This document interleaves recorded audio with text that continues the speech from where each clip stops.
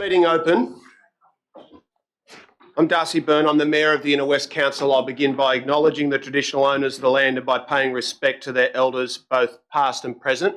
I believe all councillors are in attendance tonight, so there are no apologies or requests for remote attendance. I'll begin with the notice of webcasting. We let all of the citizens here tonight know at the start of the meeting that these proceedings are recorded on, they're broadcast on YouTube as required by the Local Government Act. They're recorded there for posterity, and we let you know that because there can be legal ramifications to comments that you are making in the public domain.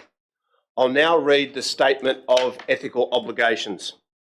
The Mayor and councillors are bound by the oath or affirmation of office made at the start of the council term to undertake their civic duties in the best interests of the people of the Inner West Council, and to faithfully and impartially carry out the functions, powers, authorities and discretions vested in them under the Local Government Act or any other act to the best of their skill and judgment. There's also a requirement that the Mayor and councillors disclose conflicts of interest in relation to items listed for consideration on the agenda or which are considered at this meeting in accordance with Council's Code of Conduct and Code of Meeting Practice. I'll now move on to disclosures of interest. Does anyone have any disclosures to make? Councillor Racidi and then Councillor Barlow. Item 66, Lambert Park Sporting Ground. My husband's the president and my son's the director, so I'll be leaving the chamber. Okay, thank you. Have you provided that declaration in writing to the done. council officers? Thank you for that. Councillor Barlow. I declare a non-significant non-pecuniary interest in item 16, the local traffic committee meeting, as I work in the office of Koori MP, who in her capacity as the member for Balmain has a representative on the traffic committee. I will remain in the meeting during discussion and voting on the matter as her vote is exercised for a representative. Thanks, Councillor Barlow. Any further disclosures? Councillor Blake? For item 30, I declare a significant pecuniary interest. This item references the anti-racism bystanders training. My wife is part of the Western Sydney University Combating Racism program who is delivering this training. I will be not voting on this item and will leave the chamber. I have a further disclosure for item 40, which is a non-significant non-pecuniary disclosure. I have received and tabled a petition by the residents opposed to this item, but I'll remain in the chamber and vote on this item. Isn't the petition the basis of the motion that you've tabled? The motion is later item. This is the report from the council. I'm not sure how that's a conflict of interest, but I appreciate you declaring it out of an abundance of caution. Yes, thank you. Further declarations? Councillor Scott? Thank you. I declare a non-significant non-pecuniary interest in item 31 together to Social Enterprise Cafe as my son works there 1 day a week, and I will exit the chamber during voting as an abundance of caution. And also item 66, Lambert Park Sporting Grounds, as my residence is adjacent to Lambert Park. I will leave the chamber for voting on that item too. Thanks very much. Any further disclosures? If not, will someone move their acceptance? Moved by Councillor D'Arienzo, seconded by Councillor Atkins. All those in favour? Against? Declare that carried unanimously. I'll ask everyone to please join me in a moment of quiet contemplation.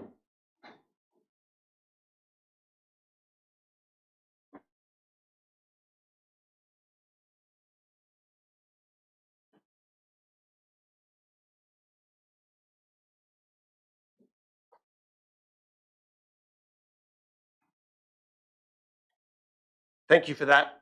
We'll move on to the confirmation of the minutes of the 17th of June. Are there any clarifications or corrections to those? If not, will someone move their adoption? Moved by Councillor Scott, seconded by Councillor Carlisle. All those in favour? Against? Declare that carried unanimously. We'll now move on to the public forum for all of the speakers who we have registered. I'm going to read through a list of the items for which we have speakers. And if the item that you're intending to speak to isn't read out now, you need to come and let us know because it means that something has gone wrong with your registration. So, item 4, update on the fairer future for the Inner West Plan. Item 8, options analysis for Solidarity Crossing. Item 16, local traffic committee. Item 17, draft parking strategy and public domain parking policy. Item 33, Inner West Shifting Gears Forum. Item 40, 54 Thornley Street, Leichhardt. Item 41, Car Share Spots. Item 42, 54 Thornley Street, Leichhardt.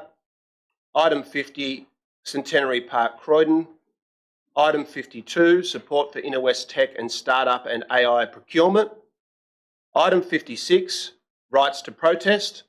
Item 57, Amendments to Inner West Local Environment Plan. And item 66, Lambert Park Sporting Ground RPL lease conditions. No one has been missed out? Excellent. So in relation to item 4, we have 16 speakers who are registered against and 4 speakers who are registered in favour. The Code of Meeting Practice allows for 3 speakers to speak in support and 3 speakers against an item. I've calculated if you go 3 minutes per person, which is what's entitled, if all of those speakers speak, we'll be going for more than an hour before we get to starting the meeting. Often with planning matters, because there can be individual issues that are being raised or site-specific issues that are being raised, we open it up to anyone who wants to speak.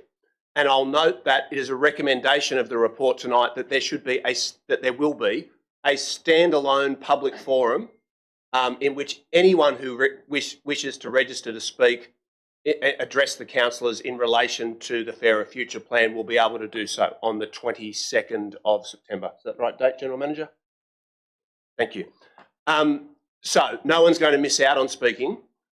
One way of dealing with this, often what we do when we have too many speakers on each side is we ask people to convene in the corridor and work out whether there's 3 people who can represent their views. I think that might be difficult in this instance. Another option is that we simply take the first 3 speakers for and the first 3 speakers against and the first 3 speakers for and allow them to speak as is provided for in the code, and that's it. I'm going to suggest to the room, to the elected representatives, that we allow everyone on this list to speak, but that I will monitor what's being said, and where someone is addressing an issue that has already been raised, that they be politely asked to move on to another issue if they have one. Alternatively, we could just cut it off at 3 each. So can I just get a straw poll? Does anyone object to the method that I'm proposing? No? Excellent. Okay, so I'll ask for your cooperation. If you start traversing ground that's already been raised in relation to item 4, then I'm going to say, hey, thank you for that. Eddie or Alice or Martin spoke about that before. Do you have another issue that you would like to raise? In relation to the former councillors who have registered to speak, I'll be a little bit less generous with time than everybody else. Okay, the first speaker is Eddie Marr from Marrickville. Eddie, are you here? Come on down. Now, I'll just let you know, the Code of Meeting Practice allows for citizens to speak for 3 minutes. After 2.5 minutes, you'll hear this sound. And that's the indication, the warning, that it's time to move into your moving crescendo. And then at the end of your 3 minutes, you'll hear the bell again, at which time I will be quite strict about asking people to conclude their remarks. The reason that we do that is if you're the first, like Eddie will be terrific, I'm sure he'll be passionate. If you're the first person to speak tonight, you want to maximise your time. You might want to go for 6 or 8 minutes. But if you're last staff member to leave here tonight after midnight, you wish that the chair had insisted on everybody sticking to time. Eddie, over to you. Thank you, Mayor and councillors. My name is Eddie. I am a resident of Marrickville. I'm on the fringes. I'm actually opposite Dulwich Hill Station. So this plan affects me greatly, as I am of the area that's being extremely highly densified. I'm speaking against this motion in the terms of speaking against the plan in general.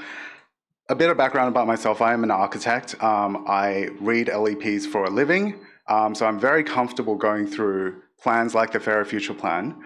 But even to me, it took me 4 weeks to get through all of these documents, so I'm not going to go through everything. I just want to focus on a few key objections to the plan that has been exhibited. My first and biggest grievance in terms of the plan is the distribution of the density. We are proposing 31,000 new homes across the Inner West, but 22,000 of it, or 70%, is being concentrated in Dulwich Hill, Marrickville and Ashfield. That is 3 suburbs out of the 20+ suburbs in the inner west. By the nature of it, it is blatantly unfair.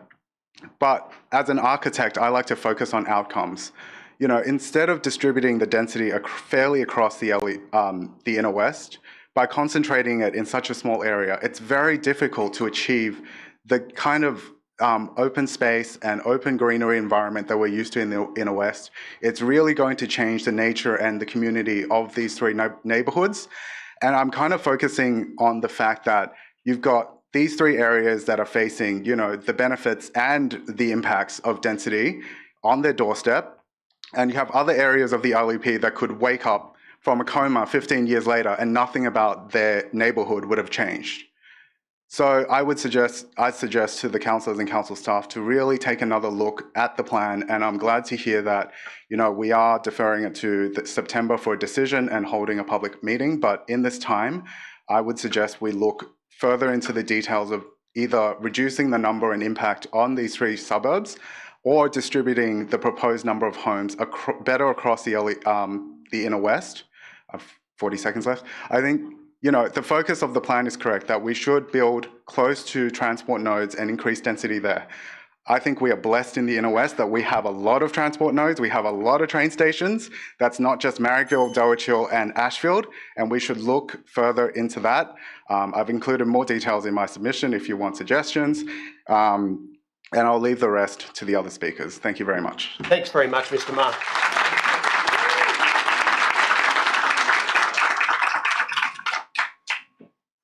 Our next speaker is Alice Umbach of Marrickville.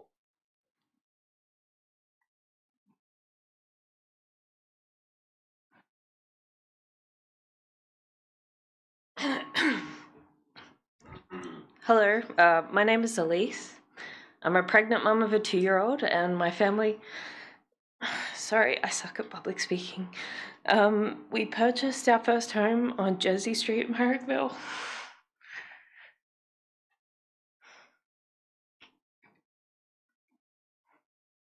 Sorry. It's okay, take your time.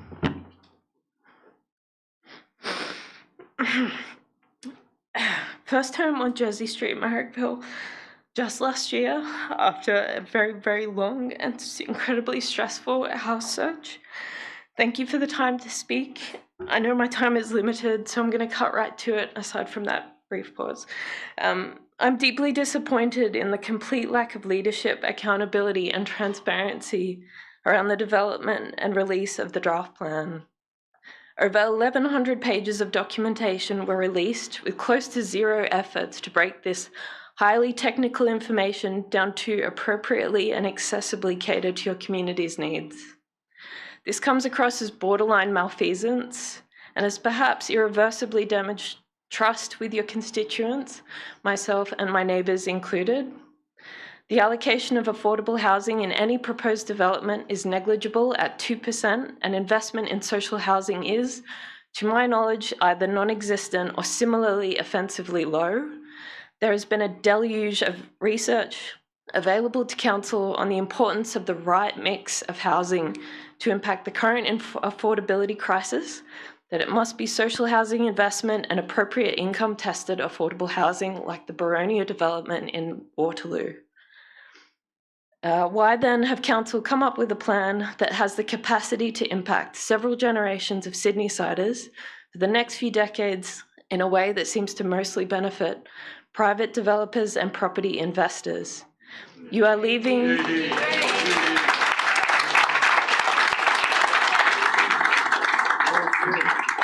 You are leaving young people and families behind under the guise of providing a fair plan for housing. The lack of social infrastructure and green spaces in the plan is alarming and indicates a lack of existing awareness or care and consideration to the quality of life for current residents and future residents. A reliance on high rises of indeterminate heights throughout Marrickville with limited development of supporting parking and traffic infrastructure is also likely to impact the quality of life and amenity for all residents, when these items are already a considerable challenge. Reliance on permit parking and rideshare schemes is a ludicrous means of adequate population growth planning in such an already densely populated area. I would call on Council to scrap this plan and answer clearly why the gross overreach or land grab via substantial rezoning is proposed when it exceeds the state government targets by 200%.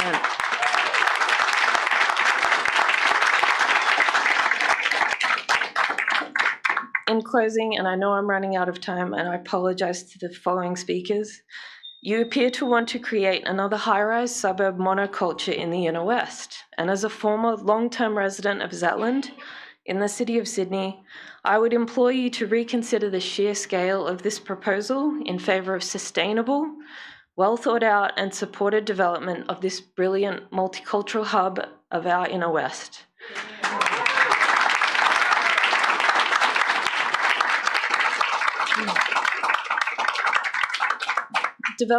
For development's sake would result in an irretrievable loss of what has seen Marrickville rank so highly in national and global livability rankings, and a mass exodus of young families like mine who can no longer envision a future for our lives and our children in this region. Thank you.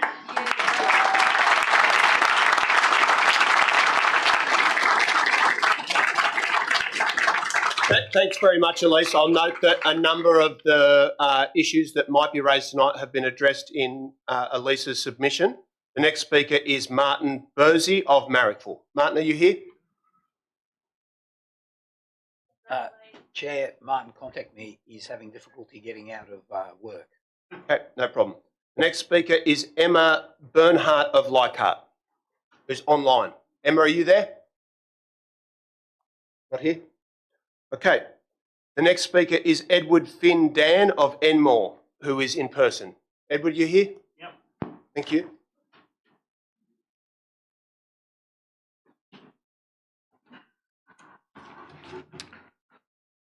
Can I go? You can. Cool. My name is Edward Dan. I'm a member of the New South Wales Socialists. I'm also a resident of the Inner West and a renter.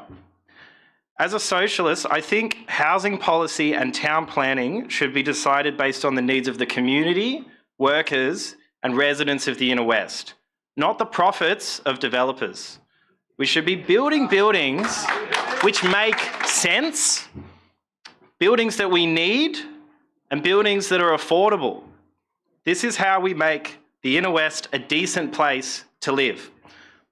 The Inner West is already unaffordable. Many families, essential workers, and students can't afford to live here. We have rents of $790 a week. They're too expensive for anyone earning under $137K. The median dwelling price is around $1.49 million. That's 12 times what most households in the area earn in a year. The council's solution to this housing crisis is to let the market sort it out. The Fairer Future Plan gives concessions and incentives to developers to build dense, low-quality properties with few amenities and justifies this by saying they can get prices down by building up. It will not work. High-rise developments in Ryde, Chatswood, Wally Creek and Burwood have not made rents in the area cheaper. They've actually gotten more expensive. The reason housing is unaffordable, it's not because we can't build enough properties, it's because we rely on a for-profit market to build them and price them.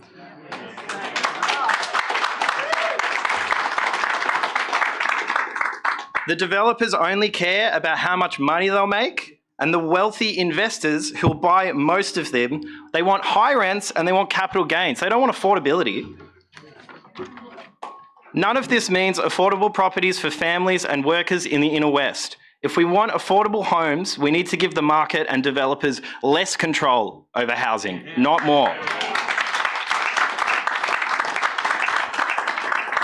It is the responsibility of the council to represent the interests and the people of the Inner West, not the interests of the developers. We need genuinely affordable properties, public housing, parks, places to walk our dogs, play sports, and not a concrete jungle built for the developers to profit off. Instead of this plan, the council should mandate a minimum of 30% genuinely affordable properties in all new developments, commit to building only public housing on public land, mandate a significant increase in the public amenities and green spaces in our area, and give the community a real say about development and housing in the Inner West.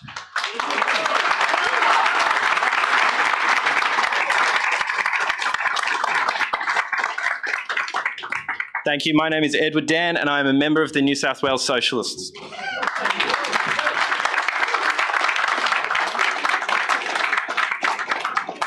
Thanks very much, Mr. Dan, and I can tell you, you are definitely not the first socialist to speak in this chamber or to be a member of this chamber. Our next speaker is Katerina Paciello. Oh, thank you for that. I'm sorry. It's all right. Of Dulwich Hill. I did my best. Cool. Thank you very much. I'm here to formally object to the proposed redevelopment plans for the Inner West, particularly in Dulwich Hill. These plans will irreversibly alter the unique character of our community and threaten the lifestyle, infrastructure and values that residents have long cherished for generations. This proposal is being presented under the misleading banners of affordable housing, more homes, more heart and a fairer future plan. These slogans have been used in media and political campaigns for years, yet they have often only to mask the true intent to benefit property developers, overseas investors and government revenue streams with little genuine regards for community needs. It's clear that these have not been it's clear that there has not been any transparency, and I'm calling it for what it is: corporate corruption and government greed. There is no housing shortage, just a shortage for continuing demands for overseas investors. Katerina, with respect, I'll just call you to order. I'll ask you to refrain from alleging illegality or corruption or impropriety on behalf of anybody in the chamber, but it's my job to keep control of the meeting and ensure that people are treated respectfully. I don't believe anyone here is corrupt. Cool. Thank you. I withdraw that statement. Thank you. Let's start. The current trend is where there is a station or metro, let's build super high rises, build them fast and build them cheap, regardless of well-established communities. Squeeze in as many people as you can and build on revenue, and hopefully we can pay off a very expensive metro. Dulwich Hill is a low-density leaf suburb with heritage charm. It is not suited to the high rise of developments being proposed. Constructing 8 to 14-storey buildings or high near opposing heritage zone in and around Dulwich Hill Metro Station will overshadow existing homes, block natural light and destroy the architectural integrity of the area. The unique character of the Inner West must be preserved, not sacrificed in the name of rapid urbanisation. We already face issues with basic infrastructure, drains, roads and public utility requiring attention. Heritage homes, when properly maintained, are more sustainable and cheaply constructed with limited lifespans. New builds often come with major defects and shortened warranty periods, resulting in expensive special levies and financial hardship for owners. This is not sustainable housing. The assumption that residents can and should abandon cars in favour of public transport is unrealistic. This is not Amsterdam, New York or Singapore. Australia lacks a comprehensive transport network that make high-density living viable in other countries. Tradies, freelancers, families all rely on their vehicle. Not all workplaces have direct public transport access. Western Sydney is expanding, and the new Badgerys Creek Airport offers a rare opportunity to plan sustainable communities from scratch with infrastructure, schools, university, hospitals, creative, commercial industries and transport integrated from the outset. Let that be the focus of urban expansion, not overdevelop infill in heritage suburbs. This is a turning point. Let the community, and the community will remember which leaders stood up for them. Thank you for your time. Thanks very much, Katerina. The next speaker is Judy Herman of Leichhardt, who's online. Judy, you there? You're on mute. Can you hear me now? Yes, we can. Okay. My speech is about 16 seconds longer than 3 minutes. I hope you'll give me that time. I speak on item 4 on behalf of the Better Future Coalition in opposition to Council's proposed LEP. When I trawled through the 1,100 pages of information provided by Council, I found a plan to build 31,000 new dwellings for an estimated 70,000 people over the next 15 years. This pace of development has never been seen before. We don't know why Council has doubled the amount of housing state government demanded from the Inner West when we're already the 5th densest council area in the country. It is a recipe for higher housing prices, developer bonanzas and stressed infrastructure. Other people have already spoken to the open space problem. Council says 70,000 new arrivals don't deserve any more. They'll be living in what is already the second lowest amount per person in the state. Others have also spoken to the lack of amenities like swimming pools, parks, sporting fields or libraries. This LEP fails completely in its promise to create livable communities for everyone. So how much will these new dwellings cost? It's a fact that private for-profit developers cannot deliver housing at less than market prices. It's also a fact that when lots have to be amalgamated to achieve greater housing density, land prices increase. When it costs developers more to buy land, the houses they build cost us more. Simple maths. There is not one robust research paper that shows increasing the supply of any housing anywhere in Australia has created housing affordability. State government's own 2024 research paper showed that, and they chose to ignore it. It concluded that when housing is built by the private sector, increased supply causes prices to rise. Building these 31,000 new dwellings will change nothing for people who already see the Inner West as unaffordable. The lowest proportion of the paltry target of 2 to 5% affordable housing is 3-bedroom and above, the lowest proportion, effectively excluding families wanting to live in the Inner West. And when the definition of affordable is 80% of market rent, we question whether any amount of affordable housing can truly be afforded in the Inner West. The affordable housing promised by Your Fairer Future is a fantasy. What is affordable are the existing boarding houses and older rental stock, which will be demolished to make way for new, much more expensive apartments. The displacement of vulnerable and low-income residents with no plan to rehouse them is unconscionable. Demolishing huge numbers of perfectly serviceable houses for lot amalgamation is indefensible waste. The loss of trees and gardens and the biodiversity that flourishes in them is environmental vandalism. These changes to our suburbs will be irreversible. What we love about the Inner West will be gone forever, not just for us, but for everyone who wants to live here in the future. The community doesn't have all the answers, but there are many good ideas about how the housing shortage can be addressed in ways that preserve the environment and our neighbourhoods and provide a fair go for everyone. But we were not asked and we are not being heard. We had zero input when this plan was being developed, and now our council attacks our concerns.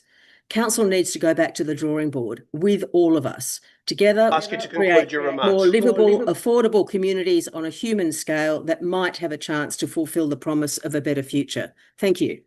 Thanks very much. Next speaker is Gretchen Gamble of Annandale. Gretchen, you here? No, keep moving. Tim Austin of Ashfield.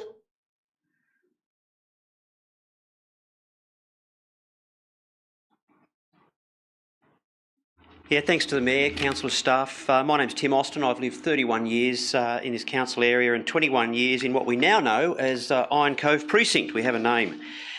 Thank you for this opportunity. I speak tonight about the Iron Cove Precinct just down the road. The agenda around tonight, I'm going to deal with something quite different. It talks a lot about the engagement with community, but I just want to tell you a true story of what's happening down in Iron Cove, because it's only just become clear. When this was all released a few months ago, we were all a bit surprised, of course. We put together a little street meeting. In 2 days, 60 people turn up. They noted the letterbox drop, which council had done, but they didn't have any idea what key sites meant, what was proposed, and what it would mean for them personally. We provided information and we encouraged people genuinely to attend council for engagement. But it became clear that we'd missed many people in the area. So in the past few weeks, we put a petition together against the excessive development down in Iron Cove, and we tried to connect with as many people as we could. Genuinely, they're our friends. To our surprise, the number of people who did not still understand what was going on. It took us between 15 and 20 minutes per person to explain.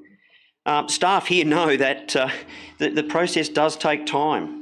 We said, did you realise your house was marked for unit developments taller than the flagpole on PLC?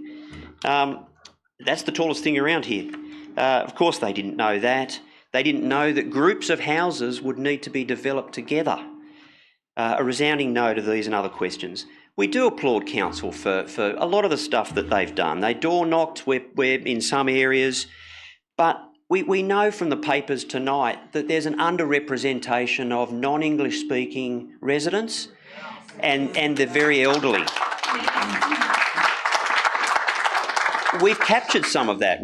I mean, we do genuinely feel we've helped council with our petition. We got 200 people in the space of a couple of weeks. That doesn't sound like much. There are bigger petitions. We only went to the immediate Iron Cove precinct and we got 200 people, and you know what? We got 6 people who genuinely said, I'm for it, and we got 200 against.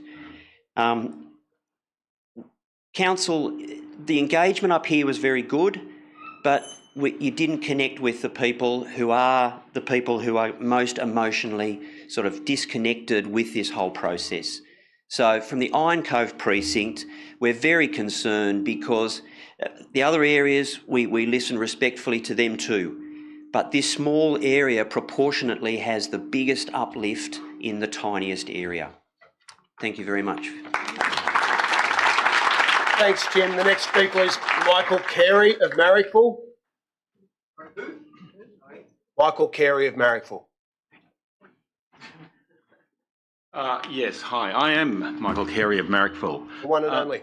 And the one and only indeed. I am just stunned by the scale and the speed of this development.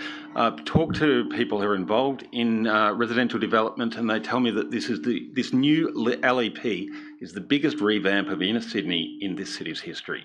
The scale of what's on the table is absolutely massive, and the time that's been proposed to study and to respond to the new revised plans when they come out is a month. Now that's shorter than the approval you would get for your average reno. It's dramatically, woefully short of what the period, this dramatic revision of what Sydney is, deserves and requires. This is not being brave, it's being reckless. Now I've talked to a few inner west councillors. I've talked to a few inner west councillors about these plans and how they affect my neighbourhood, and I'm very impressed by every one of them. They are dedicated people who are working hard with integrity. But if this plan goes through under the process as it stands, all of them and every one of you will be diminished. You won't be looking brave to your residents. You'll be seen as sneaky and undemocratic. Where are the months of public forums to discuss and hear feedback for council planners to assess what the public think of this and to come up with the balance? If the Lord Mayor thinks this is an enormous moral issue, and I accept that, the Lord Mayor should be out and arguing the case to the residents. Michael, I'll just clarify, I'm not the Lord Mayor. You can call me Darcy, but I'm just the Mayor if you insist on using a title. I apologise for that. I have not kept up with the titles. It's all good. Clover's more insistent on that than me. Okay, I'll get clearer on local government. But talking to the residents is what is this moral courage is required. When John Howard turned face on the GST, he took it to an election. Why wasn't this plan out before the last local government election?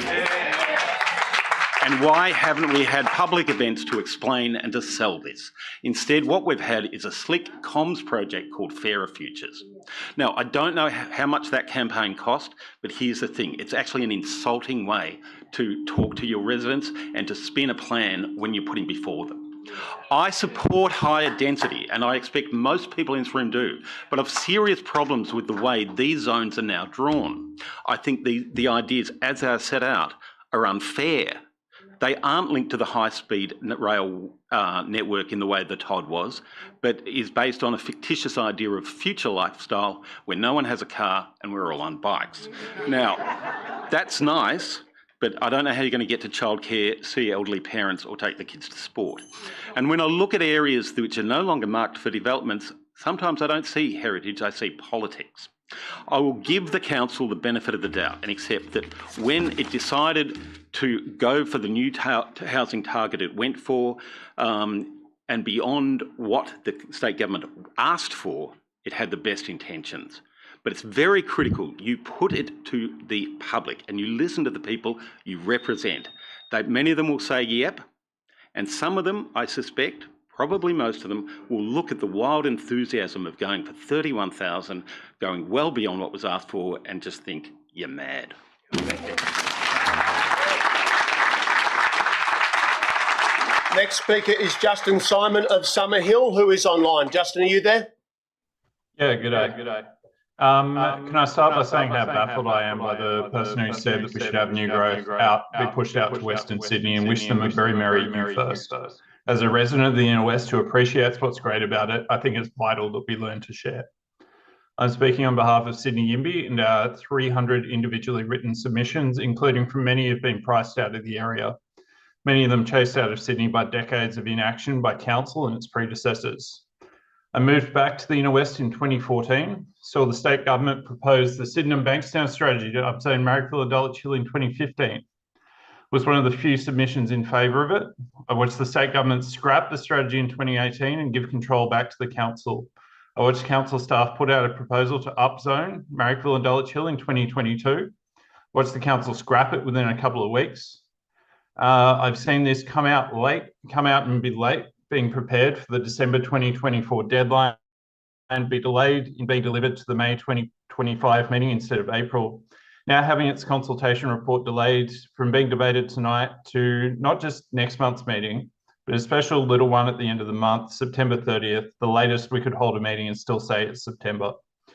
People asking for a delay say the plan is overly complicated, when overly complicated is exactly what they asked for when the Todd was announced. I was in a town hall led by Greens MP Koori Knockout, where every second slide was about the need for place-based strategic planning. The Todd could be described in a single sentence. Everything within 400 metres of your train station can be 6 stories. What I heard we actually needed was to go through every street and look at all the requirements and make a decision. The council staff did that, and they bundled it into a booklet where you could page to your street and read about 6 pages of stuff that says exactly what's happening. Doing this stuff, some of it worthwhile, some of it ridiculous requirements like scaling things down to protect the heritage ambience of Parramatta Road, is what was being asked of them by every stakeholder at that point. And anybody who's objecting to the complexity is trying to bind council to a catch-22 when nothing happens. According to the economic feasibility report, even though this allows for, in theory, 31,000 dwellings, it's not a particularly aggressive upzoning. It might raise the potential height of every street, but it won't deliver more than 600 dwellings a year. It is the bare minimum thing you need to do to make an upzoning which actually delivers something definite over time. The people who are saying no to the plan and want less height and less sites are shooting for settings which ensure almost nothing gets built. And in some cases, they already had their ideal planning scheme in the Inner West. When one of them moved a motion successfully at Old Leichhardt Council to say nothing over 2 stories and nothing below 2 stories if anyone objects. They don't care whether any plan passes in time to maybe build some homes for my kids when they reach adulthood starting in 9 years' time. And it's pretty ridiculous that this has been going on since before I even had kids. And now my eldest daughter is 9 and we still don't have Conclude your remarks, Justin. confirmed. Thank you. Very much. That was very succinct. The next speaker, we'll be happy to get a clap in this room. The next speaker is Barry Niverson-Smith of Lilyfield. Barry, you here? No? I'm going to pass, thanks, Darcy. Okay, no problem. The next speaker is Louise Appel of Lilyfield. Yeah, all my points have been covered very well by others. Okay, no problem. The next speaker is John Stamoulis of Balmain.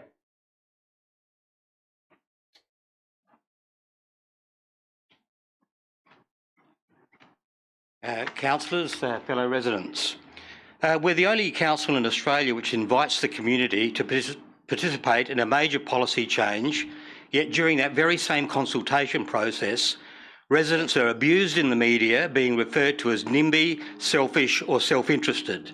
This puts many residents off participating in the process, and it puts them off making a submission in this process. It also makes the community feel that this is not an open and impartial consultation process. So it'd be good if we could at least improve that part in the next stage of this. Fairer Future is this is just phase one we're talking about, and we're talking about 31,000 new dwellings in the inner west over the next 15 years. So we can only imagine what you're thinking about for phase two, if it's 31,000 already. In fact, our population over the last 15 years grew by 15,000. You're ramping this up to 70,000 over the next 15 years. Absolutely incredible. And in the consultation process to date, Council seems to be hearing very different things to what the community are saying. Your consultation process is saying that Marrickville, Ashfield, Leichhardt and Dulwich Hill should have their dwellings increased by 60 to 70%.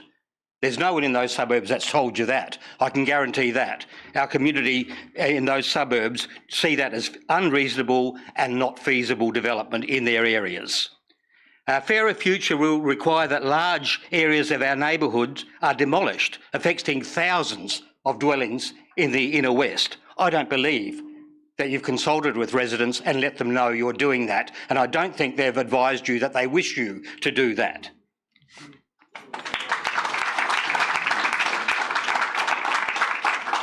Existing affordable dwelling stock will be replaced by more expensive apartments, including many households and adding to an affordability crisis. Our community does not agree to that, and we did not tell you that we wanted you to do that. Fairer Future will pack us in without providing the essential amenities, services and open space to allow for this huge population increase. It's obvious that you have not consulted our community about this. We will be screaming about it. We need additional amenity now for our current population, let alone the additional 70,000 that you think you'll be bringing in. The affordable housing target in Fairer Future, 2 to 5%, I don't know who you consulted on that. 2 to 5%. We are well above that in our community, 15 to 30%. So you did not speak with the community on that issue at all. Fairer Future does not address the significant and rising proportion of unoccupied dwellings in the inner west, something that is concerning many of our people out here.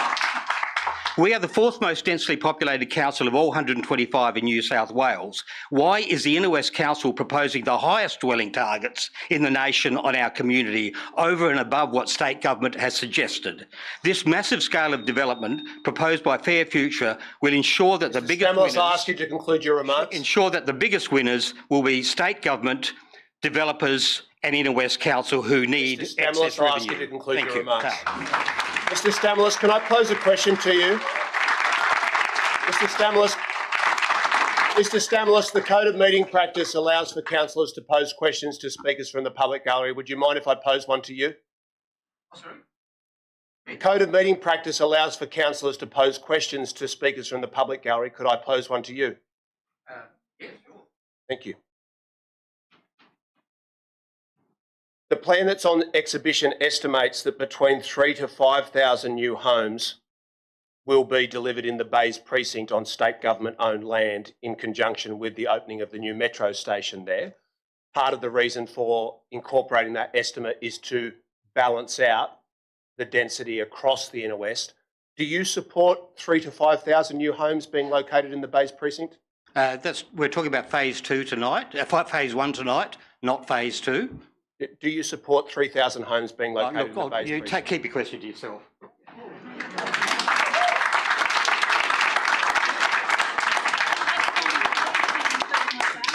Just trying to address a legitimate issue that's been raised by residents from Marrickville.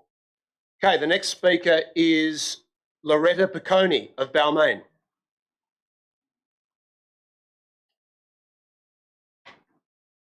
Hello, Mayor Byrne and councillors and community. I live in the affluent Balmain East, and the uproar that happened locally when we saw the rezoning proposal And the Fairer Future plan is absolutely ridiculous, and rich people know that and don't accept it. I do see that our mayor did make a comment in the media about the eastern suburbs. It said that the eastern suburbs were not as affected as inner west in this zoning plan. Speak into the microphone. Oh, sorry. And I agree. I agree with you, Mayor Byrne. However, what we have at stake is the larger area of Sydney. What we have at stake is the voting community of the Inner West Council. Now, the other thing about me is that I have volunteered for almost a decade in community work. The reason I do that is because I actually give a damn. And there are enough people who visit Tom Uren's hats that remembers old Labor and was waiting for a Tom Uren moment. This is our moment because we don't have a social and affordable housing plan. We have a plan for developers to build spiralling costs and continue the trajectory we have been on that's caused this crisis now. Now, I would like to draw our attention to who I would deem authorities in this area, and that is the Australian Institute of Architects. So in their New South Wales chapter, they said we are to mandate 10 to 15% for affordable housing with a minimum of 30% for social and affordable housing. Now, we see a pathetically low amount of affordable housing, and we see really no commitment to social housing. If we look at places like the Tigers development, the commitment to affordable housing is only for 15 years. That is appalling. We are now talking about encroaching even further, like the fish markets, into public land. Now, the architects didn't refer to what we should do when it comes to public land, but I believe that none of that should go towards developers' profits. So we have an issue of this washing over of ignoring social housing, of the creep of loss of social housing in my own street, as well as huge tracts like Glebe Estate that was... Rita, I'll ask you to conclude your remarks as your time has expired. Right. Okay, so basically it's not going to achieve anything of what has been proposed, and my suggestion to you, if I could finish my sentence, is that not only will affluent people not support this, but Greater Sydney and most of the Inner West will see, like the harmonisation rates and like the other strategies that have been used, like the WestConnex grid that continues, the gridlock and the pollution, that we will be sold out. I'll ask you to conclude your remarks. Thank you. Thanks very much.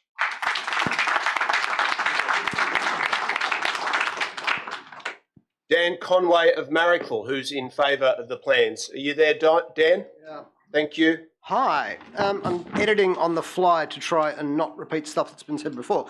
Good evening, Mr Mayor. Good evening, councillors. I'm here to speak in support of the proposed amendment to the Fairer Future Plan, and specifically, so I'm from a little community group called Marrickville Town Square. We're very pleased about the pedestrianisation of the Calvert Street car park, more public space. This is wonderful. But in the process of the past 4 years of agitating for public space, we've connected with a myriad of community groups, locals, businesses, and other stakeholders in the community. And specifically with shopkeepers and small independent shopkeepers on Illawarra Road. And I just want to mention as an aside that when I audited the little Vietnamese mom and pop restaurants and businesses on Illawarra Road, and I talked to 8 of them that I regularly go to 3 weeks ago, none of them were aware of this plan, which I think is just awful. And furthermore, they're going to be the ones that get it in the neck because they're hanging on very margin, you know, their little family businesses just hanging in there. And that strip is going to be redeveloped, and the shop fronts are going to be glossy, floor-to-ceiling glass, expensive. So that's something that hasn't been talked about a lot. But in terms of the actual, when we talk about community, it's not the built environment.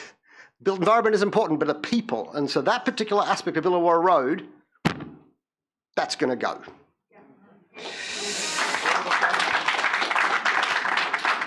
Okay, but back to the one thing, so when all of are talking to, all the people in Marrickville, and we've been hustling this for 5 years now, the one thing that we hear time and time again when talking about the plan from all the people and organisations we get to is horror at the affordable housing targets. That's so consistent. It's wild.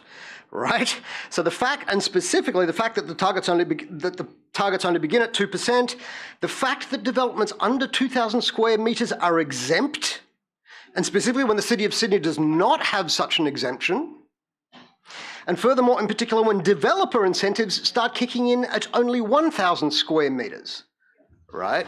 So we strongly support Council's move to evaluate amending the current plan, and specifically, and there are a whole bunch of points in there which are fantastic. Increase the percentage rate of affordable housing. Expand, and this is so important, expand the proposed affordable housing amendments to all tiers of the community housing providers, so that the Anglican Church can develop all their vacant land for low-cost housing. And thanks to Amanda Bailey for all her work in this space. And finally, review the target figure of 80% below market rate, which is simply just ludicrous, right? Because one thing that is common to both the Yimbys and Mr. Conway, I'll ask you to conclude your remarks. Yep. One thing that is common to all the groups in this space is the desire for more affordable housing. Mr. And it's up to Inner West Council. Right. Mr. Conway, I'll ask you to conclude your remarks. Thanks very much. Appreciate it. Thanks very much, Dan. Next speaker is Clara da Costa Radel of Balmain. You here, Clara? Yeah, I'm here. Thank you.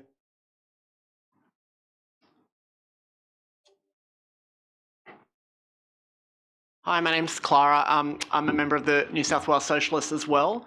I'm also a resident here in Marrickville, and I think, like everywhere in Sydney, people are sick of living through a cost of living crisis and a housing crisis, being hammered with interest rate rises, mortgage repayments doubling, rents going up, and Labor at a council level, at a state level and a federal level have absolutely no solutions, have absolutely no commitment to public housing, no commitment to putting public money into building houses directly, but are always cooking up another scheme to basically hand out a bunch of money to private developers and let them make the profit.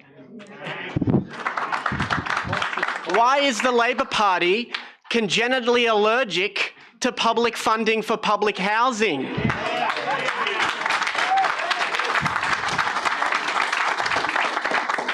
They're happy to give the money away.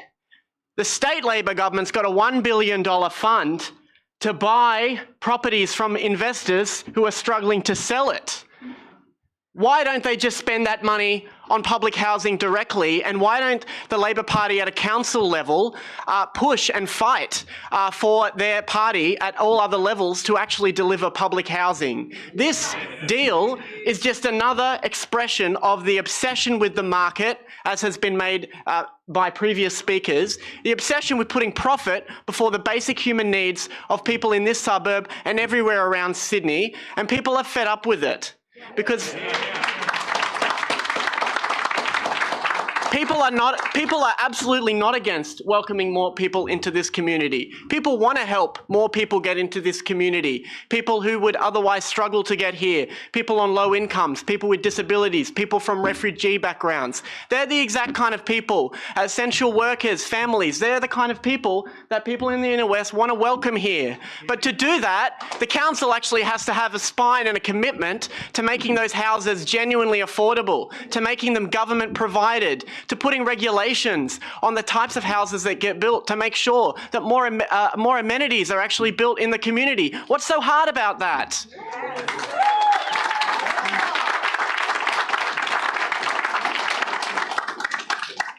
There's a reason why more and more people in my age bracket, which is the millennial age bracket, are moving to the left politically or keeping to the left politically. It's because their standard of living is not improving. All the things they were promised, a decent house above their head, a decent wage, is not, coming for them. And this decision, this 1,100-page monstrosity, which has been tried to be rammed through callously and arrogantly by this council, is just another thing that's pardon my language, but pissing off my generation, pissing off younger generations, and in fact every generation is struggling in one way or another, and we're sick of it. This kind of plan has to be cancelled, and we need to put real money into the public system for once.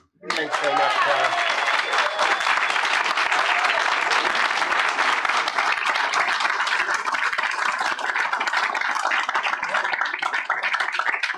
Clara, I'll just note that there's $5 billion in the New South Wales budget this year for the construction of new public housing, the largest investment in New South Wales history. Next speaker is Hall Greenland of Leichhardt. Hall? I think you've probably heard...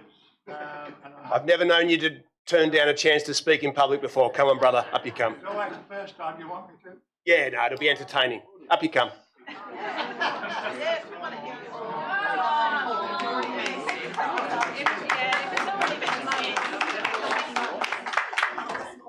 I knew he couldn't resist. Well, I was going to resist, but playing coy. I mean, I just hope to God, if there is one, that the councillors on this side of the chamber are breaking news. Hall Greenland converts to Christianity. What? I mean, let's get. Sorry, no, I'm sorry to interrupt. Off you go, Hall. Let's get serious about what is before the council tonight, and that is a plan of work for the planners in the next month. Essentially, they propose to look at ways to reduce the enormous scale and bulk of the proposed development and how to soften its, not to reduce the scale, but how to soften its impact. And they propose to do this in consultation with their chosen technical consultants, not the residents impacted by these truly huge developments. The second thing they propose to do, and we've had a lot about this, is to examine the possibility of increasing the affordable housing component of from the current risible 2 to 5%. Whatever they decide on that, the other side of the coin will be the overwhelming bulk of the development will be unaffordable. There are a number of elephants in the room that haven't been addressed in this plan of work from the planners. The absence of open space, which has been mentioned. The social impact of the demolitions of 2 to 3 to 4,000 dwellings to make way for this plan. There's no social audit in this plan about what's going to happen to those people, what's going to be demolished, what's going to happen in those communities. And then there's the whole basic premise that's been gone over by a number of speakers, that private developers can solve our housing crisis, the trickle-down economics, the neoliberalism of it all. And of course, there is the environmental impact of all that concrete and all that steel and the waste of all the embodied carbon in the existing housing that will be demolished. But I want to come back to the anti-democratic nature of the planning process we have before us. I point out again, one of the central objects of the Environmental Planning and Assessment Act, and this governs this whole process, brought in 1979 by a state Labor government that actually believed in reforms, the central objective of that act was to increase, to increase community participation in planning. This plan does not do that. Not only are residents not being actively involved in the next stage of the planning, just one crowded meeting at the end of the process is just not good enough. It's tick box consultation. Not only are residents not being involved, we don't know what they are thinking and saying about this plan. To know this, we need to be able to see the submissions, particularly the email submissions. That should be a priority, to get them up online so that we can get an idea of what our fellow citizens are saying and thinking. I know. The final point I make is this. I know there will some say that this favours a certain minority but that can be balanced with some opinion polling. 25 years ago, when another state Labor government was trying to sell off parts of Cullen Park for development, the cry went up, it's only a noisy minority that are against it. The Leichhardt Council at the time conducted an opinion poll and showed 90% opposed to the plan. So the plan of work the planners should be concentrating on now. I'll ask you to conclude. Yeah, I'm just in the last sentence. Should be on expanding transparency and public participation.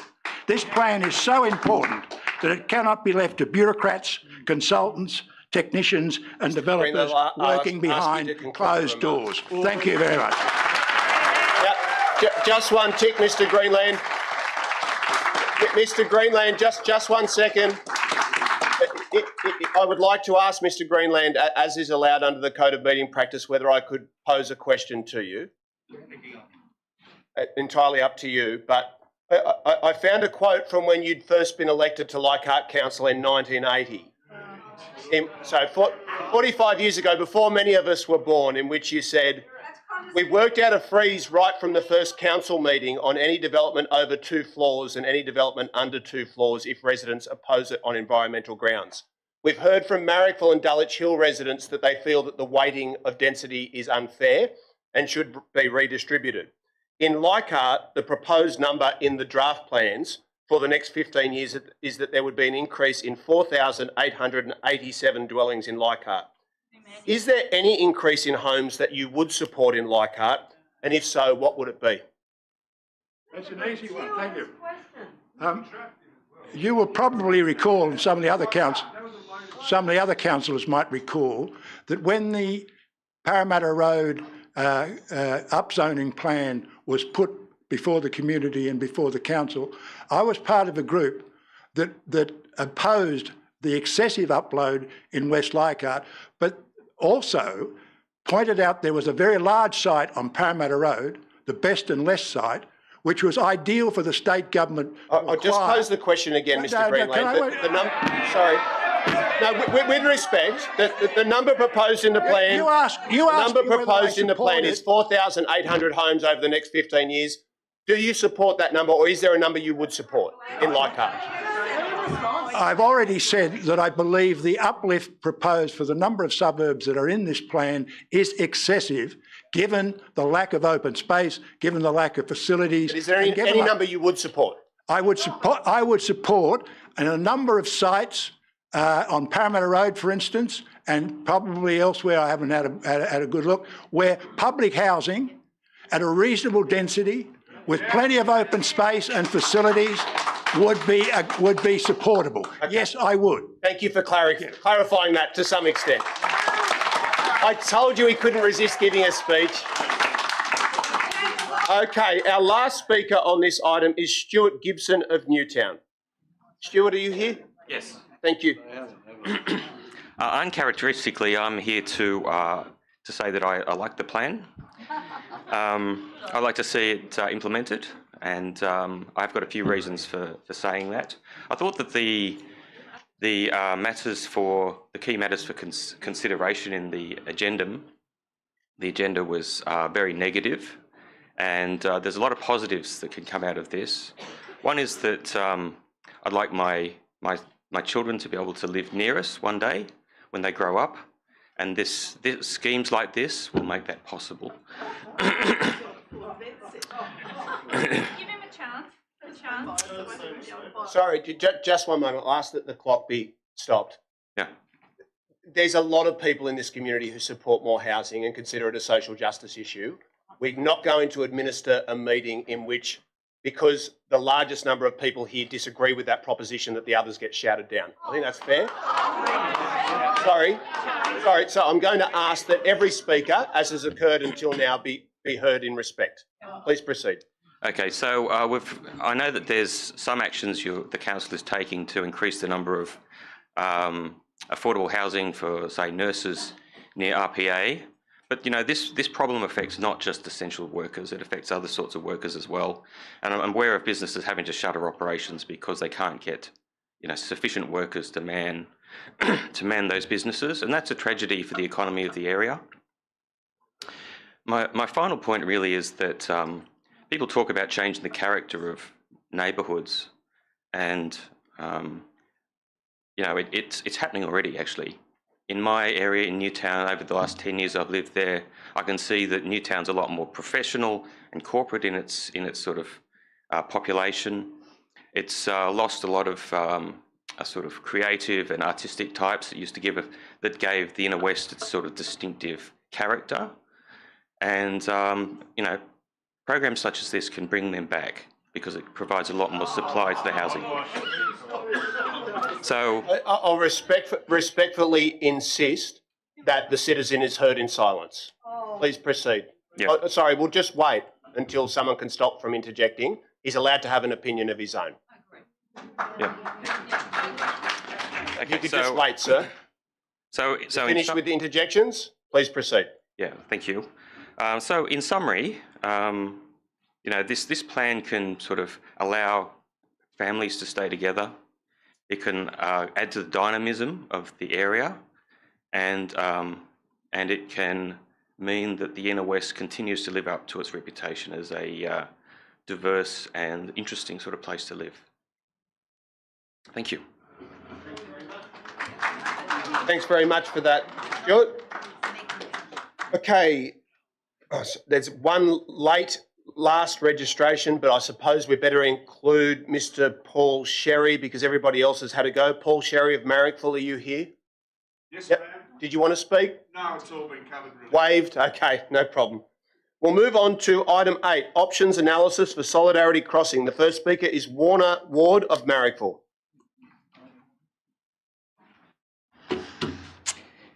Mr. Mayor, my name is Warner Ward and I'm the Secretary of TransPride Australia. I've proudly called the inner west of Sydney my home for over 20 years. First, I would like to extend my heartfelt thanks to council staff for their time, consideration and commitment in working with us on the proposal for a trans solidarity crossing here in the inner west. At TransPride Australia, we believe a solidarity crossing is not just symbolic. It will be an educational tool that sparks dialogue, challenges prejudice and fosters a more inclusive community. It also honours advocates for equality and reminds us of the ongoing journey towards true acceptance. One of the proposal locations is Camdenville Oval. It is now known as the Inner West Sports Hub, and it is already playing a vital role as a safe and inclusive space. Incorporating the Solidarity Crossing into this location, we will build on that role, providing a permanent visible marker of respect and acceptance. Across the globe, we know that policies supporting trans inclusion in sports have existed for decades without issues. In recent times, however, misinformation about transgender people in sports is now being used to undermine fairness and safety. In reality, transgender people remain significantly underrepresented in women's sports especially. This project is about acknowledging and celebrating the diversity of the Inner West, particularly visibility and resilience of our transgender and gender diverse residents. By placing this initiative in such a prominent public space, Council will affirm that everyone deserves to feel safe, respected and seen. With the TransPride crossing in the Inner West, Council also has the opportunity to set a national benchmark, showing other councils and communities what genuine inclusion can look like and potentially inspiring a broader movement towards visibility, respect and pride across Australia. So we at TransPride Australia warmly invite you to support this initiative. Together, we can continue to work towards a future where everyone, regardless of gender identity, can live with dignity and pride and a true sense of belonging. After all, sports is for everyone. Thank you. Thank you, Warner, and thank you for all your work and the work of TransPride Australia. We really appreciate it at a really difficult time. The next speaker is Jen Pedden of Petersham, who is speaking online. Yes, and thank you very much for the opportunity to speak in support of the recommendation for a trans solidarity crossing at Pride Oval in Camdenville. I've been a proud resident of the Inner West since 1986. I'm a life member and the immediate past president of the local LGBTQIA+ community football club, the Flying Bats. Together with our brothers, the Sydney Rangers, we now call Camdenville Pride Oval home, and we value it greatly. I'm deeply proud to be part of our vibrant, diverse and progressive community here in the Inner West, It's a community that lifts up different minorities, that celebrates the many backgrounds, faiths, identities, and heritages of our friends, our families, and our neighbours. It celebrates the joy and resilience and contribution of these small communities that together all make the Inner West the great place to live that it is. The Inner West has also always been a vital site for the LGBTQ community in Sydney, and visible symbols like a proposed trans solidarity crossing, along with the existing Pride Square and Pride Oval, they're more than just window dressing. They're really, really powerful symbols for locals and for visitors alike. Particularly for trans people who, as Warner said, have been subject to particular attacks recently. These sort of symbols, like a solidarity crossing, they tell trans people that they belong, that they matter, that their community cares and wants them to see them thrive. At times like today, when trans people have been the most targeted with hate, abuse, and misunderstanding, it tells them that here in the Inner West, they are loved and they are valued. I urge you to support the recommendation, and I thank Councillors Howard and Atkins and the council staff for their engagement with Trans Pride Australia along the way. Thank you. Thank you. Thanks so much, Jim. Really appreciate that. Okay, our next item is item 16, the local traffic committee meetings of both the 16th of June and 21st of July 2025. The first speaker is James Buckman from Enmore, who is speaking against item 14 from the meeting of the 21st of July. Are you here, James? I am. Thanks so much. Okay, our neighbourhood, being the triangle bounded by Liberty Street, Enmore Road and the railway line, has a serious problem with through traffic. Council's management plan concludes 90% of traffic movement on London Street is rat runners. Similar percentages are likely on other local streets. The report also identifies dangerous practices like driving the wrong way down one-way streets. As a resident, I can confirm speeding through our street is frequent and a very real concern. To date, Council has not taken steps to address the through traffic issue. At the same time, it seems our neighbourhood has been given a low priority in terms of rolling out the Inner West at 40 program. This exacerbates the problem because our streets currently have a higher speed limit than Enmore Road, which makes our neighbourhood more attractive to Google's algorithm. Council now proposes a trial closure of the south end of London Street with a consequent redistribution of through traffic. Within our neighbourhood, there will be winners and losers. We are assured it is a trial closure only and that the redirected traffic won't be too much worse and that the situation will be monitored. We don't see this as a respectful way to treat our neighbourhood. We don't want a trial with subsequent piecemeal attempts to patch it. Before making changes, we request that Council commission a local area traffic management plan as referred to in the TMP page 12, with emphasis on addressing the rat runner issue in our neighbourhood. The closure of London Street should be considered and implemented as part of that plan. The Inner West at 40 program should also be applied in our neighbourhood before the closure of London Street is contemplated. We are not generally opposed to the idea of closing the south end of London Street, but why would Council not take this opportunity to address the wider long-term problem? We note the Traffic Committee states its strategic objective is livable, connected neighbourhoods and transport. Surely addressing the issue and the inherent safety concerns caused by rat running through our neighbourhood would do more to achieve that worthy objective than improving the pedestrian experience on Enmore Road. The closure, as currently envisaged, involves an increase in traffic and a loss of convenience for many in our neighbourhood. On the other hand, businesses on Enmore Road and visitors to Enmore Road get a win. We would like to be considered too. Thank you. Thank you, James. Our next speaker on this very same item is Doug Rosser of Enmore. Are you here, Doug?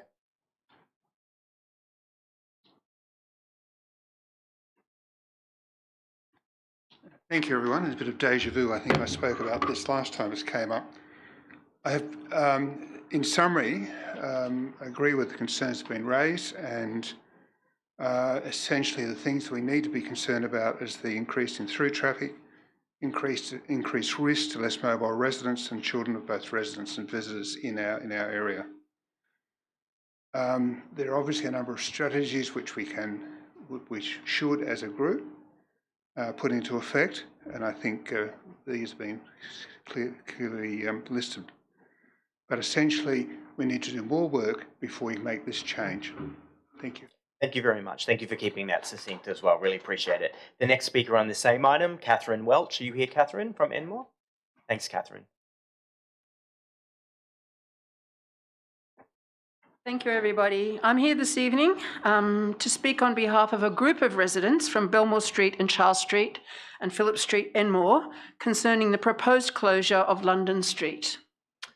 Now, we are a community of neighbours who love our suburb. We take full advantage of the amenity of Enmore Road, the proximity of public transport, and the possibility to walk whenever we can. Some walk their children to school, others walk their dogs, and others, again, just take themselves. We fully appreciate the need to enhance livability for other pedestrians and endorse the spirit of the Council's initiative. But we ask that the trial closure not begin until problems that Council has already foreseen or already knows are probable have been holistically addressed.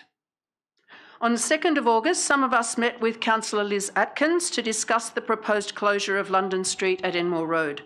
A summary of those issues discussed has been sent to every councillor today, so you'll find that in your inbox when you look. Tonight, I wish to highlight the main concerns, as my colleagues have done, in that our view that should be addressed before the trial. So, as James has said, we need a local area traffic management plan.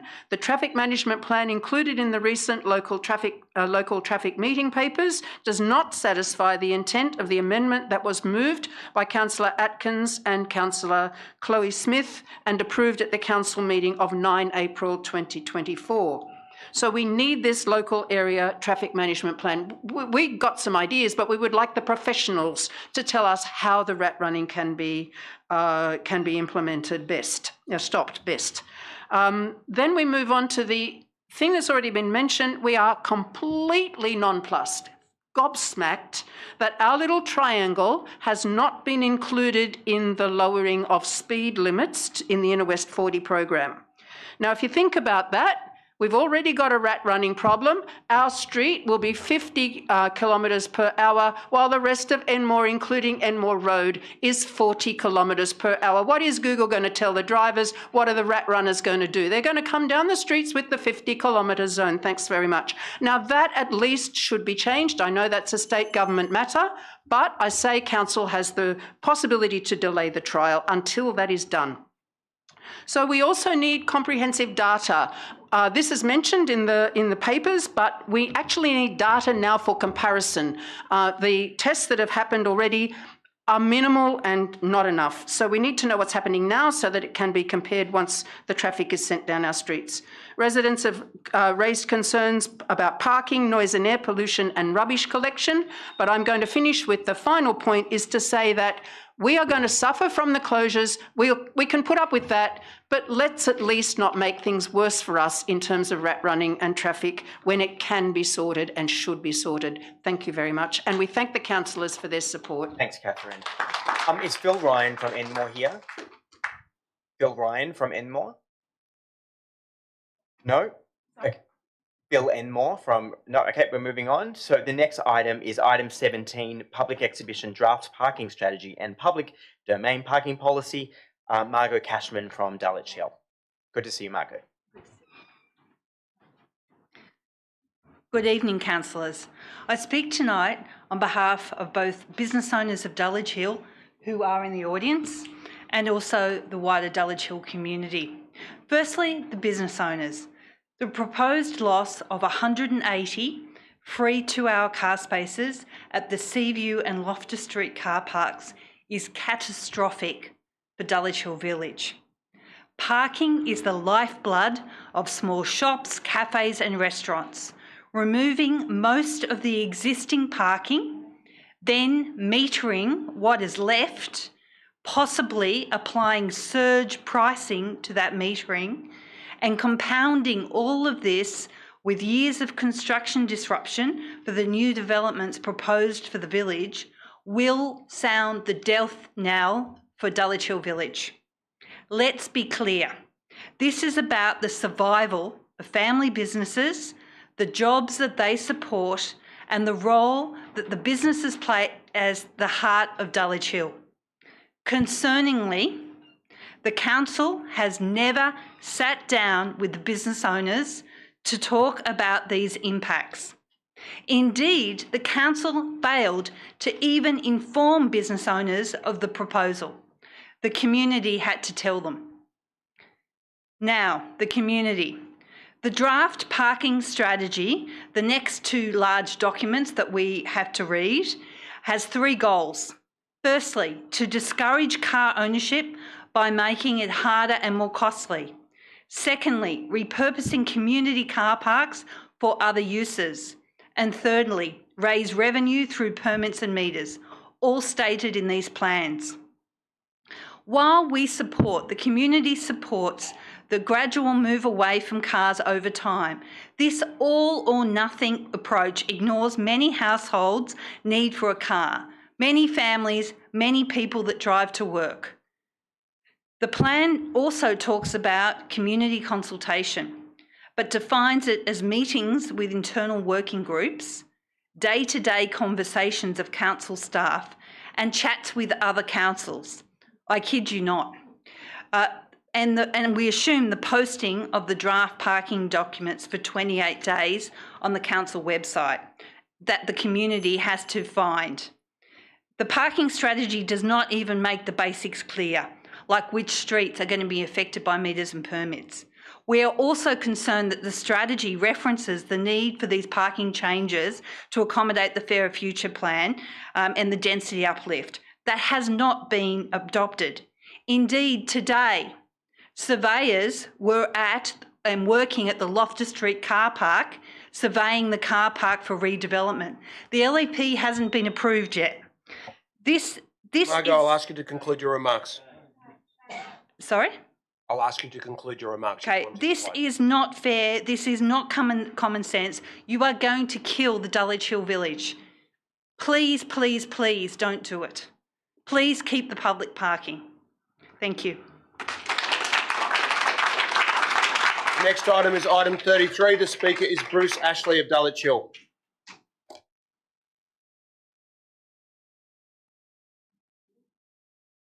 Bruce, are you there? No, not here. We'll move on. Item 40, 54 Thornley Street, Leichhardt. Joe Blackman of Dulwich Hill.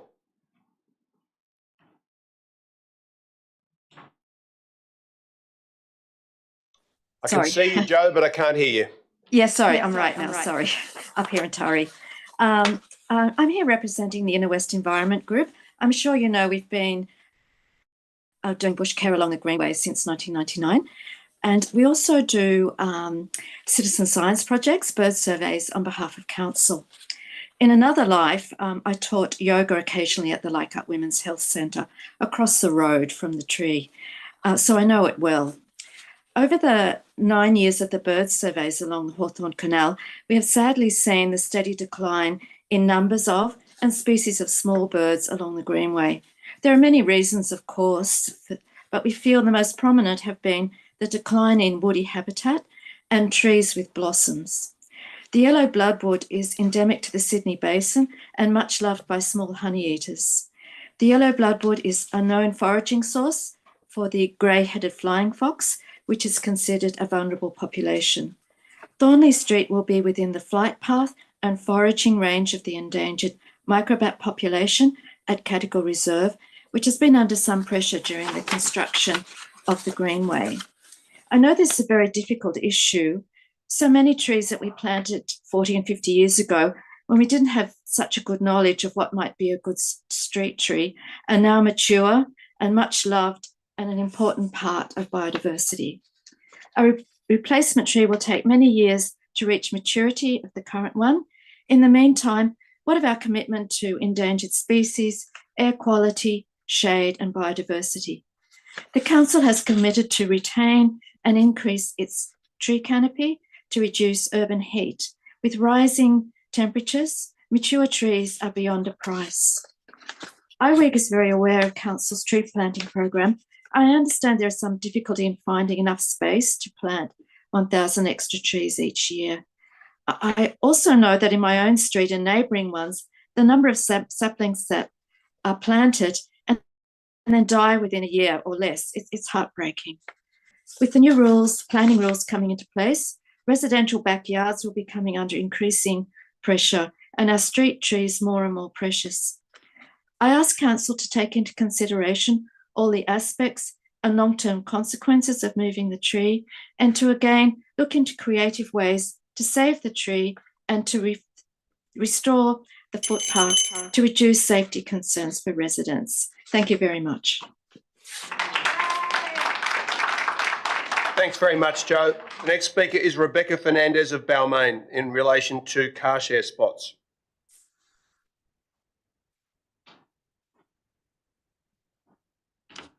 Good evening, everyone. Last time I came to speak at council, I started off by saying I don't own a car, and that is still true, and it's really relevant for this particular motion. Some of you may know that I'm a pretty strong advocate for active and public transport, but I can actually drive a car, and there are some situations in my life where that is really necessary, one of them being getting here today because the public transport from Balmain to Ashfield is a bit rubbish.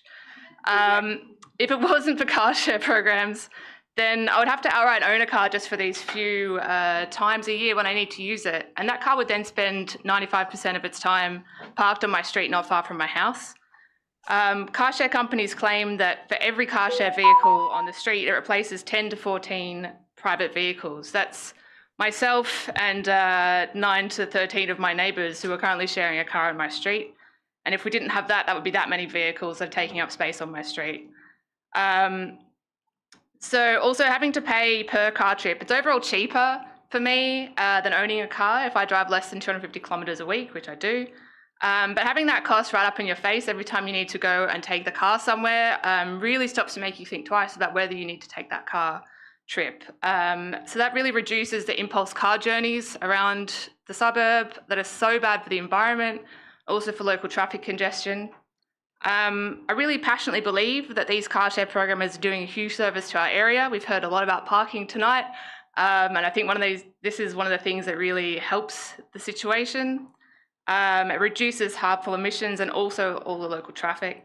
So I think instead of thinking about raising the prices, we should be encouraging more car share usage with more dedicated car share parking spots. We should start thinking about electric vehicle car share. And also, we should start thinking about informing and educating local residents about how both they and our community as a whole can benefit from these programs.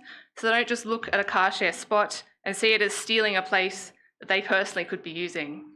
I urge the council to look past the jealousy of this one car-dependent disgruntled local and take into account the goals stated both in the Shifting Gears Forum and the parking strategy, which we're going to be talked about today. Thank you very much.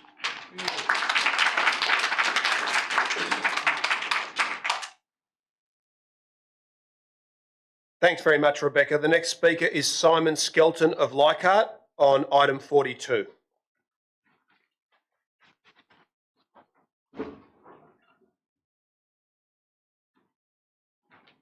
Thank you, Darcy. This motion must be passed for one simple reason. Council staff did not comply with the mandatory obligations under Section 9 of the Urban Forest Policy. They did not prepare the notification memo stating the reasons for removal and options considered. And this isn't something that can be cured retrospectively. As a consequence, the decision is invalid, and under Section 10, there needs to be an investigation into the breach and also potential referral to a relevant external agency. Now, I mention the latter because of three things. One, council staff expedited the removal of the tree, again in contravention of Section 9, at a time when the owner of 54 Thornley Street was having difficulty selling his property.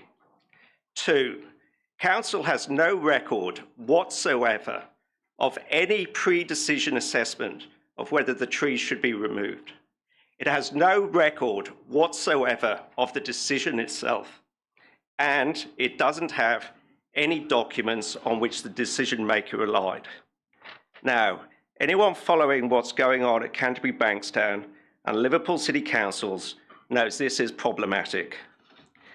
Third, but least relevant, the previous owner of 54 Thornley Street was told by IWC Works that no repairs to pavement, which is now said to be the only issue in hand, would be undertaken because the tree was to be removed. It's putting the cart before the horse. Now, I know council doesn't have these records because they're not produced in answer to my wife's Skipper application. And that application sought documents concerning, constituting, or on the subject matter of the decisions and the reason for it.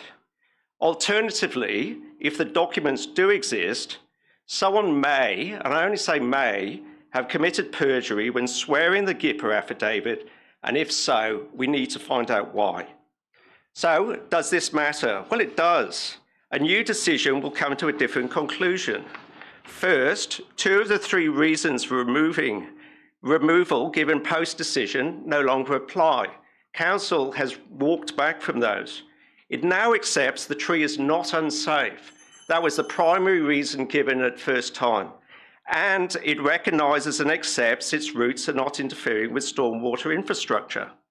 Unshackled from trying to justify the unjustifiable and being better informed about statutory obligations and the need to balance, which they're not, conflicting policy objectives, a different solution should be found. Secondly, the fish rots at the head. Council cannot prescribe mandatory policy rules and then condone non-compliance, especially when the non-compliance has been identified before the tree's removal. Otherwise, a very dangerous precedent is set. It would drive a coach and horses through the urban forest policy. It would say that council staff do not need to comply with prescriptive rules. It is also a clear demonstration that council has no appetite to comply with its stated objective to increase canopy cover by 25% between now and 2036. And 25% is 18.5% to 23%. Thank you. Thanks, Simon. Our next speaker is Vincent Buret of Leichhardt.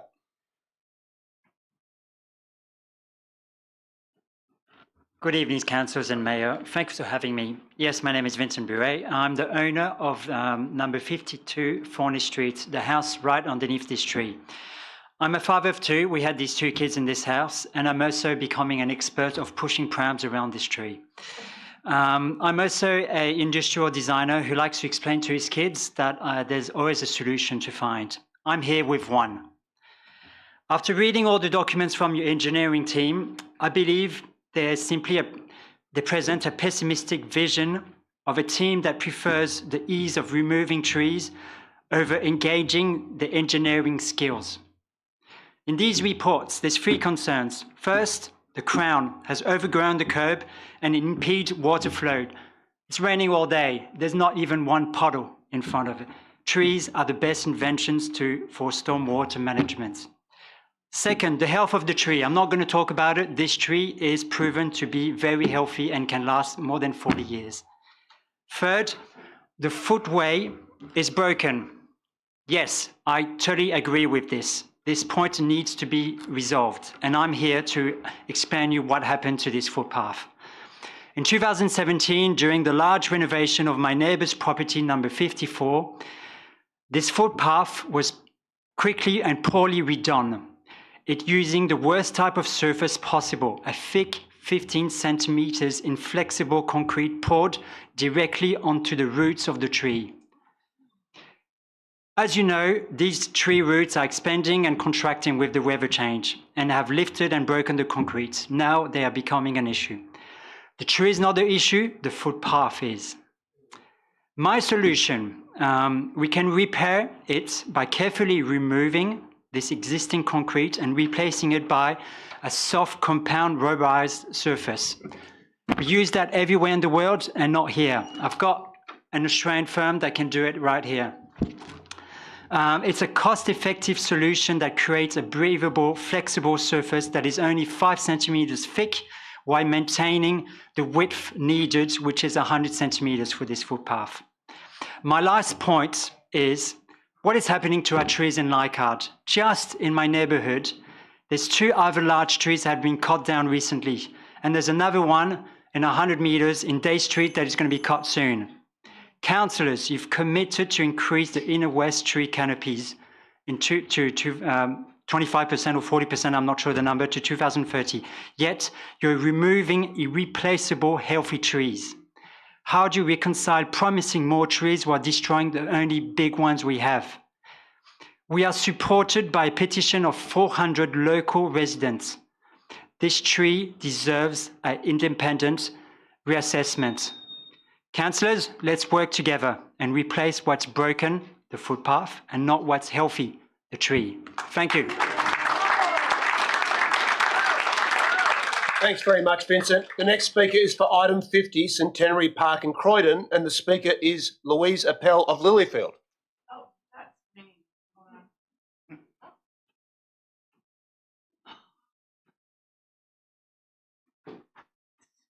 Not my favourite task, but come with me on the journey. Thank you, Councillors Scott and Carla. I'm pleased that we've arrived at this point in the planning for Centenary Park and Ashfield Park. Our parks are vital green spaces in our increasingly urban community, and amenities like Centenary Park have been home to many sporting codes for all of its history, and it is much loved by surrounding inner westies. I'm hoping that this new consultation process and greater engagement of all stakeholders will set a gold standard for the future. Stepping away from the installation of synthetic turf and all of the harm associated with it is a wise move, and I thank you for it. In the August publication of the medical journal, The Lancet, and there was an article that said, microplastics are a danger to humanity, causing disease and death from infancy to old age. Fact. Dr. Nick Chartres, a senior research fellow at Sydney studying commercial determinants of health, which is to say the damage corporations can do to us, wrote that since 2024, we've had concrete proof linking microplastics to lung and colon cancer, as well as neurodevelopmental harm. So all local community members will also thank you. The UN Environment Assembly finished meeting last week to write an international treaty legislating against corporations who create harmful products, including microplastics. The bioaccumulation of microplastics in human and animal cells greatly adds to the urgency for this action. The only way forward is to make action legally binding, and that is the discussion that is already happening. The UN should thank you too. Plastic as a byproduct of the petrochemical industry is increasingly being manipulated in the marketing of dangerous goods to justify the existence of products that shouldn't exist at all. Synthetic turf is very profitable and can be very political. I am pleased in this case that our council have focused on community good and not corporate greed. The council are no doubt aware of New South Wales legislation passed in January this year of the Product Lifecycle Responsibility Act 2025. And as our elected representatives, you would be keen to minimise the negative health impacts from dangerous products throughout their life cycles. In the urban waterways of Sydney, testing this year alone established that the 4th highest concentration of microplastics is synthetic turf. The harm done to our marine environment is now incontestable, and since plastic grass sheds tiny blade particles of microplastic throughout its lifetime, in the case of Centenary Park and Callan Parklands, this would end up in the waterways of Sydney Harbour. The Harbour Foreshore Authority have a regional environment plan which looks at the quality of water entering the waterways and that we should protect and enhance that always, and they would also thank you. And now we need to apply better practice to Callan Park and not wrap it in microplastic. It would be quite scandalous in 2025 to take such a huge body of evidence identifying direct health implications, as well as legislation that protects the health and futures of all Australians, and ignore it in favour of corporate profit. And no one Louise, I'll will ask thank you to you conclude for your that, remarks, and that please. is my conclusion. Thanks, Louise. Next item is item 52, support for Inner West tech and startup and AI procurement. The first speaker is Ashita Gupta of Annandale.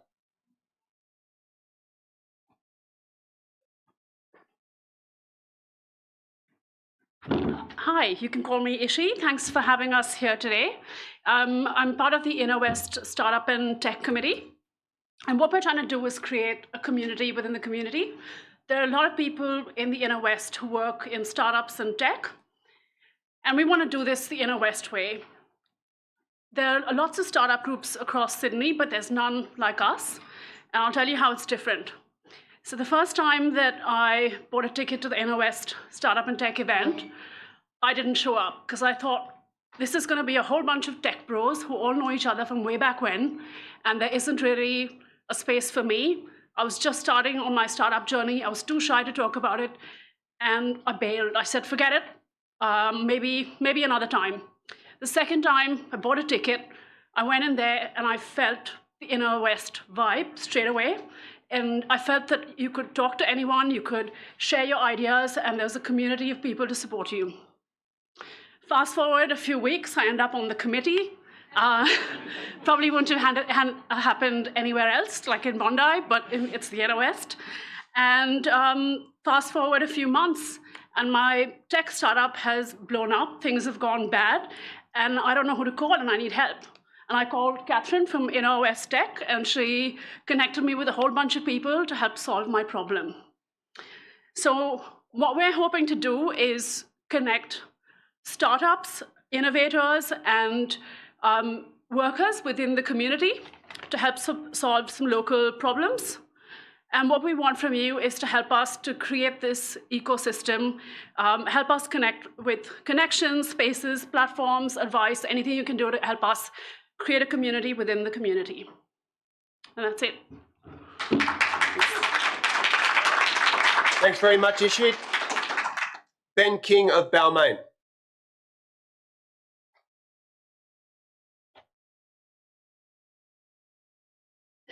Hi all. I've had the privilege of living in the Inner West for over 40 years, and along with my co-founder, Professor Joe Walsh from Southern Cross University, own a tech startup called Neural Craft Labs based in Balmain. For almost 20 years, I've worked in a variety of roles, selling into government of all levels. In that time, I've never been afforded or invited to talk about how we can help each other work together, and I thank you for making space for this conversation. The Inner West has a real opportunity to be a council that innovates by bringing its own tech community into the fold and set the tone for local government leadership throughout New South Wales. We already have the ingredients: world-class talent in tech, founders, and particularly investors who all live here. I've been to a number of the Inner West startups that was just mentioned and tech events, and I'm excited that they've started this conversation with council, building a community that can knit our tech talent together in a way that's authentically Inner West, open, supportive, values-driven, and in particular, capable. I believe this is a win-win in the truest sense: better experiences for residents, improved council productivity, and a clear signal that the Inner West backs its own local startups. Thank you. Thanks very much, Ben. The next speaker is Matt Wilk of Rozelle, representing Inner West Startups and Tech. Hi everyone, thank you for having me. I'm the president of Inner West Startups and Tech. I'm also a local business owner, but I have a real passion for technology. I've been plugging away, failing at various startups for 5 years.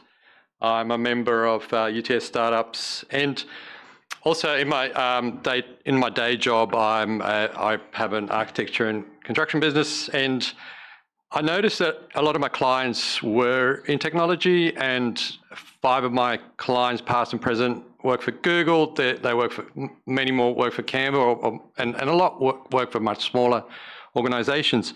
And I was curious about whether it's just us, but I found out that 20% of the Inner West is involved in the tech sector. So 1 in 5 of your constituents are involved in the tech sector.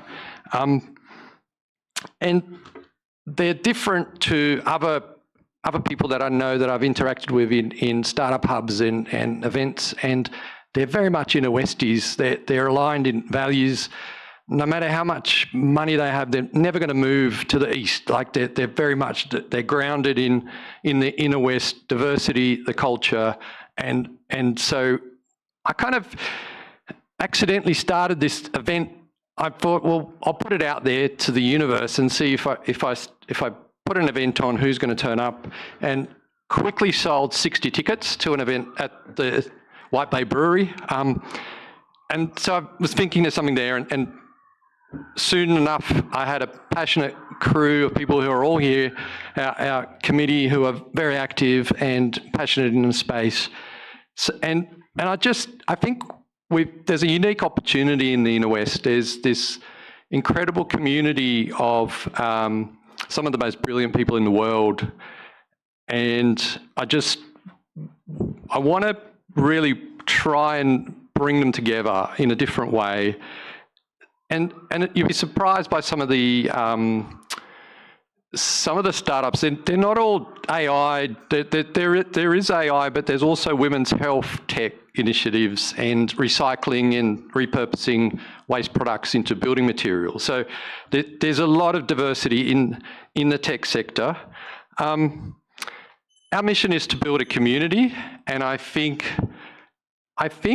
technology can be scary and threatening, but community is hugely important, more important than ever. And I think we want to work on that. We want to build that. And I want to thank Councillor Ferguson. I want to thank Peter Gainsworth, the General Manager, for really accepting us, meeting with us, and being enthusiastic about this. And I'm looking forward to working with Inner West Council on developing Inner West tech.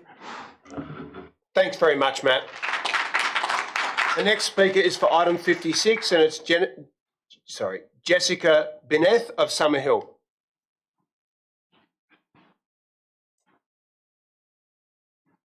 Hi there, thank you. My name's Jess Bineth, and I'm here today because I care deeply about the right to protest, and I believe it's one of the most important pillars of our democracy.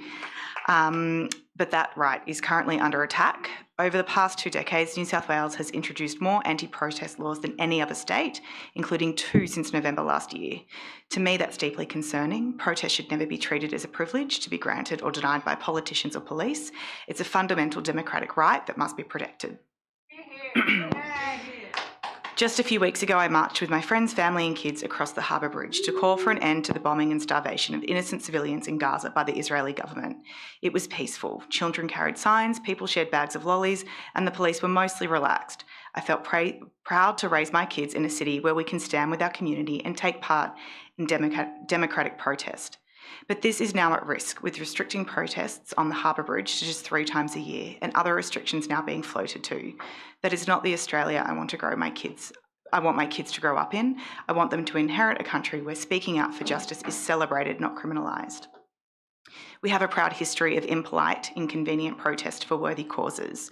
Whether it was the fight for women's suffrage, First Nations rights, LGBTQ+ equity, or fair working conditions, Australians have won change through protests that were disruptive and, yes, sometimes offensive, but altogether too important to ignore. Non-violent protest is a big part of who we are. Climate is another issue close to my heart. As a parent, every action I take on climate is for my kids and their safe future. People have the right to express their frustration and their opposition to decisions that put coal and gas profits ahead of people and the environment. But instead, we hold the world record for arresting people who are peacefully fighting for our future. That is so shameful to me.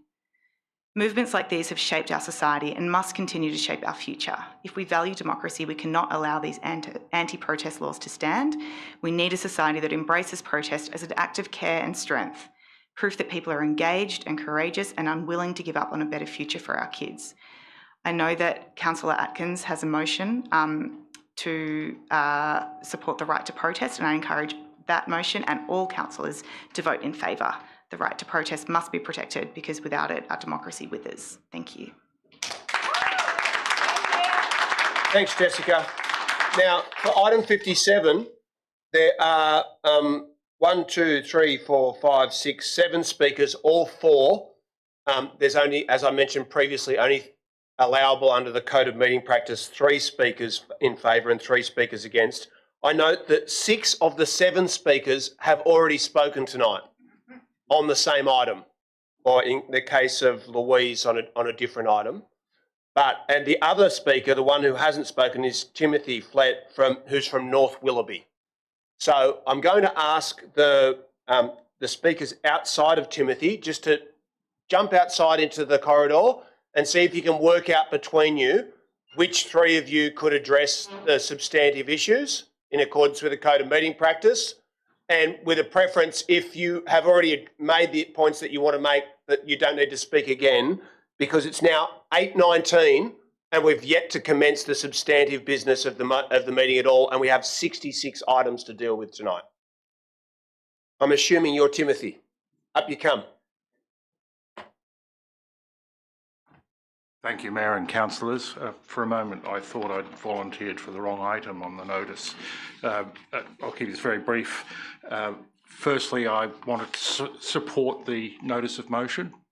And secondly, I wanted to thank councillors Atkins and Macri in particular for assisting me on a particular issue that I have had and still have with the plan, the draft plan, but it would, I guess, pale into insignificance relative to the debate that's already occurred, so I won't take it any further at this stage. And I also want to thank all of the councillors and staff for putting up with all of my emails. Thank you. Bye.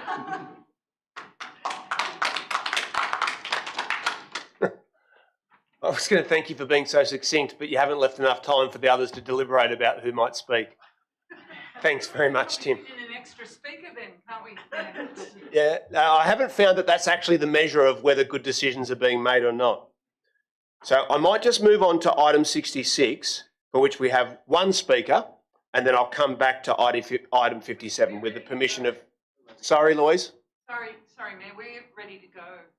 Oh, okay. All good. Okay, which have we identified 3 speakers? Yeah. Excellent. Eddie, are you the first? Yeah. Come on down. You can't have Eddie all the time. Okay. He's Well, not there's no new homes being proposed in Lilyfield, so it's interesting to know what you're speaking about. Well, it's another journey, right? Thank you for that comment, by the way, Mayor. I live in the inner west. I don't just live in a suburb, I live in the inner west, by the way, and so I'm speaking of the inner west. And specifically, thank you to my inner west councillors, Antonio and Atkins, for this notice of motion. The plan, as it stands, needs to be revised and converted to be a more accessible format for all ages, abilities, ethnicities, and the period of the public exhibition needs to be extended until at least November. It has been apparent since the launch of this plan in all of the communities of the inner west that virtually nobody actually survived the reading of it. At times, this has led to animated debates on social media platforms which serve no purpose but to prove that the vast bulk of the 1,150 pages were unfathomable in their original form. Worse still is the ghastly disregard for some very marginalised groups in our communities.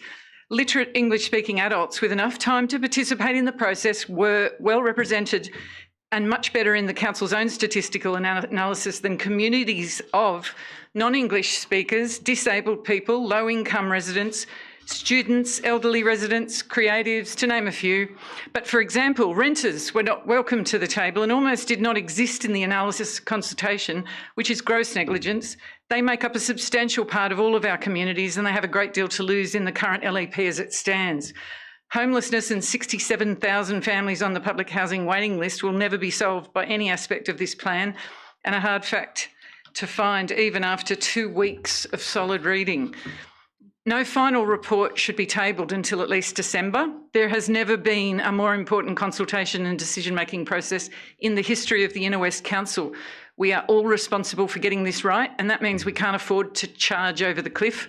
What you have heard over and over tonight is that we need more housing, but we must take the time to ensure that it's the right housing, or the future will be neither fairer nor worth living in.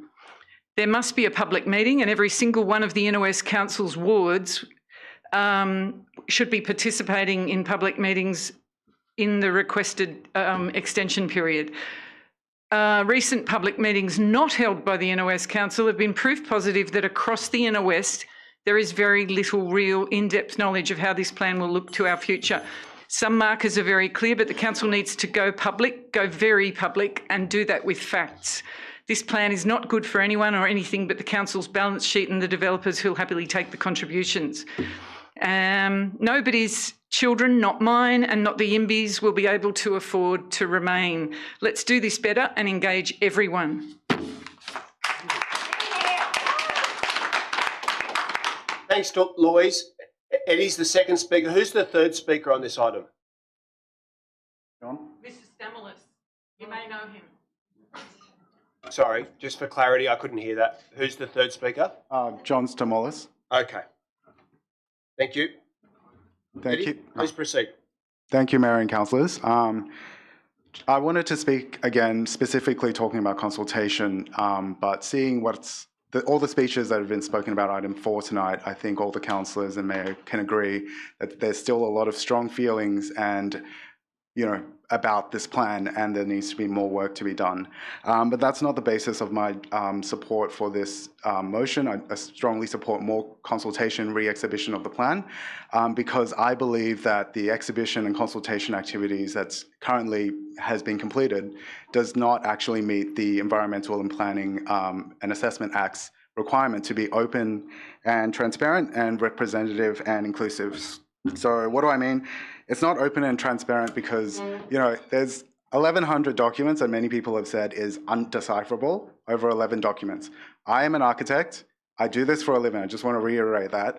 And I had to spend 4 weeks flicking through all the documents back and forth, trying to make sense of what is actually being proposed. It's not as simple as looking at a map, building heights or density, and actually going, okay, I understand it now. There's the interaction between incentives and the design guide and specific, key site incentives that it just gave me a headache. And I do not expect any layperson to be able to read it and understand it when I couldn't. I've been getting a lot of questions from residents about what's happening to their property because I'm an architect, and this has been ongoing for the last 3 months. Even just now, I was outside in the corridor and somebody asked me, my house in Dulwich Hill, this is what's happening, I don't understand. This is still going, even though most people here are somewhat educated on this plan.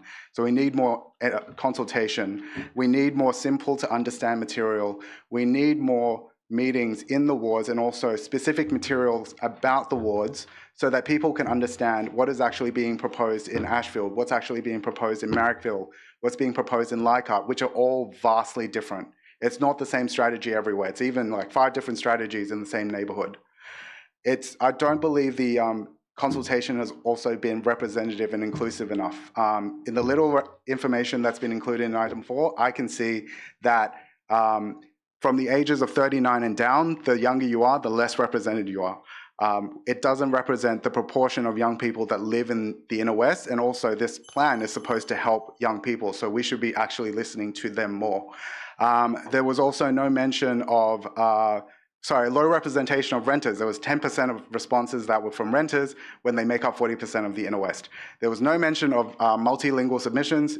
I'm assuming just English. We have Greek people, Chinese people, all variety of people who live in the inner west who may not have even read the plans because they're all in English or couldn't understand it because it's all technical English. So for those reasons, I support re-exhibiting the plans in September and having more meetings and more material being distributed. Thank you.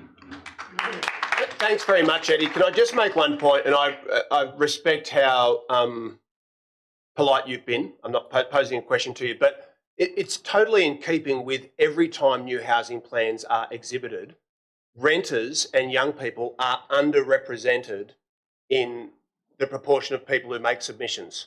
Homeowners and older people are overrepresented, and that's in keeping with the process here.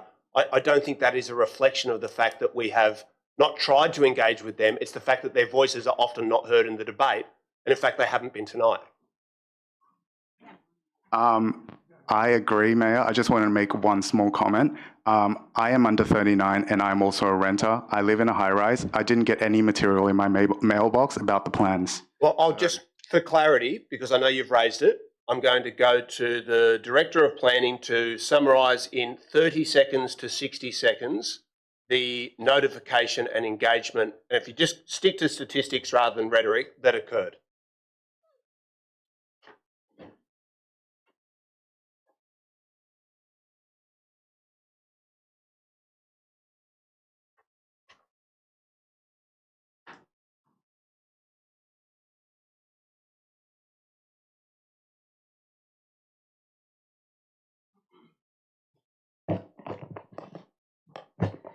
Thank you very much. Through you, Chair. In terms of the engagement, we received 342 calls to the hotline, 123 email inquiries. Can I ask you to start with the notification, please, about what occurred in terms of notification? I certainly can.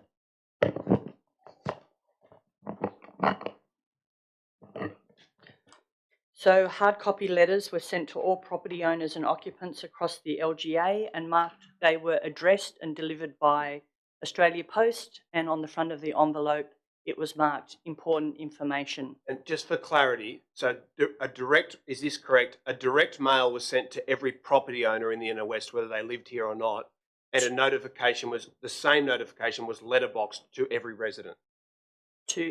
Yes, you're correct. A letter was sent via Australia Post to every property and to every property owner if they resided outside the Inner West. Thank you for that. Please proceed. We had web pages with a landing page where the information was provided. The web page contained an explanation of the draft plan, the document library, a video explainer, an interactive map tool, and information about community drop-in sessions, including a booking system to speak with the planner appointments, an online survey tool, and contact details for inquiries. Newsletters about the draft plan and upcoming engagement sessions were provided in the June edition of Council's monthly newsletter. But for clarity, that was in addition to the specific direct mailed and letterbox notifications. That wasn't what we were dependent upon, is that right? That's correct, it was in addition. Thank you. Please proceed. Postcards were provided and distributed via libraries, council service centres and at engagement events.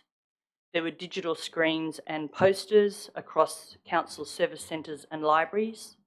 A video campaign with a short clip was aired in targeted social media and YouTube campaign, and there were static displays at council's service centres at Ashfield, Leichhardt and Petersham, and at Balmain, Marrickville and Dulwich Hill libraries, where there were 6 information boards displayed at each of those locations throughout the engagement period, as well as hard copies of all the documents. And in terms of the direct engagement, what are the statistics around that?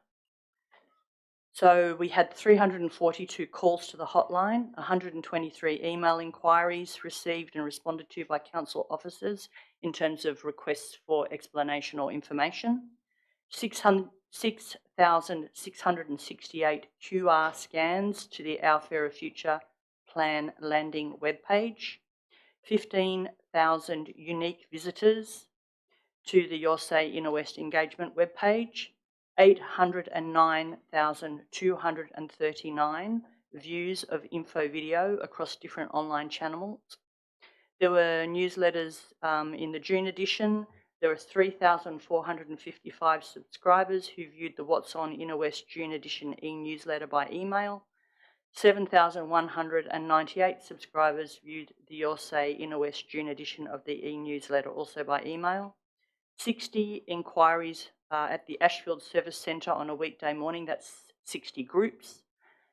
777 attendees at community drop-in sessions, and 313 of 480 available appointments were kept with a one-on-one speak with the planner.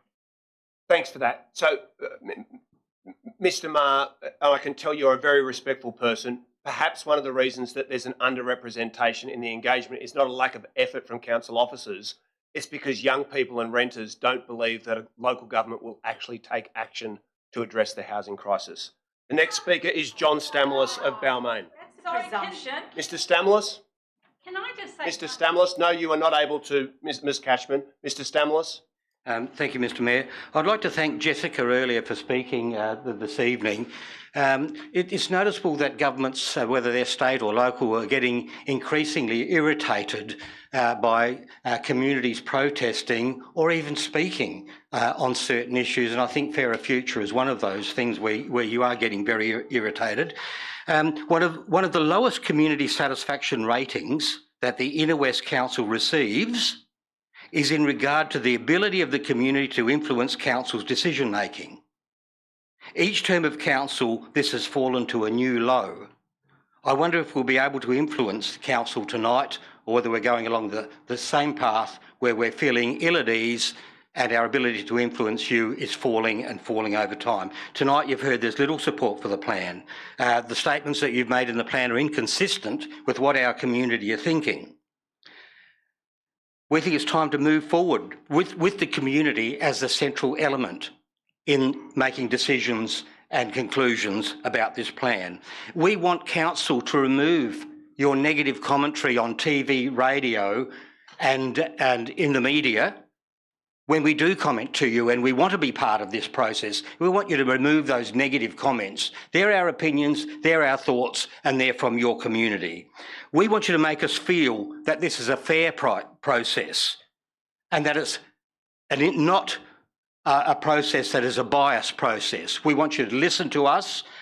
I would recommend, council, we need to rethink this plan, restart this plan, and get it right with the community driving the process. Thank you. Thanks, Mr. Stamoulis. With respect, you spent the best part of 2 decades in public office and we've listened to you twice tonight, and this public forum has taken place for over 2 hours before we've dealt with any business. So I think the suggestion that we're not listening is demonstrably incorrect. Then the last speaker on, yep, it is the last speaker tonight on item 66 is in regards to APIA lease conditions for Lambert Park, and that's Rick Montrone of Russell Lee. Rick, are you here?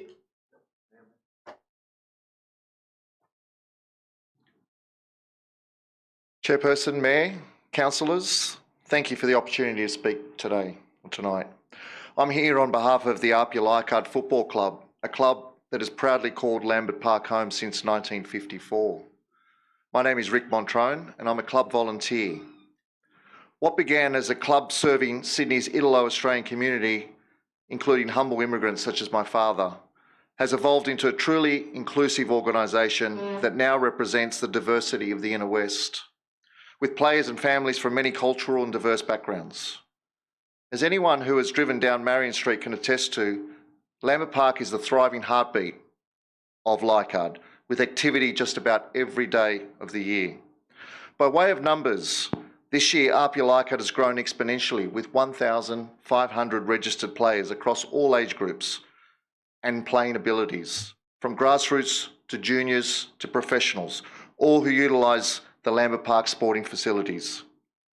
Together with the parents, volunteers, referees and club supporters, the ground is not just a sporting facility, it is a community icon, providing connection and opportunities to thousands of local Inner West families. What APIA is particularly proud of is the enormous growth in our women and girls programs over the past decade. APIA now boasts just as many female players in our playing ranks as male. Actually, the statistic is 47% of our player representative female now, 53% male, so that's a phenomenal number.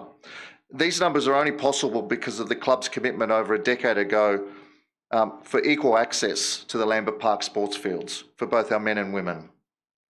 Equal access and representation in any sport is a noble cause, but it also requires enormous amounts of club investment. As an example, APIA has invested hundreds of thousands of club dollars into maintaining and upgrading the dedicated Lambert Park women's change room facilities. Ageing but fit for purpose, investments like these from the club mean that we sometimes need to compromise to ensure the state-of-the-art facilities for our players. Councillors, a secure long-term lease will allow APIA to plan responsibly, continue investing in programs, investing in the facility, and provide certainty for all our players, coaches and volunteers. Without this security, the future of these programs and the opportunities they create for thousands of Inner West residents would be uncertain. APIA recognises the responsibility that comes with operating this iconic community facility. APIA is committed to being a good partner with Council, to maintaining Lambert Park as a high quality sports ground and to ensure that it remains accessible and inclusive for the entire community. On behalf of APIA, thank you all for your time. Thanks very much, Rick. That concludes the public gallery for this evening. Sorry, Mr. Mayor, is it possible being young and obviously unrepresentative? Sorry, could you say that again? I'd just like the opportunity to speak on both item 4 and item 57, being young and unrepresentative. Sorry, which representative? I'm saying being unrepresented, like underrepresented, sorry. I'd like the opportunity to speak. No, I'm sorry, that's not possible. We've been going for we've got 66 items on the agenda tonight and we've been going for over 2 hours. I understand that. It's in support and I'd love to hear you in support, but I've got to stick to actually managing the meeting. So I encourage you to come along to this standalone meeting that we'll be holding on the 22nd of September where you can speak and I'll applaud you. I had written this speech during this meeting this evening. Even if I had... No, I'm sorry, sir. I'll call you to order. It's my job to manage the meeting. We've been going for 2 hours. I'll ask you to stop from interjecting. Thank you for that. Apologies. All good. Okay, I'm going to propose that we adjourn the meeting for a period of 10 minutes so that councillors can have a break, grab a bite to eat and a cup of tea, given they didn't get to do so before the meeting. Is there any objection to that? No? Councillor Atkins will move an adjournment of 10 minutes, seconded by Councillor Ferguson. All those in favour, against, declare that carried. Now, for the members of the public who are in attendance tonight, you're more than welcome to stick around for the entirety of the business agenda that we haven't dealt with, but we can't guarantee or commit to you that we'll be dealing with things in the order in which they've been tabled on the agenda. The proceedings will be broadcast on YouTube, so if you wish to go home and watch them, you're able to, or watch the replay tomorrow. If you wish to stick around, you can, but I can't tell you exactly how long we'll be here or when the item that you're interested in might be dealt with. I'll declare the meeting adjourned.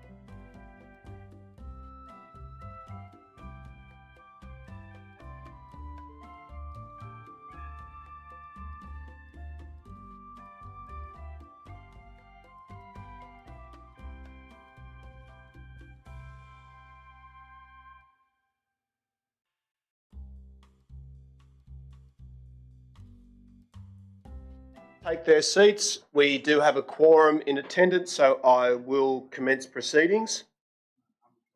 We've concluded the public forum.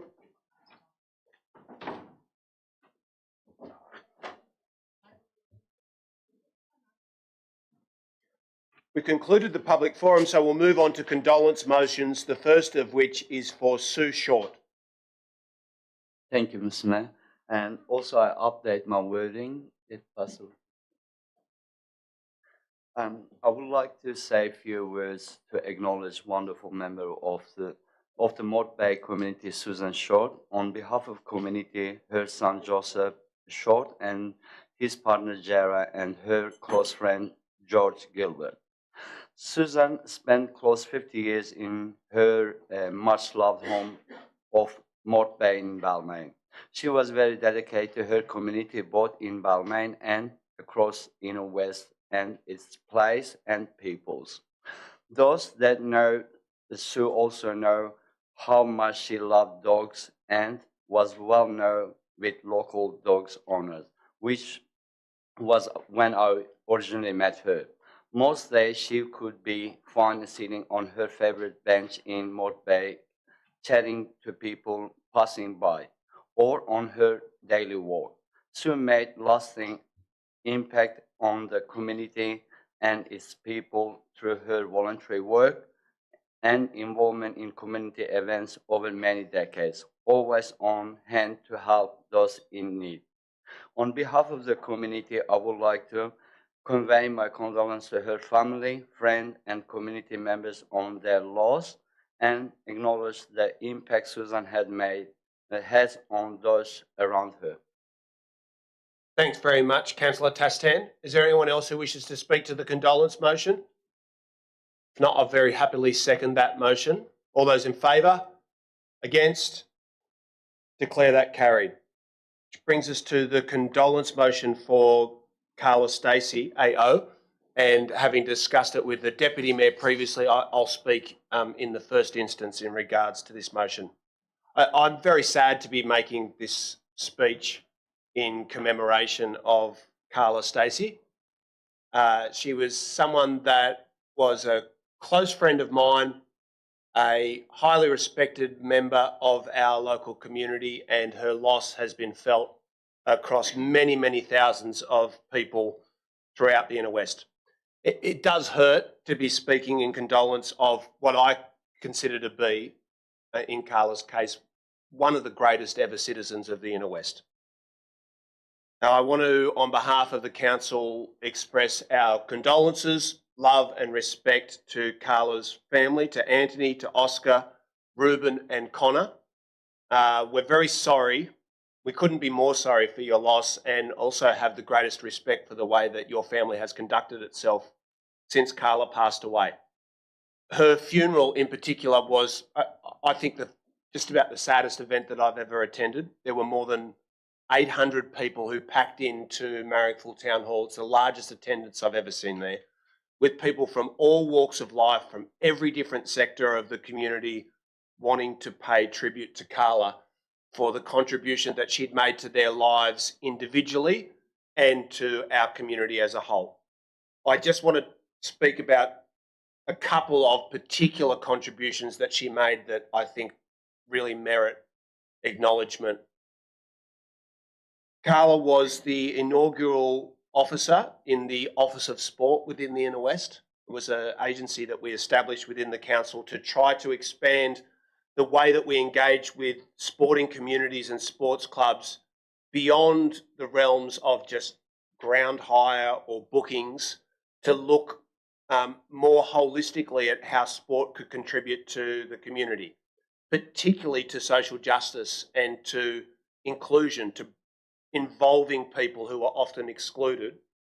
And Carla developed a whole range of programs that helped people with disabilities, people from refugee and migrant backgrounds, women and girls, amongst many others, amongst many other groups, to get involved in community sport. And let's remember that up until very recently, basically all those groups were excluded. There was no role for them in participating in local sport. So the health and social benefits that those groups are now getting because of the work that Carla did is very meaningful to them. I think Carla was perhaps the most principled advocate for public education that I have met. I say that as the child of 2 public school teachers. My mum was a life member of the Inner City Teachers Federation. Carla did something pretty incredible. Marrickville High School never had a very good reputation. Middle class parents like us, like myself, were reluctant to send their kids to Marrickville because it had always been a very tough place, very multicultural school, lots of kids from non-English speaking backgrounds, lots of kids with disabilities. And because it had that rough reputation, people shied away from sending their kids there. What Carla did was she went and recruited a whole bunch of parents from around Marrickville and said, hey, our kids are about to start high school. Everyone keeps waiting for someone to make this change, but we can make this change. And she got them all together and said, we're all going to send our kids to Marrickville High School. And that was, about a decade ago.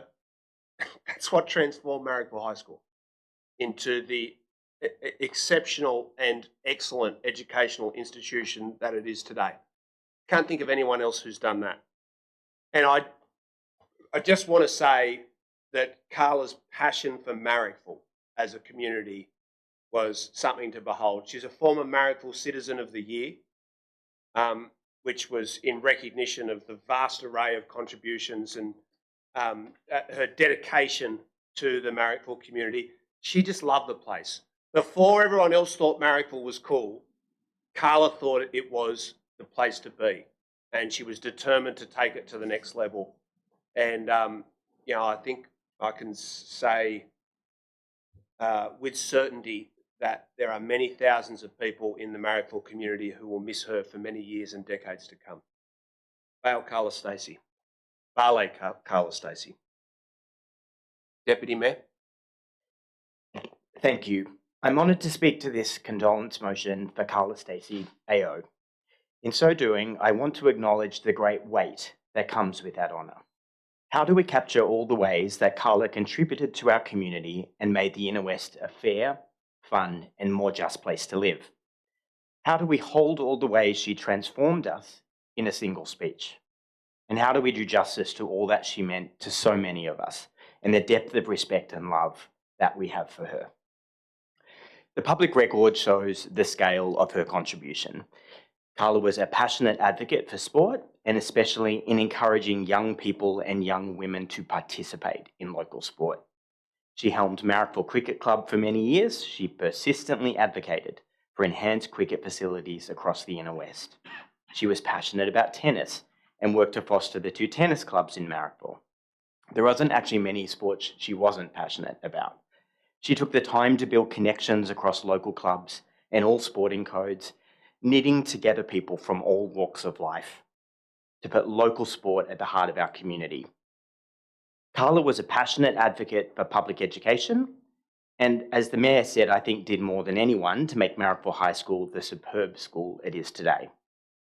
As P&C President for many years, she relentlessly fought for funding for the school and built strong connections with local primary schools. She enlivened the school's buildings with public art. She worked to upgrade the classrooms. She backed the teachers. She transformed the school oval and playground. And yes, she told families that this was a place to be and that they could be part of that journey. We all bought in. She dreamed big for a little school, and it shows.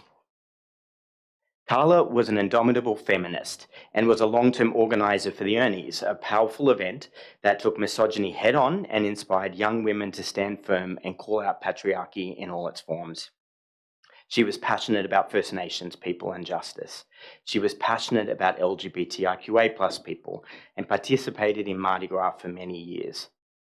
For these contributions and more, Carla was named Marrickville Citizen of the Year in 2015 and was honoured with the Medal of the Order of Australia in 2023. I was working with Carla when she received this most prestigious accolade.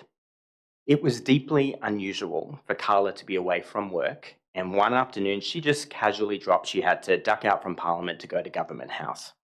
We were all confused and only found out afterward that she was now part of the AO club. Needless to say, she was back at her desk 2 hours later sorting out an issue about a bike path. Carla never did anything for the recognition. She did it all up for us, her community. I saw this up front in my time working with her. In her role as the coordinator of sport here at Council, Carla empowered local clubs and players to work together, and she always made the case for the investment they needed to thrive. She improved playing surfaces. She brought quality change rooms for women to the Inner West, more cricket facilities, storage for local clubs, upgraded lighting. There's not a sporting project we're engaged in here at Council, or that we have engaged in with Council for the past few years, that she hasn't worked to realise. Her fingerprints are on it all, and these projects are all the better for her being involved. She had a big vision and a plan to make it happen. When we worked together in Joe Halen's transport office, I saw her bring that same passion and that same formidable persistence to the task of advocating for better public transport, and particularly active transport across the state. She worked tirelessly to bring new bus services to underserved parts of the city and state, including in Western Sydney, some of whom had never had a bus route before. She was patient, always chipping away at problems, and God, there were many problems. She'd solve one and move on to the next, always bringing people and communities with her. She knew that active transport transforms suburbs, connecting us, lowering emissions, improving health, and importantly, empowering people from all corners of our community to get around. She would talk to anyone about the benefits of active transport. She was an avid cyclist herself and brought a deep knowledge to her job, based in her personal experience. Carla was the laughter in our office. She was the big smile and the big hello in the morning. She had a birthday calendar, and that calendar not only recorded our birth dates, but also our favourite cakes, and she would bake the cake from scratch. Every year we had our favourite cake on our birthday. She was also the colleague who drew you back to why you were there, who held the community and our purpose as her Northern Star. Now, for those of us who knew her personally, Carla was one in a million. She was eternally optimistic. She was driven. She lived her life with verve and purpose, and she held a secret superpower, the ability to help you realize your own capacity and promise. When she realized my younger son had a passion for cricket, she took him immediately under wing. I shouldn't have been surprised when one day he came home with a petition directed at me that he'd drawn up on the school computer, calling on council to work with his school to install cricket nets at Marrickville Public School. He and his mates were upset at not having a place to practice at school, and Carla gently showed him how to do something about it. But that's how Carla worked, not by doing things for you, but by helping you realize your own power, your own influence, your own capacity to change things for the better. She cared deeply, profoundly for marginalized people. She held space and light for people who are too often denied it. And as a friend, she always made you feel seen and valued and present and cared for. And Carla, I cared for you too, deeply. And I miss you more than I can say. But I'll remember you in the glorious sunsets over Henson Park, in the promise of a young girl walking onto the cricket pitch for the first time, in the smell of a freshly baked cake made late into the night with love, and in your boys who brought you boundless pride and who loved you with all their heart, and who carry in them so much of your light and your purpose and your heart. So on behalf of the elected representatives here, I send our deepest condolences to Anthony, Oscar, Ruben and Connor, as well as all of Carla's family and community. I also extend our condolences to the staff here at Inner West Council, who worked so closely with Carla. We value you so much. We know how painful Carla's loss has been for you too. I'm proposing tonight to establish an award in Carla's name, recognising those in our community who help nurture participation and excellence in sport. I'm also proposing we investigate renaming the Amy Street pathway in Marrickville as the Carla Stacey pathway. The pathway connects Henson Park, the Hardcourt Tennis Club and Marrickville High School, three of the special places, the places that mattered most to her and where I think her contribution shines the brightest. It's also close to her home, a place where her boys and family can visit, and it's a vital active transport connection for people connecting from North Marrickville. She used it every day. We love you always, Carla. Vale, Carla Stacey. Thanks very much, Deputy Mayor. And so it has been moved that Council note the sad passing of Carla Stacey, AO, and write to her family expressing the sincere and deep condolences of the Inner West Council. And secondly, that Council acknowledge the significant enduring contribution of Carla Stacey to the Marrickville and Inner West communities by establishing an award program in her name, recognising citizens who make a contribution to nurturing participation and excellence in sport and recreation, to be included as part of the Inner West Council Awards program, and investigate naming the pathway between Amy Street and Centennial Street, Marrickville, currently informally designated the Amy Street pathway in her honour, in accordance with the Inner West naming policy, with a report to be forthcoming at a later date. I'll move that way. Councillor Howard has moved that way. Yes, Councillor Macri. Thanks, Chair. It was quite shocking when I heard the news about Carla's passing. If there's a way for me to remember her, it was never about her. She was a selfless person. It was always about doing things for the community and the people, and as has been so eloquently put by yourself and Deputy Mayor Howard. I always know that her work ethos, if there were 24 hours in a day, well, Carla was probably working for about 25 of those hours. She was tireless. The other thing that I learnt about her at her funeral was that most people have maybe 5 good friends. She had about 50 close friends. So her ability to attract people, it was magnetic. You know, I spent a bit of time with the boys as they were growing up, as they'd all come in and have their haircuts at the salon, and I'd see them and they've all developed into fine young men, and they're a tribute to her and the hard work that Anthony has done in raising them, and she'll be sorely missed by the community. It's just really, really sad, and I'm really happy that the Deputy Mayor's put up those motions there to actually make sure we never forget her and we share her forever. Thank you. Thanks, Councillor Macri. Is there any councillor who wishes to speak to the condolence motion further? If not, I'll put that. All those in favour? Against? I declare that carried unanimously. That brings us to the next condolence motion for Father Nektarios Zorbalas, moved by the Deputy Mayor and Councillor Chloe Smith. Thanks, Chair. I'm going to speak to this on behalf of the Deputy Mayor and myself. Father Nektarios Zorbalas passed away on the 23rd of July 2025 at the age of 90. He was born in Kos in 1935 and emigrated to Australia in the 1960s.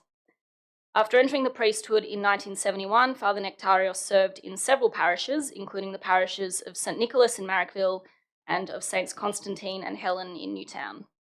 In addition to the countless weddings, baptisms, funerals, and services he performed in these roles, Father Nektarios also knew that he could touch people's lives by expanding the outreach of the church into the local community.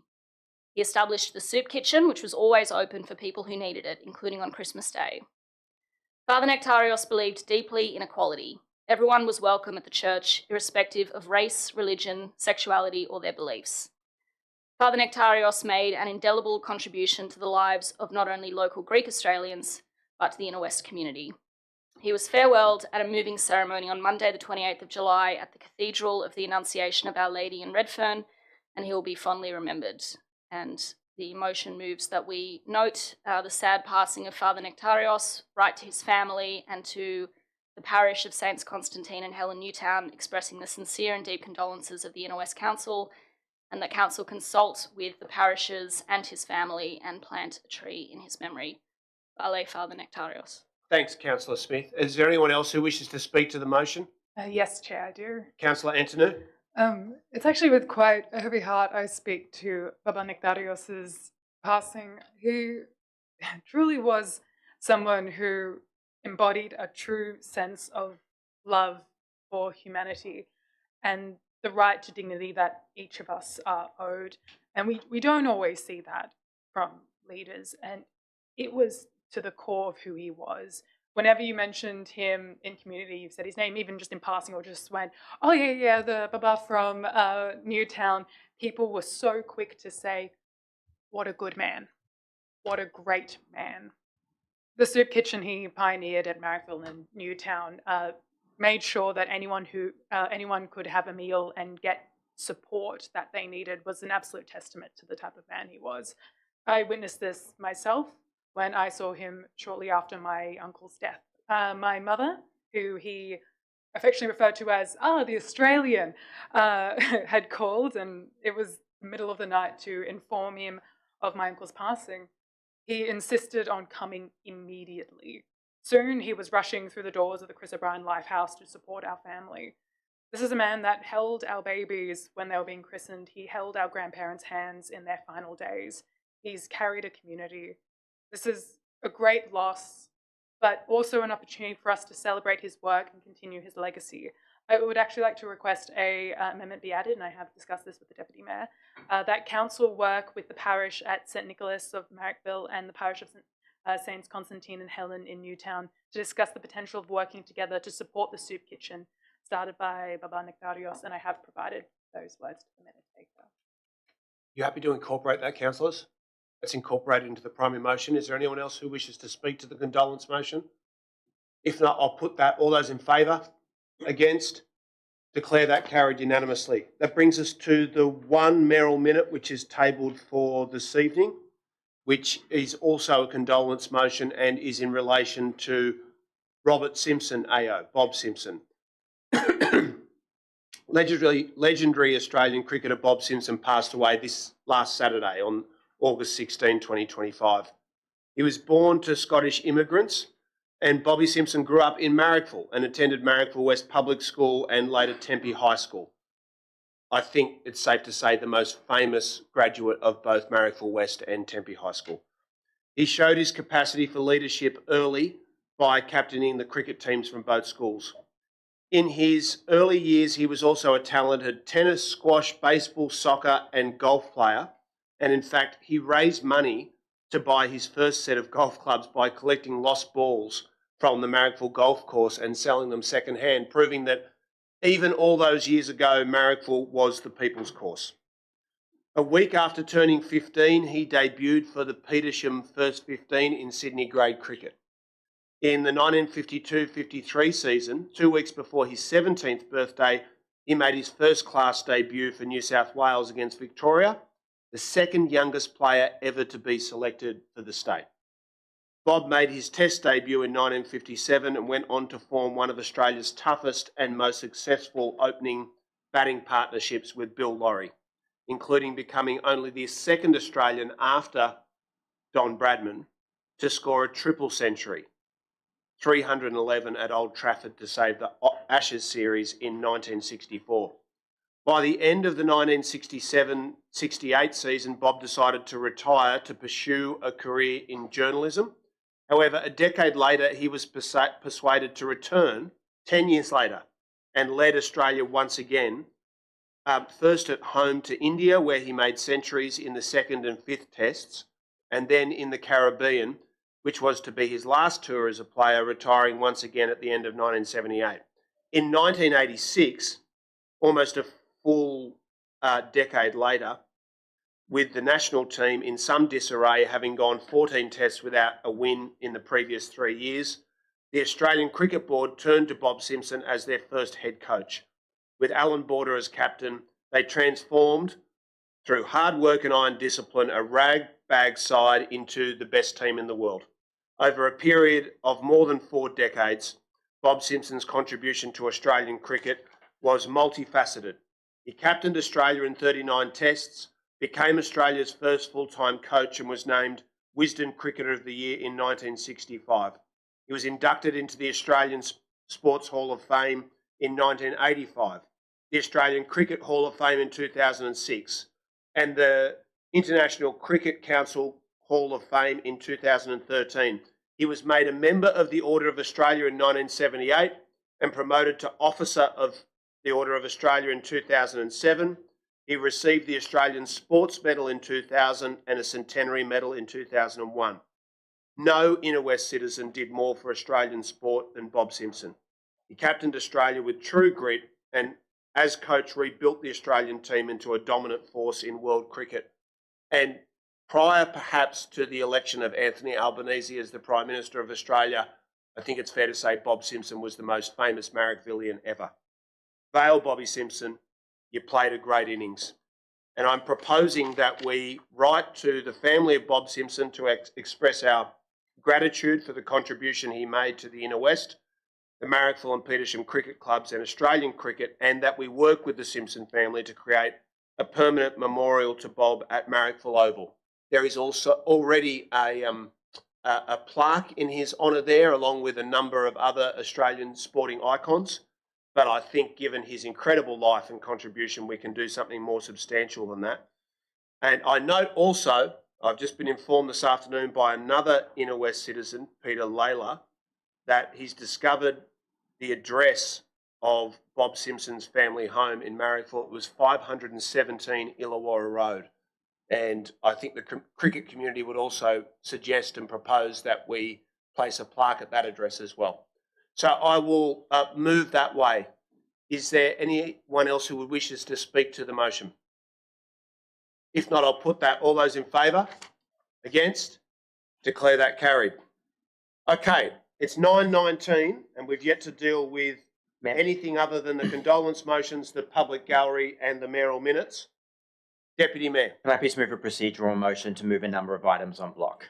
Yes. I do so. They're on the screen and Councillor Atkins has seconded the motion. Okay, so that's moved by the Deputy Mayor, seconded by Councillor Atkins. Can I ask that all of those items be displayed on the screen? Now, in the previous term, we'd have to go and consult Councillor Stamalis and Councillor De Cruz one by one about whether they wanted to include any of these items for discussion or for questions. But I think I can take a little bit of a chance here and say, can I ask all councillors to have a look at the items listed and nominate by exception if there is any item they wish to knock off that list because it can't be adopted on block and they require it to be debated or for them to speak to it. Just give you a few seconds to look at that.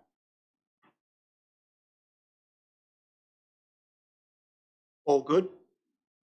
Okay, I'll put that motion. All those in favour? Against? Declare that carried. Can I please move a second procedural motion? You can. That we deal with item 17, the draft parking strategy and public domain parking policy, immediately following consideration of item 4. Okay, Councillor Howard will move that as a procedural motion. Is there a seconder for that? Seconded by Councillor Atkins. All those in favour? Against? Declare that carried. I'm just going to ask the minute takers, just ask for a pause just for one moment so that the council officers can prepare a list for me of items which are yet to be adopted so that I can make sure that I'm able to chair the meeting.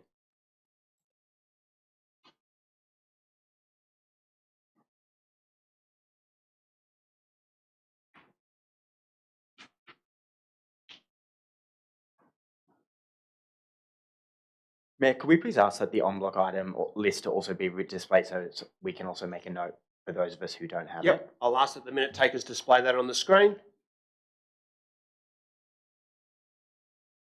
Is that the totality of the list? Yep, great, thank you.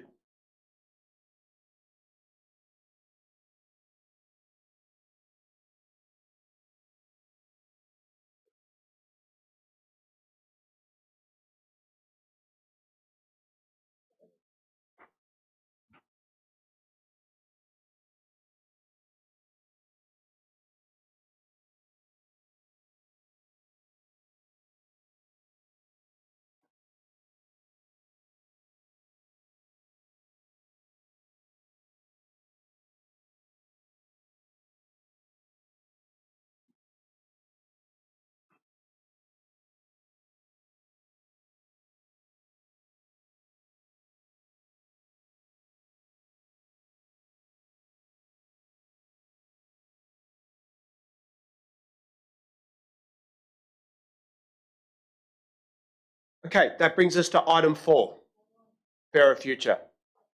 Mr. Mayor, Councillor D'Arienzo. if I could please move this item with amendments provided to the minute taker. Please do. I ask that the amendments are displayed on the screen. Can I ask that the amendments be displayed in total, please? Is that the entirety of the amendments, Councillor D'Arienzo? Yes, that's right. Thank you for that. You wish to speak to it? I do. Thank you. I start by saying thank you. Thank you to everyone who has participated in this process. I know you care deeply about your community and you've taken the time to get across the plans, to connect with your neighbours, your local businesses, your family, your friends, and to share your views. The community response has been extraordinary. Over 3,100 submissions, nearly 16,000 website visits, 777 people attending ward-based drop-in sessions, and 313 one-on-one meetings with a planner. This is what an active and engaged community looks like. And there's a rich diversity of views, and I thank everyone for bringing them forward. At the heart of our Fairer Future plan is a simple truth: more homes. We're crafting a plan to deliver homes, and those homes are for essential workers, young people and families, anyone who wants to call the Inner West home. It's close to public transport amenities and world-class culture. But here's what concerns me.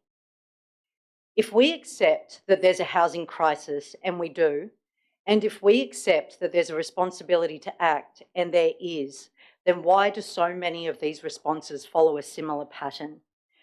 We need more housing, but it will destroy our local character.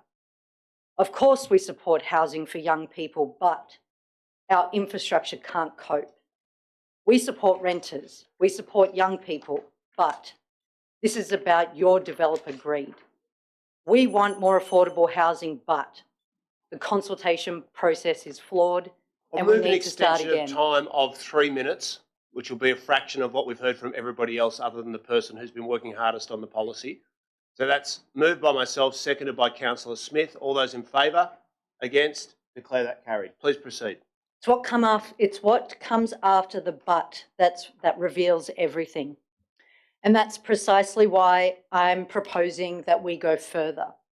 And I'll speak specifically to my amendments. It was no surprise that the affordable housing provisions that were in the draft were not in keeping with the community's expectations, and I accept that. That's why the first proposal is to call for a comprehensive economic modelling testing of affordable housing requirements at different percentages: 5%, 10%, 15%, 20% and 30%. Let's understand what's truly feasible while maximising community benefit. Let's establish clear timelines for converting council-owned sites into affordable housing through community housing partnerships. And I want to also acknowledge and thank our planning team, led by Simone Plummer and her dedicated staff, working alongside the consultants Hassel. Thank you. Your professionalism and your commitment to genuine community engagement has been exemplary. You are charged with assessing every site-specific amendment that has been put forward by residents and by landowners, and providing transparent rationales. What we want to see is a detailed analysis showing how the urban design modelling informs every decision that's made on heights, on setbacks, and on building controls. When we return to Council in September with the final recommendations, we'll have comprehensive responses to every concern, backed by rigorous technical analysis, genuine expertise, based from genuine community output. Our Fairer Future plan represents the Inner West at its finest. We're innovative, we're inclusive, and we're ready to be led beyond the buts. Thank you. Thanks very much, Councillor D'Arienzo. I'm very happy to second your motion, and I want to express my gratitude on behalf of all councillors for the hard work and dedication that you've put into developing this policy. I'll waive my right to speak at this time. Is there anyone who wishes to speak against the motion or to amend it? Councillor Atkins. I have some amendments for the motion. Can I note that while we have given notice of motion at item 57, which was in fact included in the In the procedural motion that the Deputy Mayor brought, I do want to move the substantive part of that notice of motion as amendments to item 4. Well, just note that that was not included in the procedural motion that the Deputy Mayor brought. It actually was. It was, I misspoke. Then there was a second item. So, yeah, it was. When you said 17, you meant 57? And 17. And 17. Okay. They were both in the written motion that was up on the submitted screen. to the officers, yes, but that wasn't necessarily what was voted on. We're happy to take that as given, that there's been it was agreed. Okay, please proceed. In any case, I intend to move the substantive part of that motion as an amendment. Do you accept then that once that has been voted on, that the motion itself will be redundant? I do. Okay, thank you. I do. I just think this is a more effective way of dealing with it. No problem. I will speak briefly to the amendments, given that we have heard a lot tonight on this. I think for me, the one thing clear to me is that those who've made submissions and that those who spoke tonight care very much about the Inner West, what it is like as a place to live, and they want to see this plan done properly. It is not unusual for a complex piece of policy or legislation or indeed planning to be consulted on more than once. We are now at the point where people have had the opportunity to make submissions. The plan under this particular motion now will be revised and brought to the meeting in September. It may well look quite different when we see it, based on submissions from organisations and from individuals. I think it is incumbent on us to give the community another chance to look at that plan, to have their say on what will perhaps be the final plan, which we would, under these amendments, will be brought to Council in December. We would still be able to consider it by the end of the year. There will be opportunities under these amendments for every local democracy group to specifically have their say and to have at least one public meeting in each ward. I think that will deal with a lot of the concerns that people are expressing. I do not think it's fair to refer to everybody who has made submissions asking for more time as NIMBYs.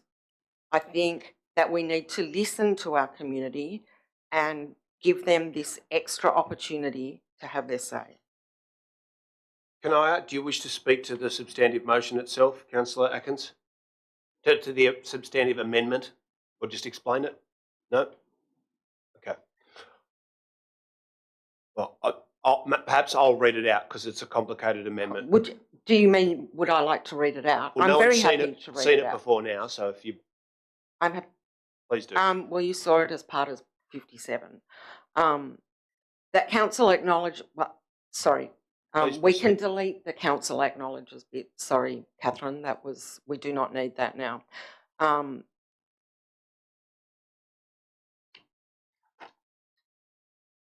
Okay, I am sorry, Catherine, this isn't the amendment. Just wait while Councillor Atkins liaises with the council officers.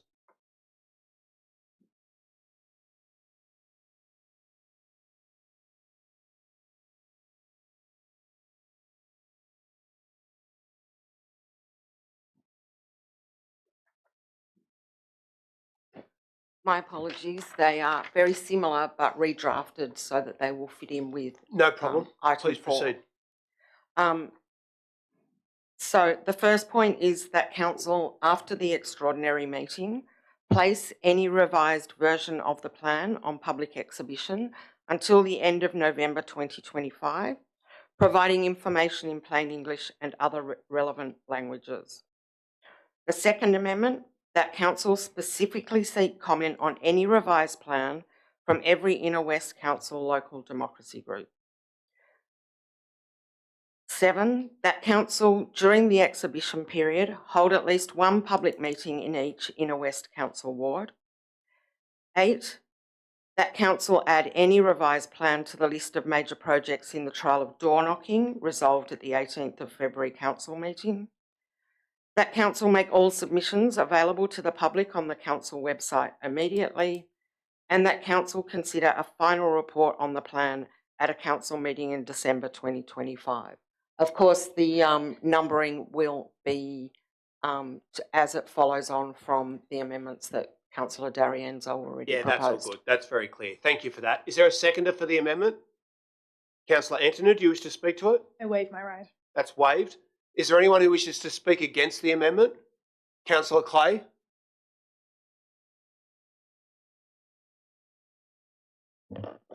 Firstly, I'd like to thank the council officers and the planning team in particular for their dedication and drive in successfully developing and conducting the largest community engagement plan the council has undertaken, engaging with the community over a period of more than 6 weeks to outline the proposed Inner West Fairer Future Plan. The full results are a testament to the breadth and depth of the engagement, confirming it was well balanced and had the greatest reach and response the council's had to date. For example, the strong uptake of the informative interactive digital tool, the 342 calls to hotline and customer service, 123 email inquiries that were responded to, 6,668 QR scans of the Fairer Future page, over 15,000 unique visitors to the Your Say engagement page, distribution of the June newsletter to 70,000 households, plus 3,455 subscribers viewing it by email, over 7,000 subscribers viewing the Your Say edition of the newsletter, 60 group inquiries at the weekday drop-in sessions, 777 attendees at community drop-in sessions, 313 direct one-on-one appointments with planners, close engagement with all the local democracy groups, including a combined workshop, plus 3 specific meetings at the Housing for All local democracy group, meetings with stakeholder organisations, peak bodies and interest groups, door knocking and hand delivery of letters carried out in locations where whole properties were flagged for potential future acquisition, multiple language options available online outlining the plan. The letter advising of the Fairer Future Plan was delivered to every household and business to ensure that not just homeowners and business owners, but also renters and residents who do not engage with online content were also included in the engagement. Deputy Mayor? An extension of time of 1 minute. Is there a seconder for that? Seconded by Councillor Carlisle. All those in favour? Against? Declare that carried.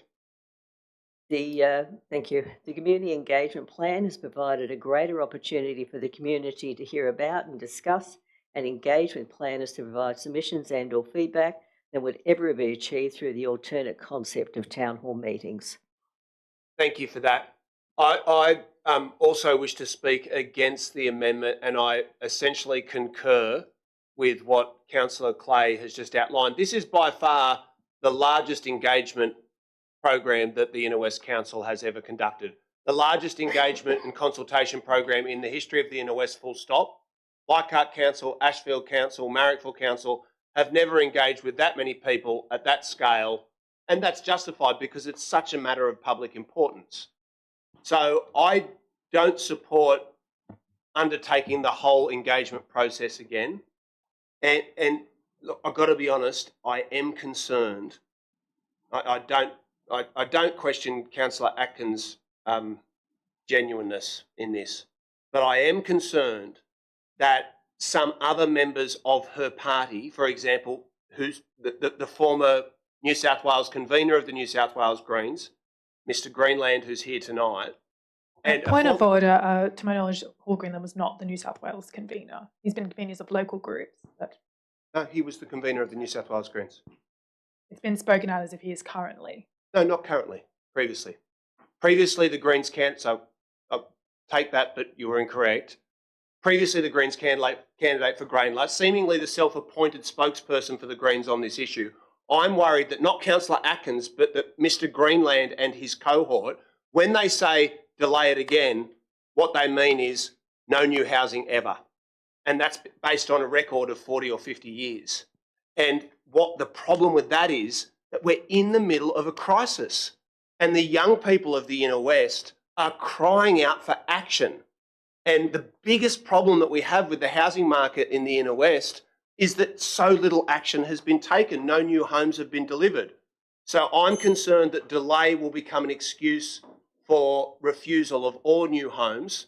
And I think that would be an abandonment of the interests of young people, of renters, of essential workers in the Inner West. And on that basis, given the enormous engagement program that our officers have undertaken and which Councillor Clay has outlined, we should get on with assessing the submissions and making a decision. Is there further discussion of this? Yes, Councillor Macri. Chair, just a question through you. What would the impact be of this delay? Would there be an impact? Is there an issue with the timing with the state government, or could we take that time? I'm just a little bit concerned when we talk about we're going to give the people on the 16th the actual documentation, and then on the 22nd we're saying they're going to come to a forum. They reckon that what sort of form will this documentation come? Will it be in a more plain English, easy to read form? Because I was struggling with 1,100 pages. We give them another 1,100 pages, they're going to come back to us with the same argument. So through you to the director, yep. Would there be an issue in extending the consultation a little bit? I'll put that question to the officers. Through you, Chair, I think one of the biggest issues around extending the consultation is the amount of time that we would be taking to seek the exemption from the housing reforms for our community under the TODs and the low to mid-rise, because it's not until we provide that documentation to the department that they would consider the exemption. Okay. So the TODs are in place now. The low and mid-rise SEP is in place now. So all of those rezonings already exist and applications could be submitted. Right now, I think it's fair to say some people have been holding off because they know the council's undertaking its own investigations. Yeah. Whether they would hold off indefinitely for another 3 months or 9 months or 10 years, as Mr. Greenland might prefer, no, that's to be determined. And just another question for you, Chair. I read the response from Housing New South Wales regarding their disappointment that their sites weren't looked at favourably in any of the uplift. In this new revised plan, are we going to actually do anything about that? Because people are screaming for social housing. Well, that's where the social housing is. And they have these sites that could be uplifted to quickly turn over and deliver. Is there any part of that feedback that's going to come back? Is that going to be addressed in what we get back on? Yeah. In September. Fair question. I'll put that question to the officers. Through you, Chair, Homes New South Wales raised in particular concerns about 3 particular sites of concern. One was in Marrickville, which we are giving consideration to in the version of the plan that we will be bringing in September. The other 2 were issues raised around the harmonising of the residential review of the R1 zones in the northern areas of the LGA to another zone that was more befitting the existing built form that was already on the site. And a review of those particular sites will be undertaken as part of stage 2. Just that address your question? Yes, and just one last thing. I just asked if we could, the forum, could it be divided over 2 nights where we give the community, they don't have to sit here and wait the whole lot, because if there's a lot of people that come and address us, it might be easier to digest that information over a 2-night period, maybe the Monday and the Wednesday before, and divide it up a little bit. Well, I'll leave it to you to move that as an amendment subsequently, but we're currently debating Councillor Atkins' amendment. Well, she wants an actual 5. Yeah, so you can't move an amendment to her amendment, but you could move a subsequent amendment. I mean, I guess if all the Greens Party members who spoke tonight refrain from speaking at the next one, we'll definitely get through it. Further discussion? May I make a couple of points in response to what you have said? Of course you can, but I'll just see whether there's anyone else who wishes to speak to the amendment first. Councillor Atkins? Just a couple of points. First of all, I am not asking for this consultation to be extended. I am still moving on the basis that in September there will be a revised version of the plan.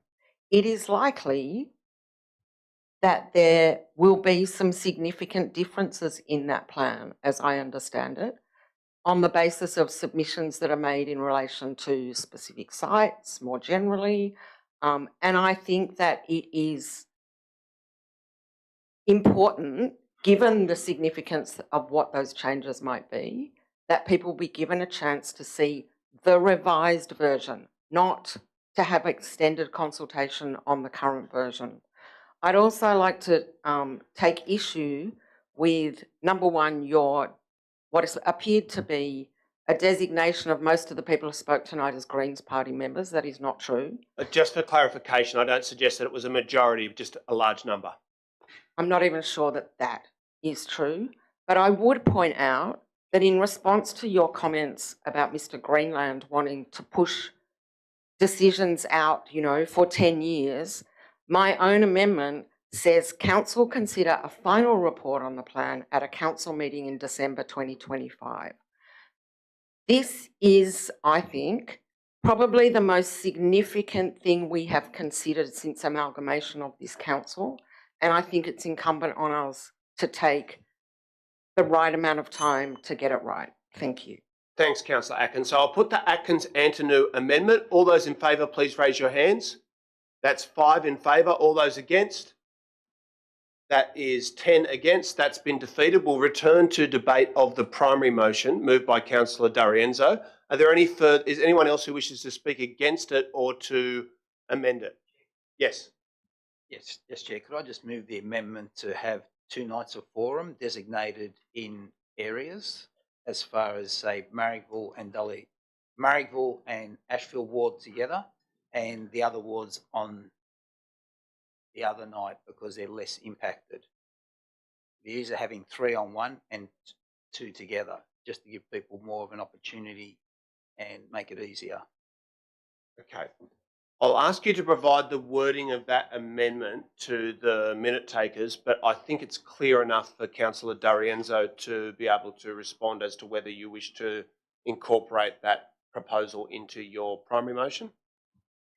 Thank you, Mr. Mayor. Look, I don't at this stage. I think it would, we have a plan that has been set out here with the public forums. I don't agree with this idea that people aren't aware of these plans. They've been kicking around in some version since 2016. This is a revised version. There's been the Sydenham to Bankstown Urban Renewal Corridor.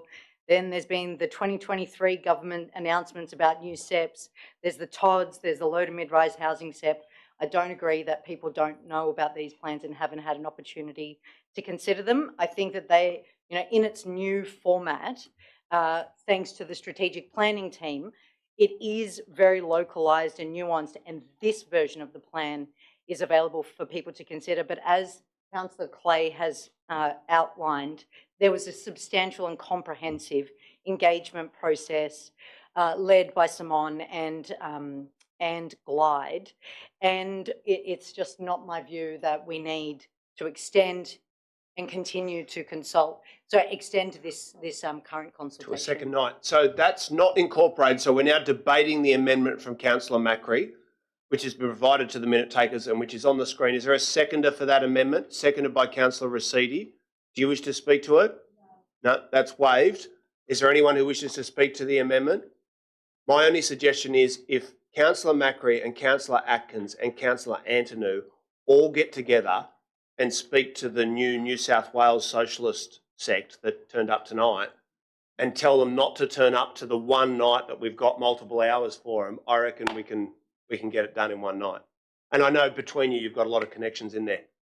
So What happened to community consultation? What happened to being able to speak? With respect, I'll ask you to desist from interjecting. So we've got the amendment from Councillor Macri and Councillor Racidi, which I'll now put. All those in favour, please raise your hands. In support, I have 7 councillors. You're against it, Councillor Blake? For it or against it? Oh, nice. All right, that's 6 in favour. All those against? You're abstaining, are you? No, he's against as well. That's 11 against. That has been defeated. Is there anyone else who wishes to amend the primary motion or to speak against it? Councillor Blake. Yes, thank you, Mayor. I've submitted amendments to the minute. I'll ask that Councillor Blake's amendments are displayed on the screen.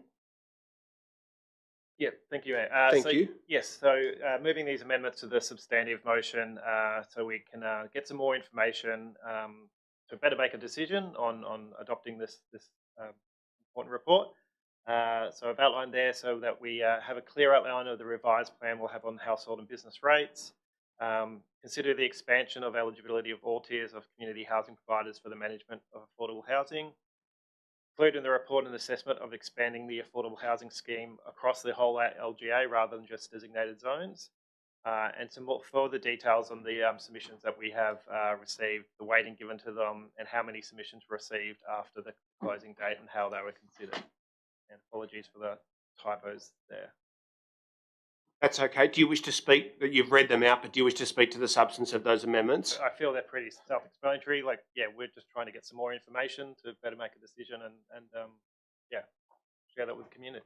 Okay, if I can speak briefly to the amendment, and I know this is a bit complicated, but that's the nature of the beast. In relation to point 1, the bottom line is that the effect on the revised plans will be that anybody who's been in an upzoned area who wishes to sell their home in the future will sell it for a higher value. I know this is not something that, it's not a reason to support the plans, but the truth is, like, we've heard discussion tonight about the idea that there'll be streets demolished as though it was going to be compulsory acquisition. Regardless of whether you support the plans or not, if you're in an upzoned area in Leichhardt or Marrickville and your home was worth $2.5 million before, it'll in the future it'll be worth $3.5 million. So they'll finish in front. So in regards to the impact on rates, the rates are an effect of the property value. So I think we all know that. I don't think we need the officers to report on that. So I would suggest that that is not incorporated. The expansion of the eligibility of all tiers of the is for management of affordable housing. It's a very important issue. I think it's clear that that will be addressed because it's a substantive issue put forward in the submissions. My personal view is that we should expand the eligibility of community housing providers beyond Tier 1. That officers include in Fairer Future an assessment of expanding the affordable housing scheme being applied LGA-wide. I fully expect and would be happy for you to pose that as a question to the council officers. That definitely should be considered. And it's something that's been proposed by the community housing providers. And that officers include in the Fairer Future report details of weighting assigned to individual submissions, petitions, pro formas, and responses by peak bodies and the number of submissions received by the closing date of July 6. How would anyone possibly do that? Like, are we going to determine whether we agree to allowing more homes in the inner west by coming up with a ratio of which submission had which value? Like, that's our job. There's more than 3,000 submissions. I don't think it's a reasonable request of the officers to waste their time coming up with an algorithm between now and then about how each one was weighted. I mean, I personally will weight the ones from the community housing sector the highest. And I assume you'd be in that same category, Councillor Blake. So as the seconder of the motion, I'm very happy to incorporate points 2 and 3 into the primary motion, but believe that 1 and 4 would be either a furphy or a waste of time, with great respect. So with that, are you happy to incorporate those 2 points? So they're incorporated into the primary motion. So unless you wish to withdraw the other 2 points, we're now debating your amendment. In the interest of time, I'm happy to withdraw those. Oh, that's great. Thank you. It's only 10 o'clock. Well done. Okay, so that's withdrawn. Are there any further amendments to the primary motion? Yes, I also have some questions of staff. Of course. Through you, Chair, submissions and peak bodies such as Shelter New South Wales have cited research that our community actually has a need of 20% of dwellings to be affordable to just match current demand. This doesn't account for future anticipated demand. Was there an assessment of this need specifically taken into consideration in the LEP, even as part of the literature review? Why or why not? I'll put that question to the council officers. Through you, Chair. In the Affordable Future Plan, the affordable housing contribution that was set by the Department of Planning through the TODs formed the basis and the starting point of our investigations. We acknowledge that the shortage of affordable housing and the need for more is well understood, and we have received, of course, very strong advocacy throughout the engagement period, and we heard that tonight also. To understand how the delivery of affordable housing can be increased, we commissioned a consultant to provide us with a financial feasibility analysis so that we could understand how affordable housing contributions could be applied across the uplift areas while ensuring that development remained feasible so that we didn't create a tipping point beyond which we would not get the development that was being sought. This analysis included the testing of 2% and 5% affordable housing contributions, and feasibility testing indicated that a graduated approach starting at 2% and increasing over time is generally feasible. Thank you. I've just got one other question. How is the added value we're anticipating from providing this uplift anticipated to be captured by council and communities? I'll put that question to the officers.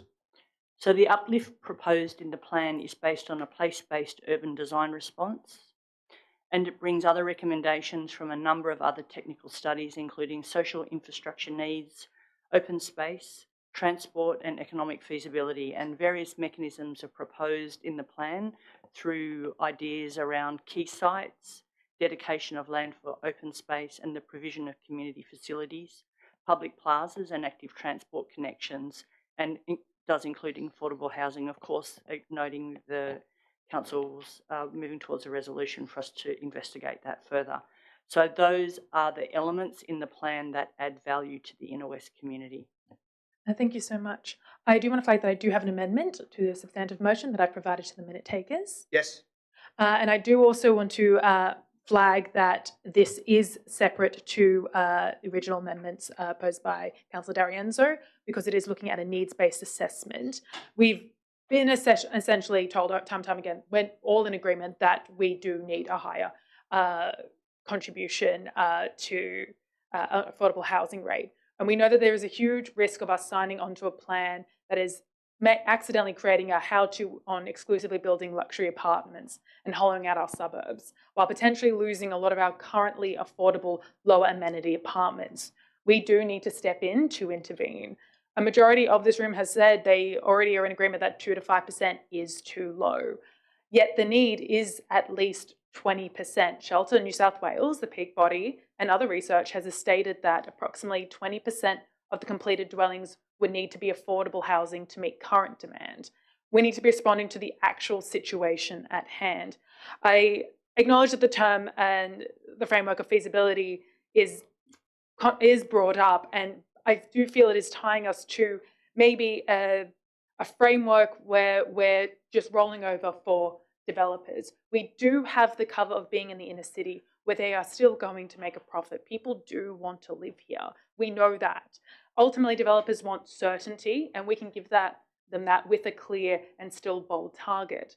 If the need is 20% and it is set to rise, we need realistically 30%. And so I appreciate that the explorations do cover 30% if the substantive motion does go through.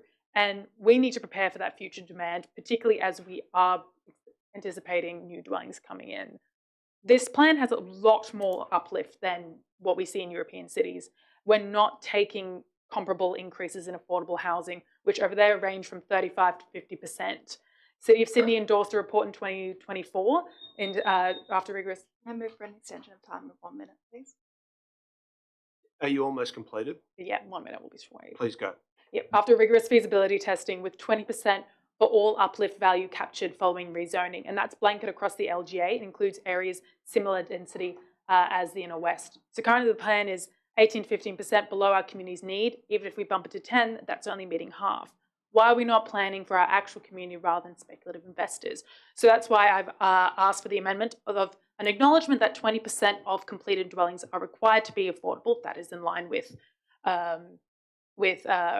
research, and to meet current demand, the ways the draft LEP could meet or exceed this need. So this is in addition to the feasibility testing of what was put forward in Councillor D'Arienzo's amendment, but it also looking at other ways that we could increase and meet that need. Okay, thanks. Can I just pose a couple of questions about your amendment? So, Councillor, the primary motion already directs the council officers to undertake further feasibility testing about affordable, not-for-profit housing that could be acquired at the rates of 5%, 10%, 15%, 20% and 30%. So if that's passed, and you're not speaking against that, they'll be required to do those studies. But the wording of your amendment is that that 20% figure be required.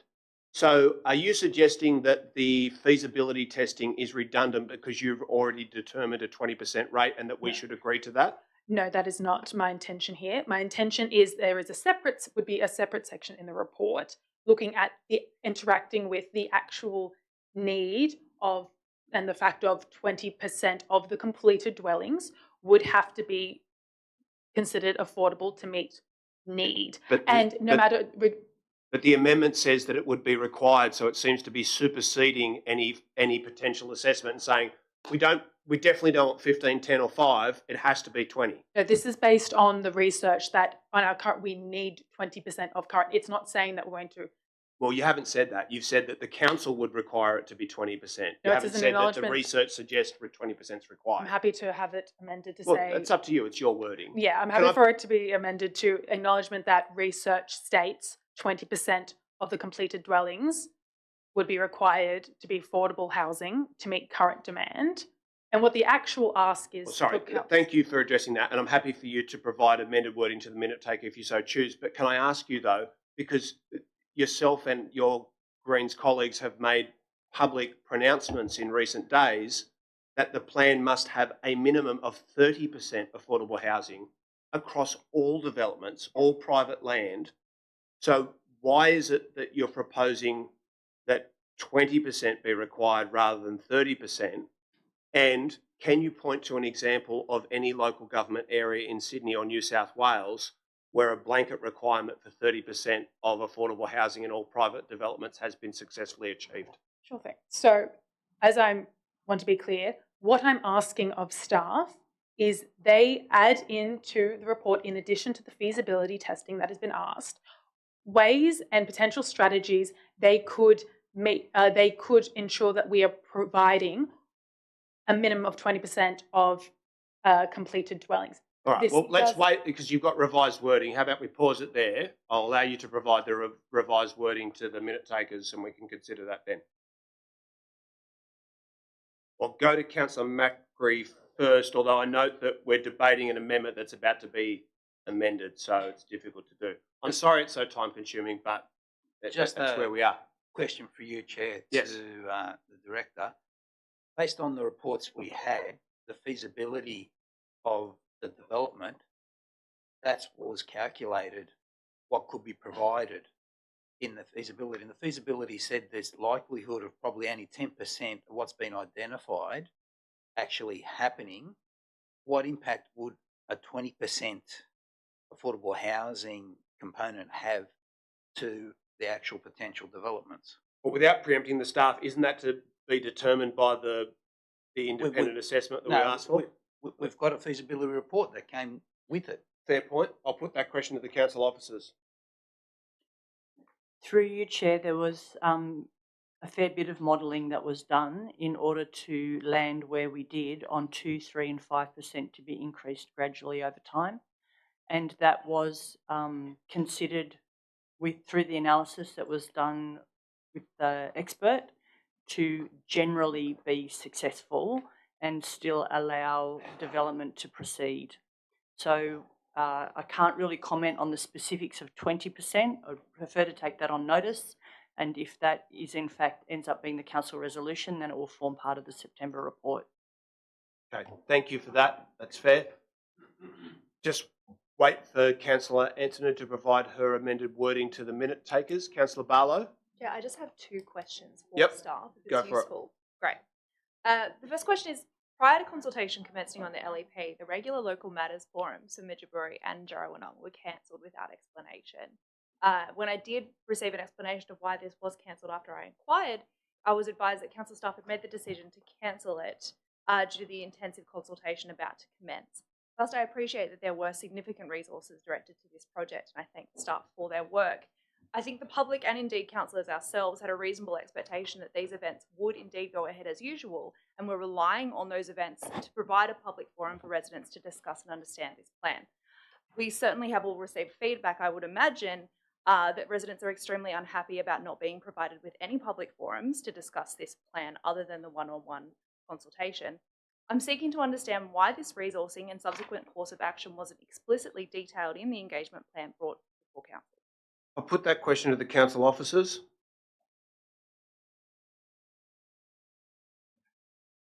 Through you, if I could, Chair, just in response as to why the local matters forums were cancelled, the resources were focused on the provision of community engagement strategies for the Our Fairer Future plan.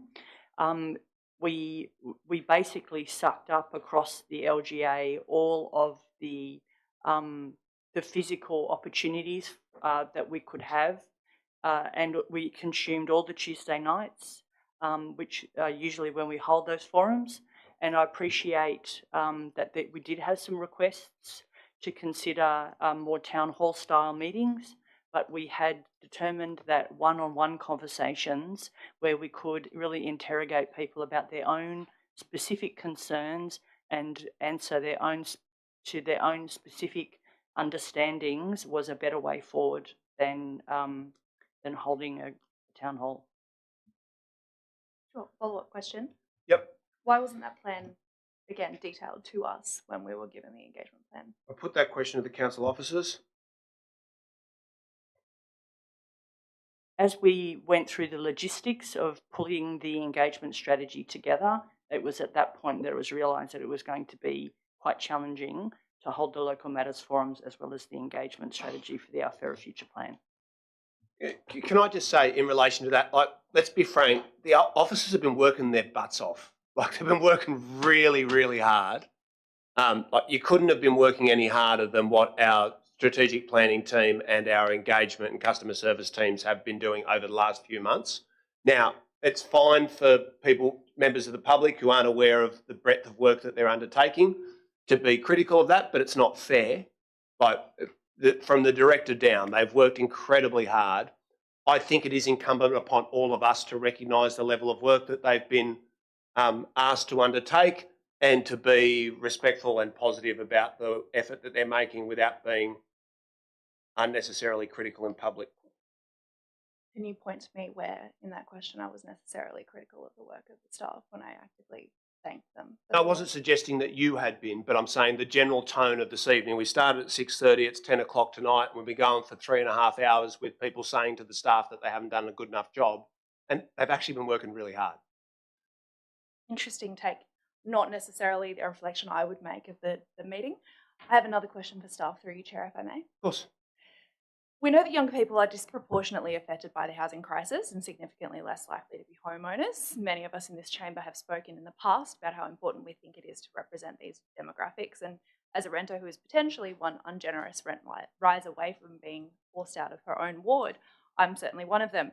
Reflecting on the engagement summary that indicates less than 8% of responses to this plan were from people under 30 and that renters and those living in social housing were underrepresented, and indeed reflecting on the back and forth between the chair and a resident during the public forum this evening, which culminated in the assertion that this low engagement was not due to a failure from council to reach out to these demographics, but that young people simply don't believe they can make a difference in the council decision-making process. This is a very long question, councillor. Isn't it?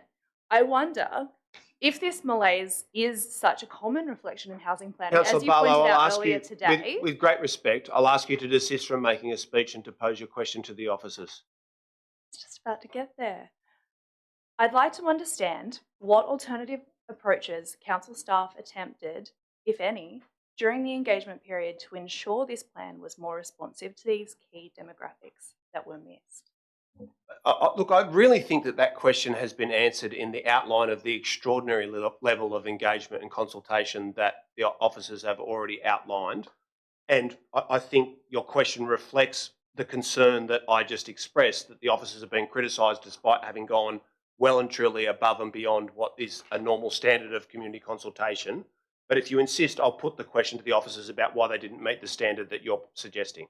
I do. Do you want me to clarify why I think it's different? Yeah, if you could do it without a speech and just pose a question, I would really appreciate that. Well, I've offered an explanation. Okay, I'll put the question from Councillor Barlow as to whether council officers considered that there was more that they could have done to engage young people and other groups who don't normally engage in the process of a local environment plan. Through you, Chair, we really did develop, I think, quite an intensive community engagement plan. We didn't just rely on the tried and tested, old-fashioned, if you like, methods of writing a letter and sending an email or putting something in the newsletter, although we incorporated those as well. There was a really strong campaign around information videos, including making sure that those were aired on social media platforms that are traditionally used by young people, including YouTube and other more accessible forms of media that we would normally expect would have stimulated some greater form of engagement. Unfortunately, it wasn't really until the end, when we had completed our analysis of the information that was provided by survey, as that's the only information we have demographics for, that it's very clear that we have a different representation for some groups of people as opposed to others. Councillor Barlow? Okay, thank you for that. So, Councillor Antonou, do you want to explain what amendment you have made to your amendment? Yes, so hopefully this is clearer. Essentially asking for, in the revised report, an acknowledgement that research states that 20% of completed dwellings will be required to be affordable housing to meet current demand, and for the staff to include in an updated feasibility report alternate ways the draft LEP could meet or exceed this need. So this isn't actually asking about... Just very brief, you don't get a second chance to speak to the amendment that you've restated. I think my objection stands. The substantive issue of addressing whether 20% is feasible is included in the primary motion. The research which is referenced is not cited. We know that affordable housing organisations have advocated for a higher percentage, which we want to achieve. On that basis, I oppose the amendment. Is there anyone else who wishes to speak to the amendment? Is there a seconder for it? Seconded by Councillor Atkins. Blake? Atkins? Blake? Do you wish to speak to it? No, that's waived. I'll put the Antonou Blake amendment. All those in favour, please raise your hands. All those against? That is 5 in favour, 10 against. That has been defeated. Is there anyone else? Now, we're just on the first item tonight. We're at 10, 11. Is there anyone else who wishes to amend the motion or to speak against it? If not, I'll just speak very briefly before having waived my right previously, before I go to Councillor D'Arienzo for her right of reply. I just want to refocus our consideration of this matter onto the main game. There is an exodus that is occurring in the Inner West right now. It's been happening for years with young people who were born here, who love this place, who want to spend the rest of their lives here, being forced out because of the extraordinary cost of housing. And it's young people who grew up in these places, it's essential workers, nurses at RPA, cleaners who clean our hospitals and schools, police officers who keep the community safe, teachers of all kinds, people who we said that we'd look after the pandemic. They're being forced out of this community en masse. And the reason is we simply don't have enough homes. So if we want to keep what's best about this community, to keep the beating heart and soul of the place, then we have to build more homes. And we know that not all of those homes can be public housing. Public housing is about 5% of the Australian housing market.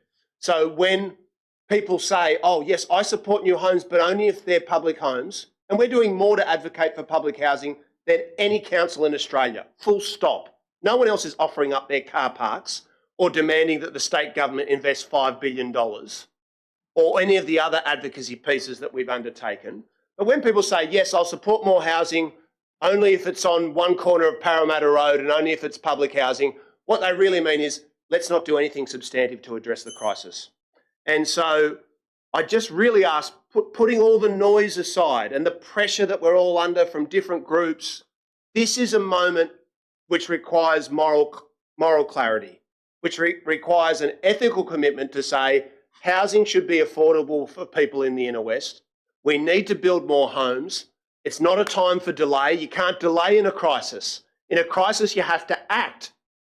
And whilst the whole of this council unanimously endorsed these plans to go out in exhibition, I hope that everyone here will find the courage to actually resolve a housing plan in September to allow more homes rather than caving into pressure.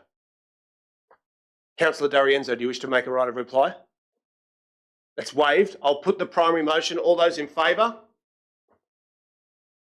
I'll ask every councillor who's voting on this motion to raise their hands clearly. All those in favour, please raise your hands. All those against? So we've got 11 in favour, which includes Councillor Blake, and 4 against. That has been carried. Can I just clarify now? Did Councillor Antonou vote for? I'm going to recommit that vote just for absolute clarity. The voting record's very important. So we're voting on the primary motion. We've dealt with all the amendments. All those in favour of the D'Arienzo Byrne primary motion, please raise your hands.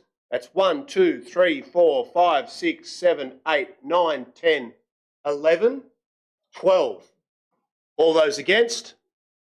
3 against. Councillor Tastan, Councillor Atkins and Councillor Barlow against. That has been carried. Okay, next item. Mayor, can I dealt with please- one item tonight. Go Can I please deal with item 17, the draft parking strategy and public domain parking policy? I'm just moving that this be deferred until a meeting following the adoption of the amended Inner West Local Environment Plan, but with the following additions: that stronger action on businesses utilising parking on residential streets be considered, and that consideration of offering line marking to demarcate driveways as a council service available at a fee, in addition to residents being able to paint driveway lines at no cost, be included.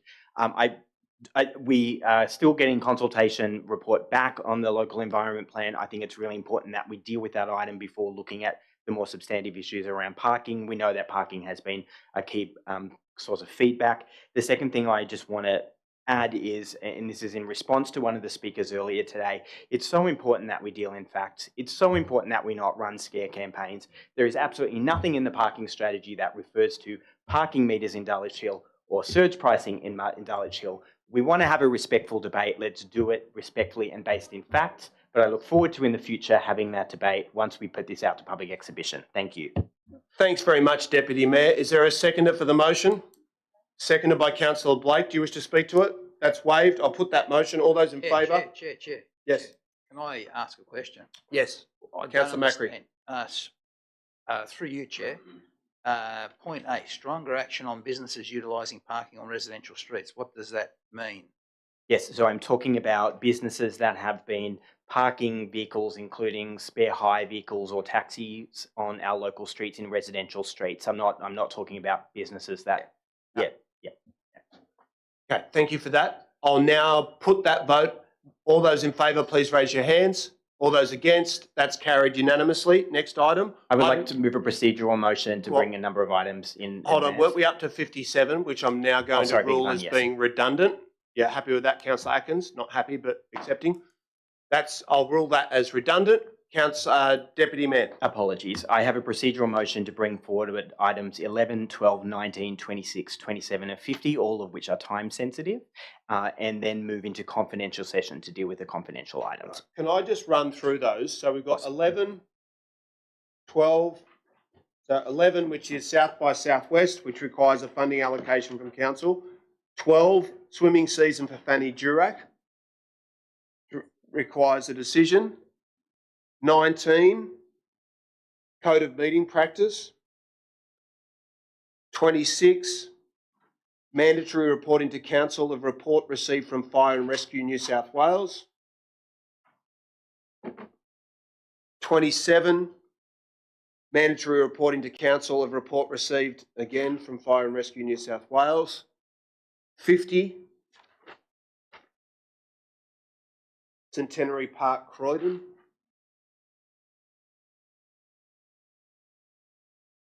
Then I'm proposing we move into confidential session to deal with If all you're those okay, I items. might ask the officers if they've got Okay, of items course. that have a time imperative, and propose that perhaps if they indicate that there's something that has a time imperative, that we bring that forward in advance of the other items, given how little time we have left. I'll put that question to the General Manager. Thanks, Mr Mayor. Yes, 11, 12, 19. Yeah, we got those. Are time imperative. There's no others other than the stuff in. So nothing in the confidential session? 63 and 64. 13. Can I ask whether the Koori Knockout would not be considered time sensitive, given that it I'll put that question to the General Manager.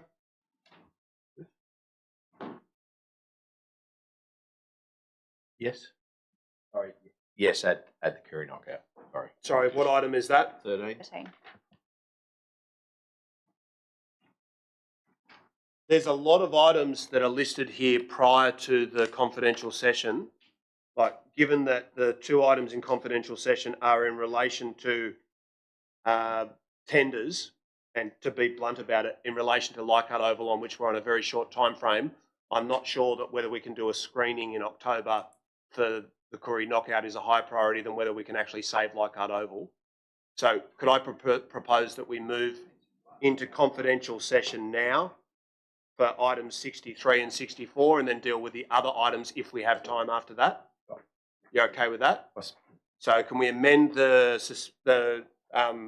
procedural motion to indicate that we will move into confidential session now to deal with items 63 and 64, and then subsequent to that, items 11, 12, 19, 26, 27, 50, and what was the Koori Knockout? 13. 13. You guys, sorry I'm doing it on the run, but doing my best.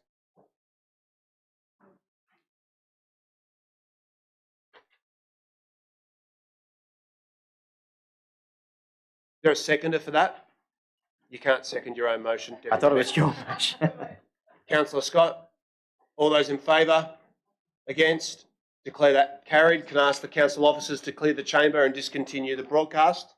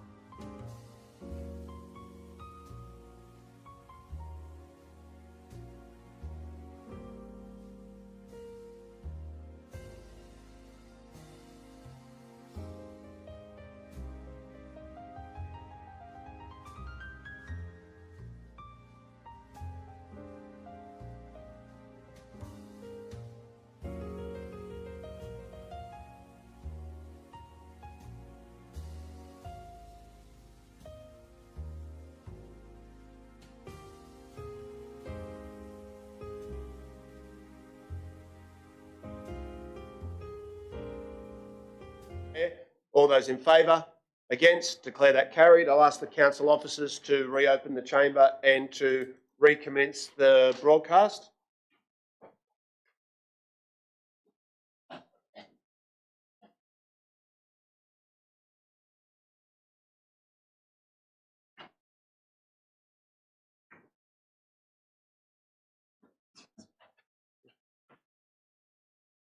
Okay, the broadcast has recommenced. I think we're at item 11, Chair. Yep, we're at item 11. Thank you for I that. am happy to move the officer's recommendation. Thank you. Thank you. Is there a seconder for the motion? Seconded by Councillor Clay. Do you wish to speak to it? Sorry, do you wish to speak to it, Councillor Smith? That's waived. Is there anyone who wishes to oppose the motion or to amend it? No, I'll put that. All those in favour? Against? Declare that carried. I'm sorry, I'm not in possession of a list of which items we're dealing with now. Can I ask the officers to provide that to me, please? It's 12. I know, but I'd just like to know which ones are coming after that so I don't have to guess each time.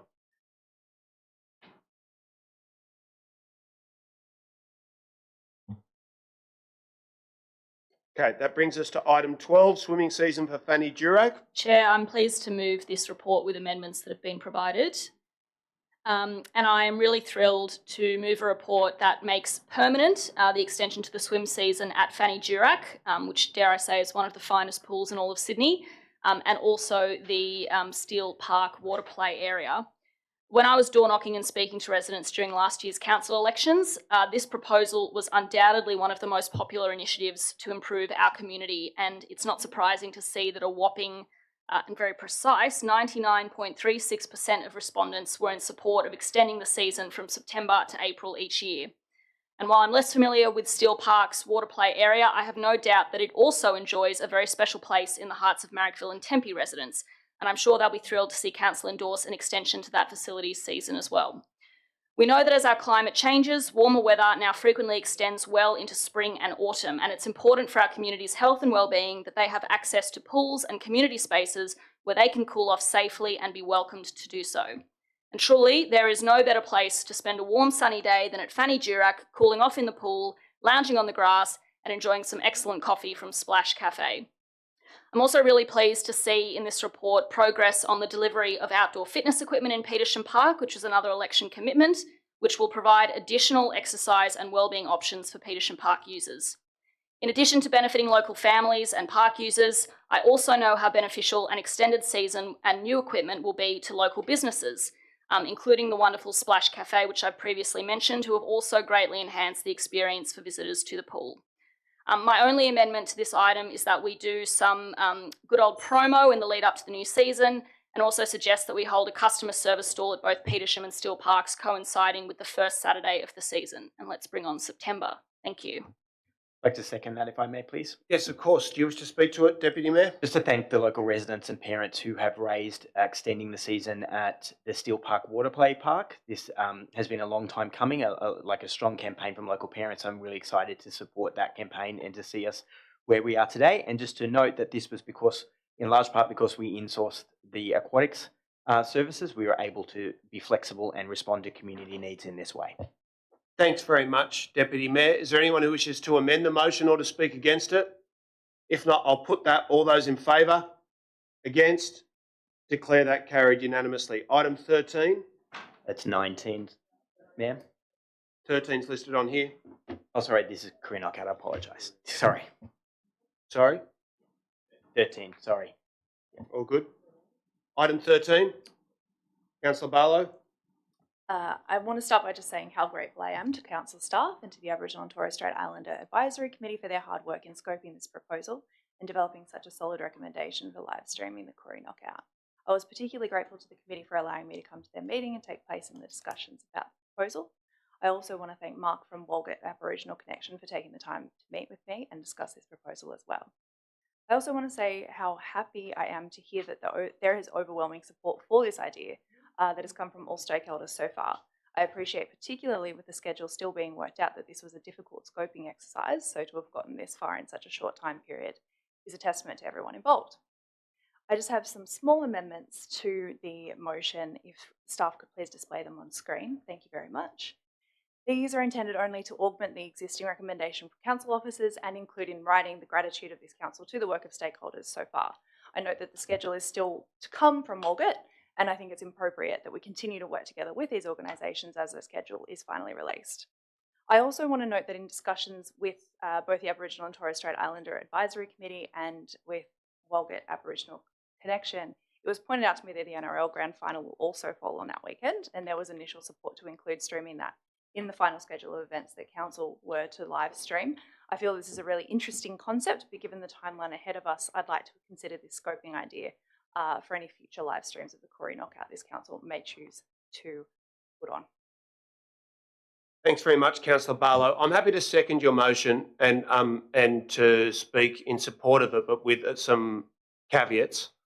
I think this is a good idea to experiment with. I'm not convinced that there'll be a very strong attendance for a few reasons. One, the majority of, as I mentioned previously when the motion was tabled, the majority of, the Koori Knockout is the largest Indigenous event in Australia, so a lot of Aboriginal people will travel to be in direct attendance at the Koori Knockout. There'll be some who won't be able to. Council staff have informed me that the accommodation at the location of the knockout is largely booked out. So I accept that, but I think it will be a difficult event to promote, in part because it's on NRL Grand Final weekend, and it's also during the school holidays. So there'll be a lot of rugby league fans and Aboriginal people who are either not in town or who have other plans. Now, I don't say this as someone who is unenthusiastic about the Koori Knockout. I consider having brought the Koori Knockout to Leichhardt Oval in partnership with the Redfern All Blacks 2 years in a row as one of the best things I've ever been involved on council. It was fantastic. There are a few complaints from the local community about the size of the crowd, but it was a great thing to do, and the Aboriginal community saw it as a great act of solidarity and recognition. But I'm just not 100% convinced that this will be hugely well attended. I think we should give it a crack. But I'm definitely against the idea of us screening the NRL Grand Final at Leichhardt Oval. I think that would result in local venue operators writing into council en masse to complain that we were undermining their commercial viability. People in this area, unless the Tigers are going to be in the Grand Final, which is not going to happen this year and hasn't happened for 20 years previously, they're going to go to the local pub or club to watch the game. They don't need us to spend public money putting on a screening at Leichhardt Oval. So with those caveats, I'm happy to support the motion. Is there anyone who wishes to amend the motion or to speak against it? If not, I'll put that. All those in favour? Against? Declare that carried. We're up to item 19, Code of Meeting Practice. I'm just going to ask the Deputy Mayor to take over the chair momentarily. Thank you, sir. Up to item 19, the post-exhibition of the Code of Meeting Practice. I would like to move this item with some, I'd like to move this item as printed. Is there a seconder? Councillor Atkins. Thank you. I have some small amendments to be considered as well. Sure. Can I speak first and then I'll ask you to speak to your second? So I want to thank the staff for all the work that has gone into preparing this Code of Meeting Practice, and also everyone in the community who took their time to share their thoughts through the public exhibition period. I think we can all agree that having clear, fair and flexible code is important because it helps our meetings run smoothly while making sure that our community voices can be heard. I think that this Code of Meeting Practice gets the balance right. It's facilitating decision-making while also effective decision-making while also fostering genuine community input and participation. So it's a foundation for respectful debate that, whilst also ensuring we respect one another's times and the priorities of the community. When we adopt the code today, I just do want to note that there will be future opportunities for everyone to have their say when the Office of Local Government releases an updated model code later in the term. So thank you. Very happy sorry, Councillor Atkins, you had some amendments, or you would like to speak to the substantive motion? I do. Yes. I do. Two very small amendments, and I do acknowledge that we will soon see a further version of the Model Code of Conduct. But in the interests I'll be very brief in talking about them. First of all, what I'd like to do is add a new item to clause 19.2 to ensure that a foreshadowed motion which lapses is recorded in the minutes of the proceedings of the council with the name of the councillor who foreshadowed the motion and a notation that it lapsed. Prior to 2021, that was in fact the practice at the Inner West Council, as I understand it, and my memory is that even early in last term, that may have been the practice, but I couldn't actually find an example. I just have memories of Councillor Stamolis being recorded as having moved foreshadowed motions. And I'd also like to, so that Brett, that's just about having a full record of what's happened in the council meeting so that it's on the public record. I'd also like to amend clause 10.22 to replace 2 minutes with 3 minutes. Even tonight, we have had a number of extensions of time, and I think it would just save us a little bit of time if we went back to 3 minutes. Thank you. Thank you. So I do not incorporate those amendments, and I'm happy just to explain my rationale for that decision before we go to any other commentary. When it comes to the first proposed amendment, I think it's really important that the minutes that are printed are both accessible and as accurate as possible to the business of the meeting. I'm concerned that if we were to incorporate foreshadowed motions that were not substantively debated, that might make it less accessible and less accurate to as a recording of the meeting. So I don't support that amendment. And second, with the notion of moving to 2 minutes, I understand your point that we often move from 2 minutes to extension at 2 minutes, but I do also think that if we adopted 3 minutes as the baseline, we would continue to have extensions of time above 3 minutes. I think it's so important that to get through the business of the meeting effectively, that we do that not for ourselves, but we do that because we want the meetings to be efficient and we want the meetings to be effective and clear for the community and, again, accessible for the community. And I don't think that us speaking for an extra minute delivers that much benefit in that regard. So I do not support that second amendment either. Does anyone else have any other comments on the amendments? No, well, I'll take a vote on the amendment. So anyone, sorry, a seconder for the amendment. Sorry, Councillor Barlow, did you wish to speak to the amendment? Okay, so we'll move the amendment. All those in favour of the Atkins-Barlow amendment? So we have 7 on voting for, those against. So we have 7 against, and I use my casting vote as the chair to vote against those amendments. We'll go back. Are there any other substantive amendments at all? Okay, so I will move the report as it stands, or the substantive motion as it stands. All those in favour? And sorry, Councillor Atkins is the seconder. Thank you. Okay, so that's unanimous for that. So moving on to the next item. Item 26, mandatory reporting to Council of report received from Fire and Rescue New South Wales 5 and 6 Wood Street, and I move this item with some amendments. Is there a seconder for this report? Yep, they're coming. One amendment, sorry. Yep. Is there a seconder for this report, please? Councillor Blake? Okay, I'll just speak briefly to both the substantive motion and the amendment. I'm then happy to hear from Councillor Blake. This is a matter of urgent community safety. The buildings at 5 and 6 Wood Street, Tempe, were storing tens of thousands of tyres with extensive unauthorised works. This poses an extreme fire risk. These premises are unsafe. They're a danger to life and a threat to surrounding homes, the environment, and even Sydney Airport transport routes. It is also shockingly, and I have to say unnervingly, unsafe for the workers who work in these buildings each and every day. Fire and Rescue New South Wales has warned that crews may be unable to safely enter the buildings for firefighting or search and rescue operations due to the fire load, inadequate suppression, and lightweight construction. This is not a hypothetical risk. So Council has repeatedly acted to compel compliance, including fines, inspections and development orders, yet unsafe practices have persisted. We can't tolerate this level of disregard. The cease-use order is necessary, urgent and entirely justified. Further, I'm moving to request an urgent compliance and safety audit of any other premises owned by or under the management of the business responsible for these premises to ensure the safety of our community is not compromised elsewhere. Would you like to speak, Councillor Blake?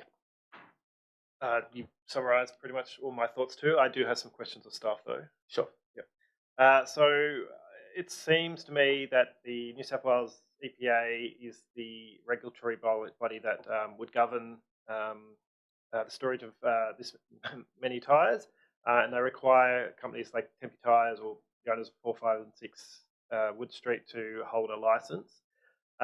Is Council aware that if the EPA is required to give local government authorities details of that licence, or do we have any other details of any licence arrangements that 4, 5 and 6 Wood Street hold? So the question's been asked through the chair to the staff. Through you, Chair. With respect, the EPA licence only applies to used tyres, and these are new tyres. And so on that basis, they're not required to be licensed by the EPA. The EPA does have a licensing system, and they do make that available on their website. So we have gone and checked that, but I am able to confirm that Council is the authorised regulatory authority for this business because the EPA only manages used tyres. Any further questions, Councillor Blake? I think that answers them. So yeah, thank you. Yep. Did you wish to speak to the motion or to the amendment? I'll waive that. Yep. Were there any other comments regarding Councillor Macri? Thanks, Chair. Question for you to the staff. Has Tempe Tyres initiated a plan to actually remove themselves from the premises? Have we got any information on that? Staff?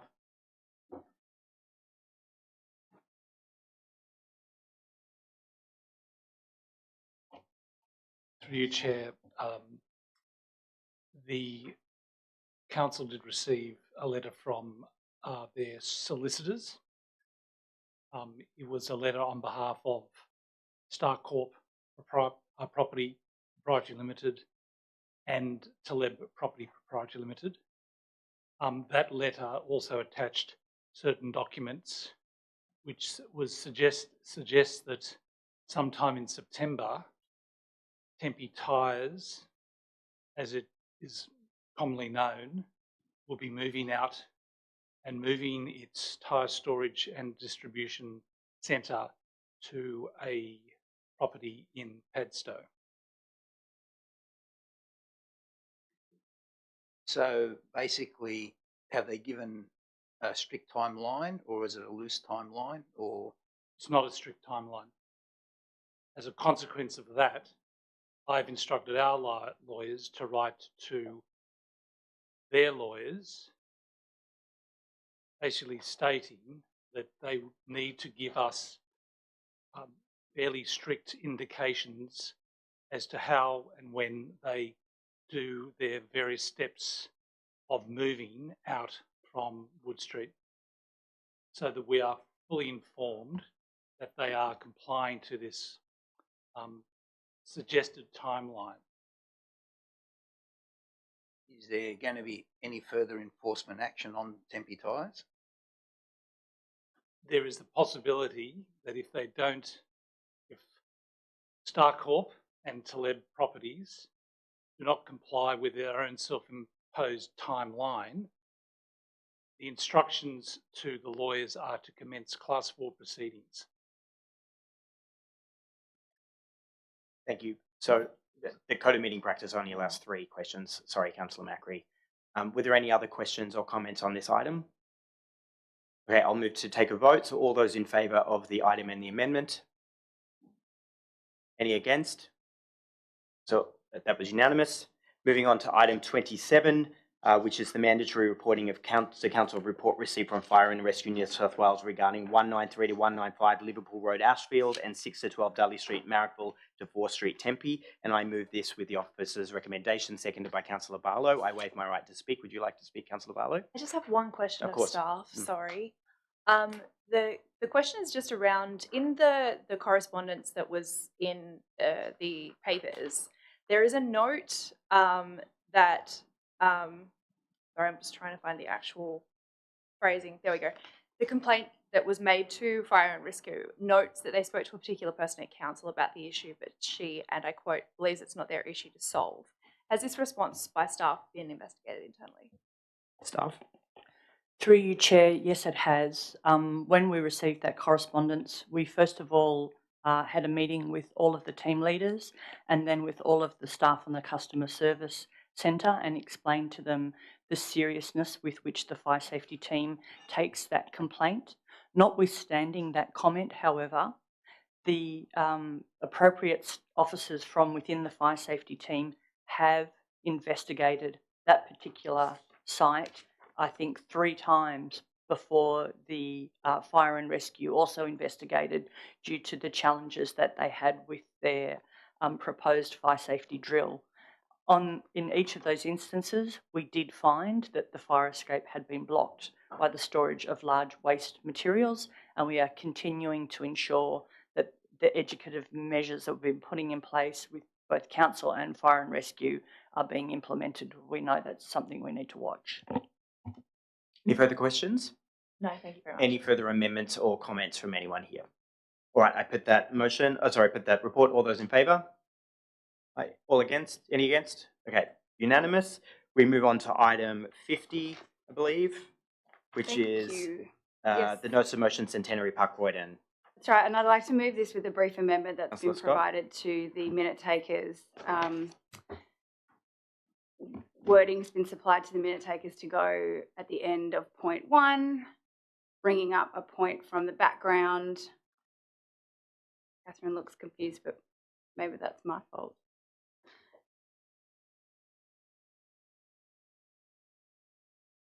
If you can find the sentence that says all designs remain under consideration and attach that to the end of point 1.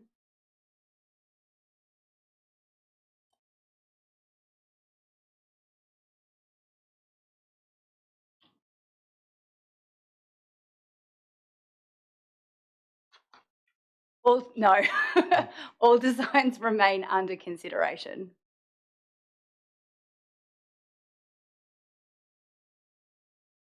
We there?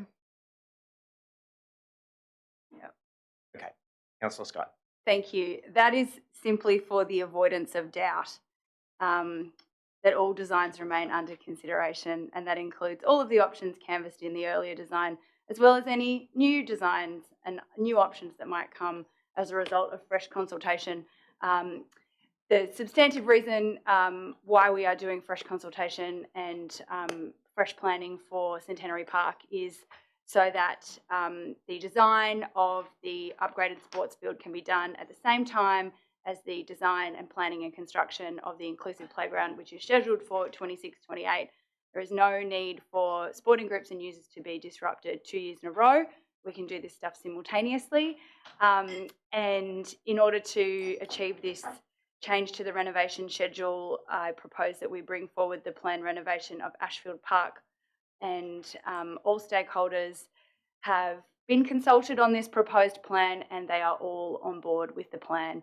And Councillor Carlisle is seconding this motion and has been very supportive of fresh consultation with these groups as well. Thank you, Councillor Carla. Would you like to speak?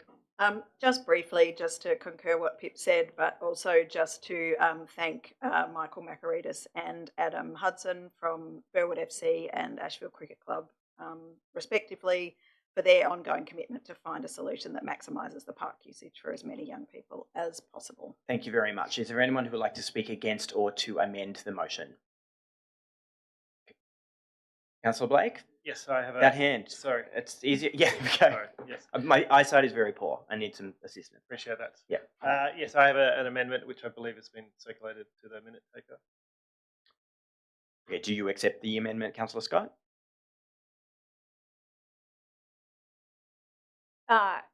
No. Okay, we'll let the Councillor Blake speak to the amendment and then you can speak against. Yeah, and as I appreciate Councillor Scott's amendment to her notice of motion, I believe this is important to make it explicit that we want an exclusive natural turf option considered. This will reassure the community that this is actually on the table and not just a box ticking exercise. So yeah, I will move this motion to make it explicit. Is there a seconder for that amendment? Councillor Antonou, did you wish to speak? Only briefly to say, I don't think it's unnecessary to be this clear. It's not about not having trust in the process. It's about showing that we're taking community concern seriously and being intentional with how I move.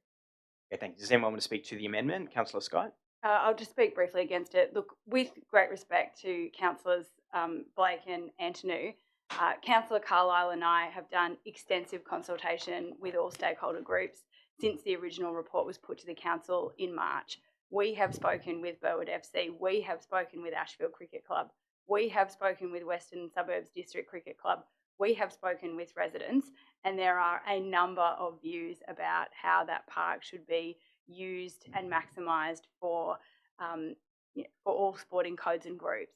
And again, with great respect, I do not propose that we should anticipate the outcome of the consultation or the staff's work. And I believe that they will take our directive seriously when we say all designs remain under consideration. And I do not wish to juice the outcome by calling out a preference for one specific option, given the range of views that there are in the community. Thank you. Does anyone else wish to speak against the against the amendment? No, I'll put the Blake Antonou amendment. All those in favour of the Blake Antonou amendment? We have 5. All those against the Blake Antonou amendment? So there is 9. Are there any other amendments to the motion? I do also just have a question of staff through Yes. you, Chair. Is there a way for a renewed consultation on Centenary to be completed that would allow for the current timelines for the Centenary upgrade to be adhered to? Staff? Through you, Chair, no, there's not. They wouldn't provide the adequate planning time. Are there any other questions? Any other amendments? Okay, we'll put the motion as it stands. So all those in favour? The amendment, hands up right in the air so I can see. Okay, we've got Councillor Blake, Councillor Rosidi, and then down this side, Councillor Macri, sorry, Atkins. My eyesight's really bad, team, really bad. All those against? Okay, we have Councillor Antonou, Testan, and Barlow. The motion has been carried. Thank you very much. We're going to go back to the agenda to item 5, the establishment of the Business Facade Improvement Program, which I am moving with some amendments. Is there a seconder for this? Councillor Barlow. So I'll just speak briefly to this. I do want to thank the staff for this really comprehensive report and for their work in developing this pilot program. It's clear that this is a bit out of the box, and I really appreciate the thoughtfulness and the sense of innovation that's really been brought to this. Thank you. I think it's going to deliver a practical, fair, and bring strong benefits to the community. Look, this is more than just paint and signage. When our main streets are attractive, safe, welcoming, people want to spend more time here. That means more foot traffic for local businesses, more local jobs, and a stronger community life. A modest investment here has the potential to create a ripple effect across our villages and shopping strips, boosting both economic activity and neighbourhood pride. I also want to stress that this is a trial. That makes it a safe, sensible step. We can test the model, learn what works, and if successful, scale it up and expand in future rounds so more businesses and communities benefit. To strengthen the pilot, I'm proposing 2 amendments. The first is to explicitly include disability access improvements as eligible works. Small upgrades can make a huge difference for customers and help us create a truly inclusive local economy. This necessitates us removing the exclusion of projects requiring a development application, which I've tested with the Director of Planning, and who I can say agrees. Yes, the nodding is fervent. The second amendment here is that staff focus on what barriers may exist to small and new businesses participating in the program should it continue in the future when we get that evaluation back. Let's look at the ways we can really make sure this is hitting its target, which is supporting small and new businesses to really thrive. This is a positive community building initiative, and I thank all those councillors and staff for their collaboration. Councillor Barlow? Thank you. I also have a small amendment to this motion. If council staff would be able to. Thank you. Again, I agree. I'm going to, sorry, just to stop you. I'm going to incorporate the amendment, so this will be addressing both the amendment and the substantive comment in the motion, if that's okay. Thank you. Yep. Yeah, I want to note that this proposal is definitely a good one. Many of our main streets are sorely lacking vibrancy, and with the cost of living, many businesses are struggling. The amendments I'm proposing today are aimed at addressing that very issue. The program asks for individual properties to match potential funding of $5,000 to undertake these improvements, and I would love to see this, but I worry that the very businesses that would benefit the most from such a significant contribution may well struggle to match that figure. Given the program has been proposed under our ongoing Main Streets program, it would be consistent of us to consider the overall effect that these changes could have for a suite of businesses. This idea is to encourage even smaller businesses to work together to propose a plan that will benefit their neighbourhood and give them all the opportunity to benefit where their overheads might otherwise exclude them from a program like this. In fact, group applications under the right conditions might lead to even better outcomes, as it would encourage even more community pride, promoting community engagement, enhance the visual appeal with an approach across multiple shop fronts, and allow additional sensitivity to the existing character of the main street by allowing the development and uplift to take place at once. Let's not limit the potential creativity of our communities by limiting this program to individual businesses, particularly when we know so many of them are struggling financially. Let's give everyone the opportunity to improve our main streets together. Thank you very much. Does anyone wish to amend or speak against the motion? Okay, I'll put the motion. All those in favour? Councillor Rossetti and Macri, you're with us? Great, that's unanimous. Next item is item 7, microforests in every ward. Yep, Councillor I'm moving Scott, this with amendments that have been provided. Thank you. And I want to thank staff for their work in establishing trial sites so far across 3 of the 5 wards, and it's really exciting to see some preliminary options in this report to establish sites in our remaining wards of Stanmore and Ashfield. We know the value our community places on restoring and protecting our natural environment, and we also know the challenges that inner city communities like ours face in balancing competing use of space, including much needed housing, infrastructure, recreational and open space, with green space and native habitat. Which is why we're trialling a new approach through small, densely concentrated planting areas for native flora to thrive, also known as microforests. The amendment I'm moving is in response to some of the feedback that's been received from both councillors and staff about some of the challenges and constraints associated with the A and B site options for Ashfield Ward, which include their impacts on existing tree plantings, constraints with the site, competing uses of space, and potential rezonings, all of which could impact the delivery timeline and the local community's engagement with these sites. We want these trial sites to be a success, not just from an ecological perspective, but also from the perspective of the local community, and we want them delivered in all wards in this term of council. Staff have assured me with a very high degree of confidence that an alternate site within Ashfield Ward which doesn't present these challenges and constraints can be identified within the next 12 months. So my amendment is just that staff undertake this work to identify these sites and report back to council as soon as possible so that Ashfield Ward can soon embrace its own microforest. And it also asks that we do a bit more to educate our ecologically minded community about the microforest trial through the newsletter, social media, and installing signage at the sites about how they're benefiting and creating new habitats for native flora and fauna, and that we continue engaging our wonderful local bush care volunteers because their expertise, knowledge, and hands-on commitment can only enhance this trial.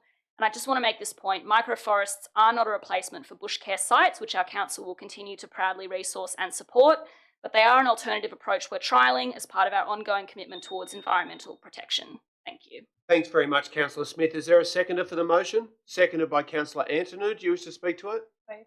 That's waived. Is there anyone else who wishes to speak to the motion? If not, I'll put that. All those in favour? Against?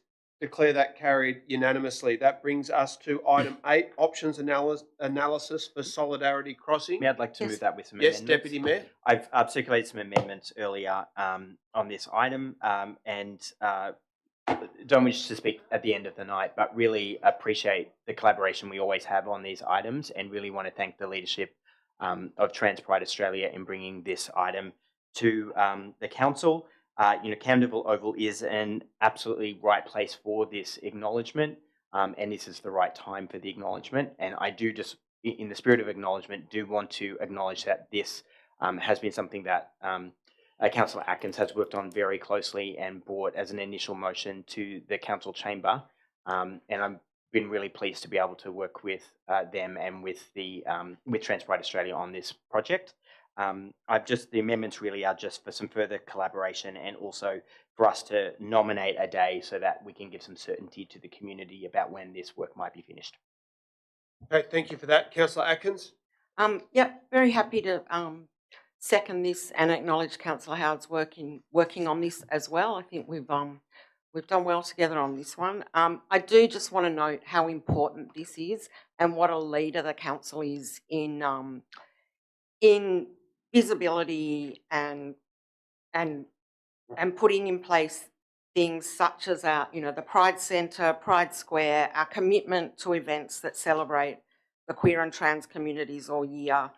It's not just symbolic, as our speaker said today, it's particularly important at the moment that the preferred site is in fact a sports site, because for those of us who are part of the community or allies who follow what's going on in the community, we know that one of the places where there are many attacks on trans people, particularly trans women, is in relation to sport. So this is a really important site to have picked, and I thank the staff for their work and for locating this site when it was quite difficult, I know, to find a decent site. Thank you.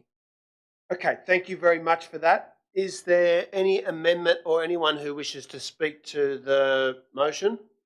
So it's moved by Councillor Howard, the Deputy Mayor, seconded by Councillor Atkins.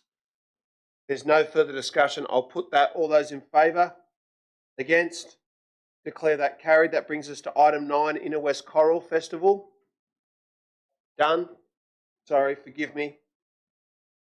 So 10 Town Hall open days. Thank you, Chair. I move this with a quick amendment.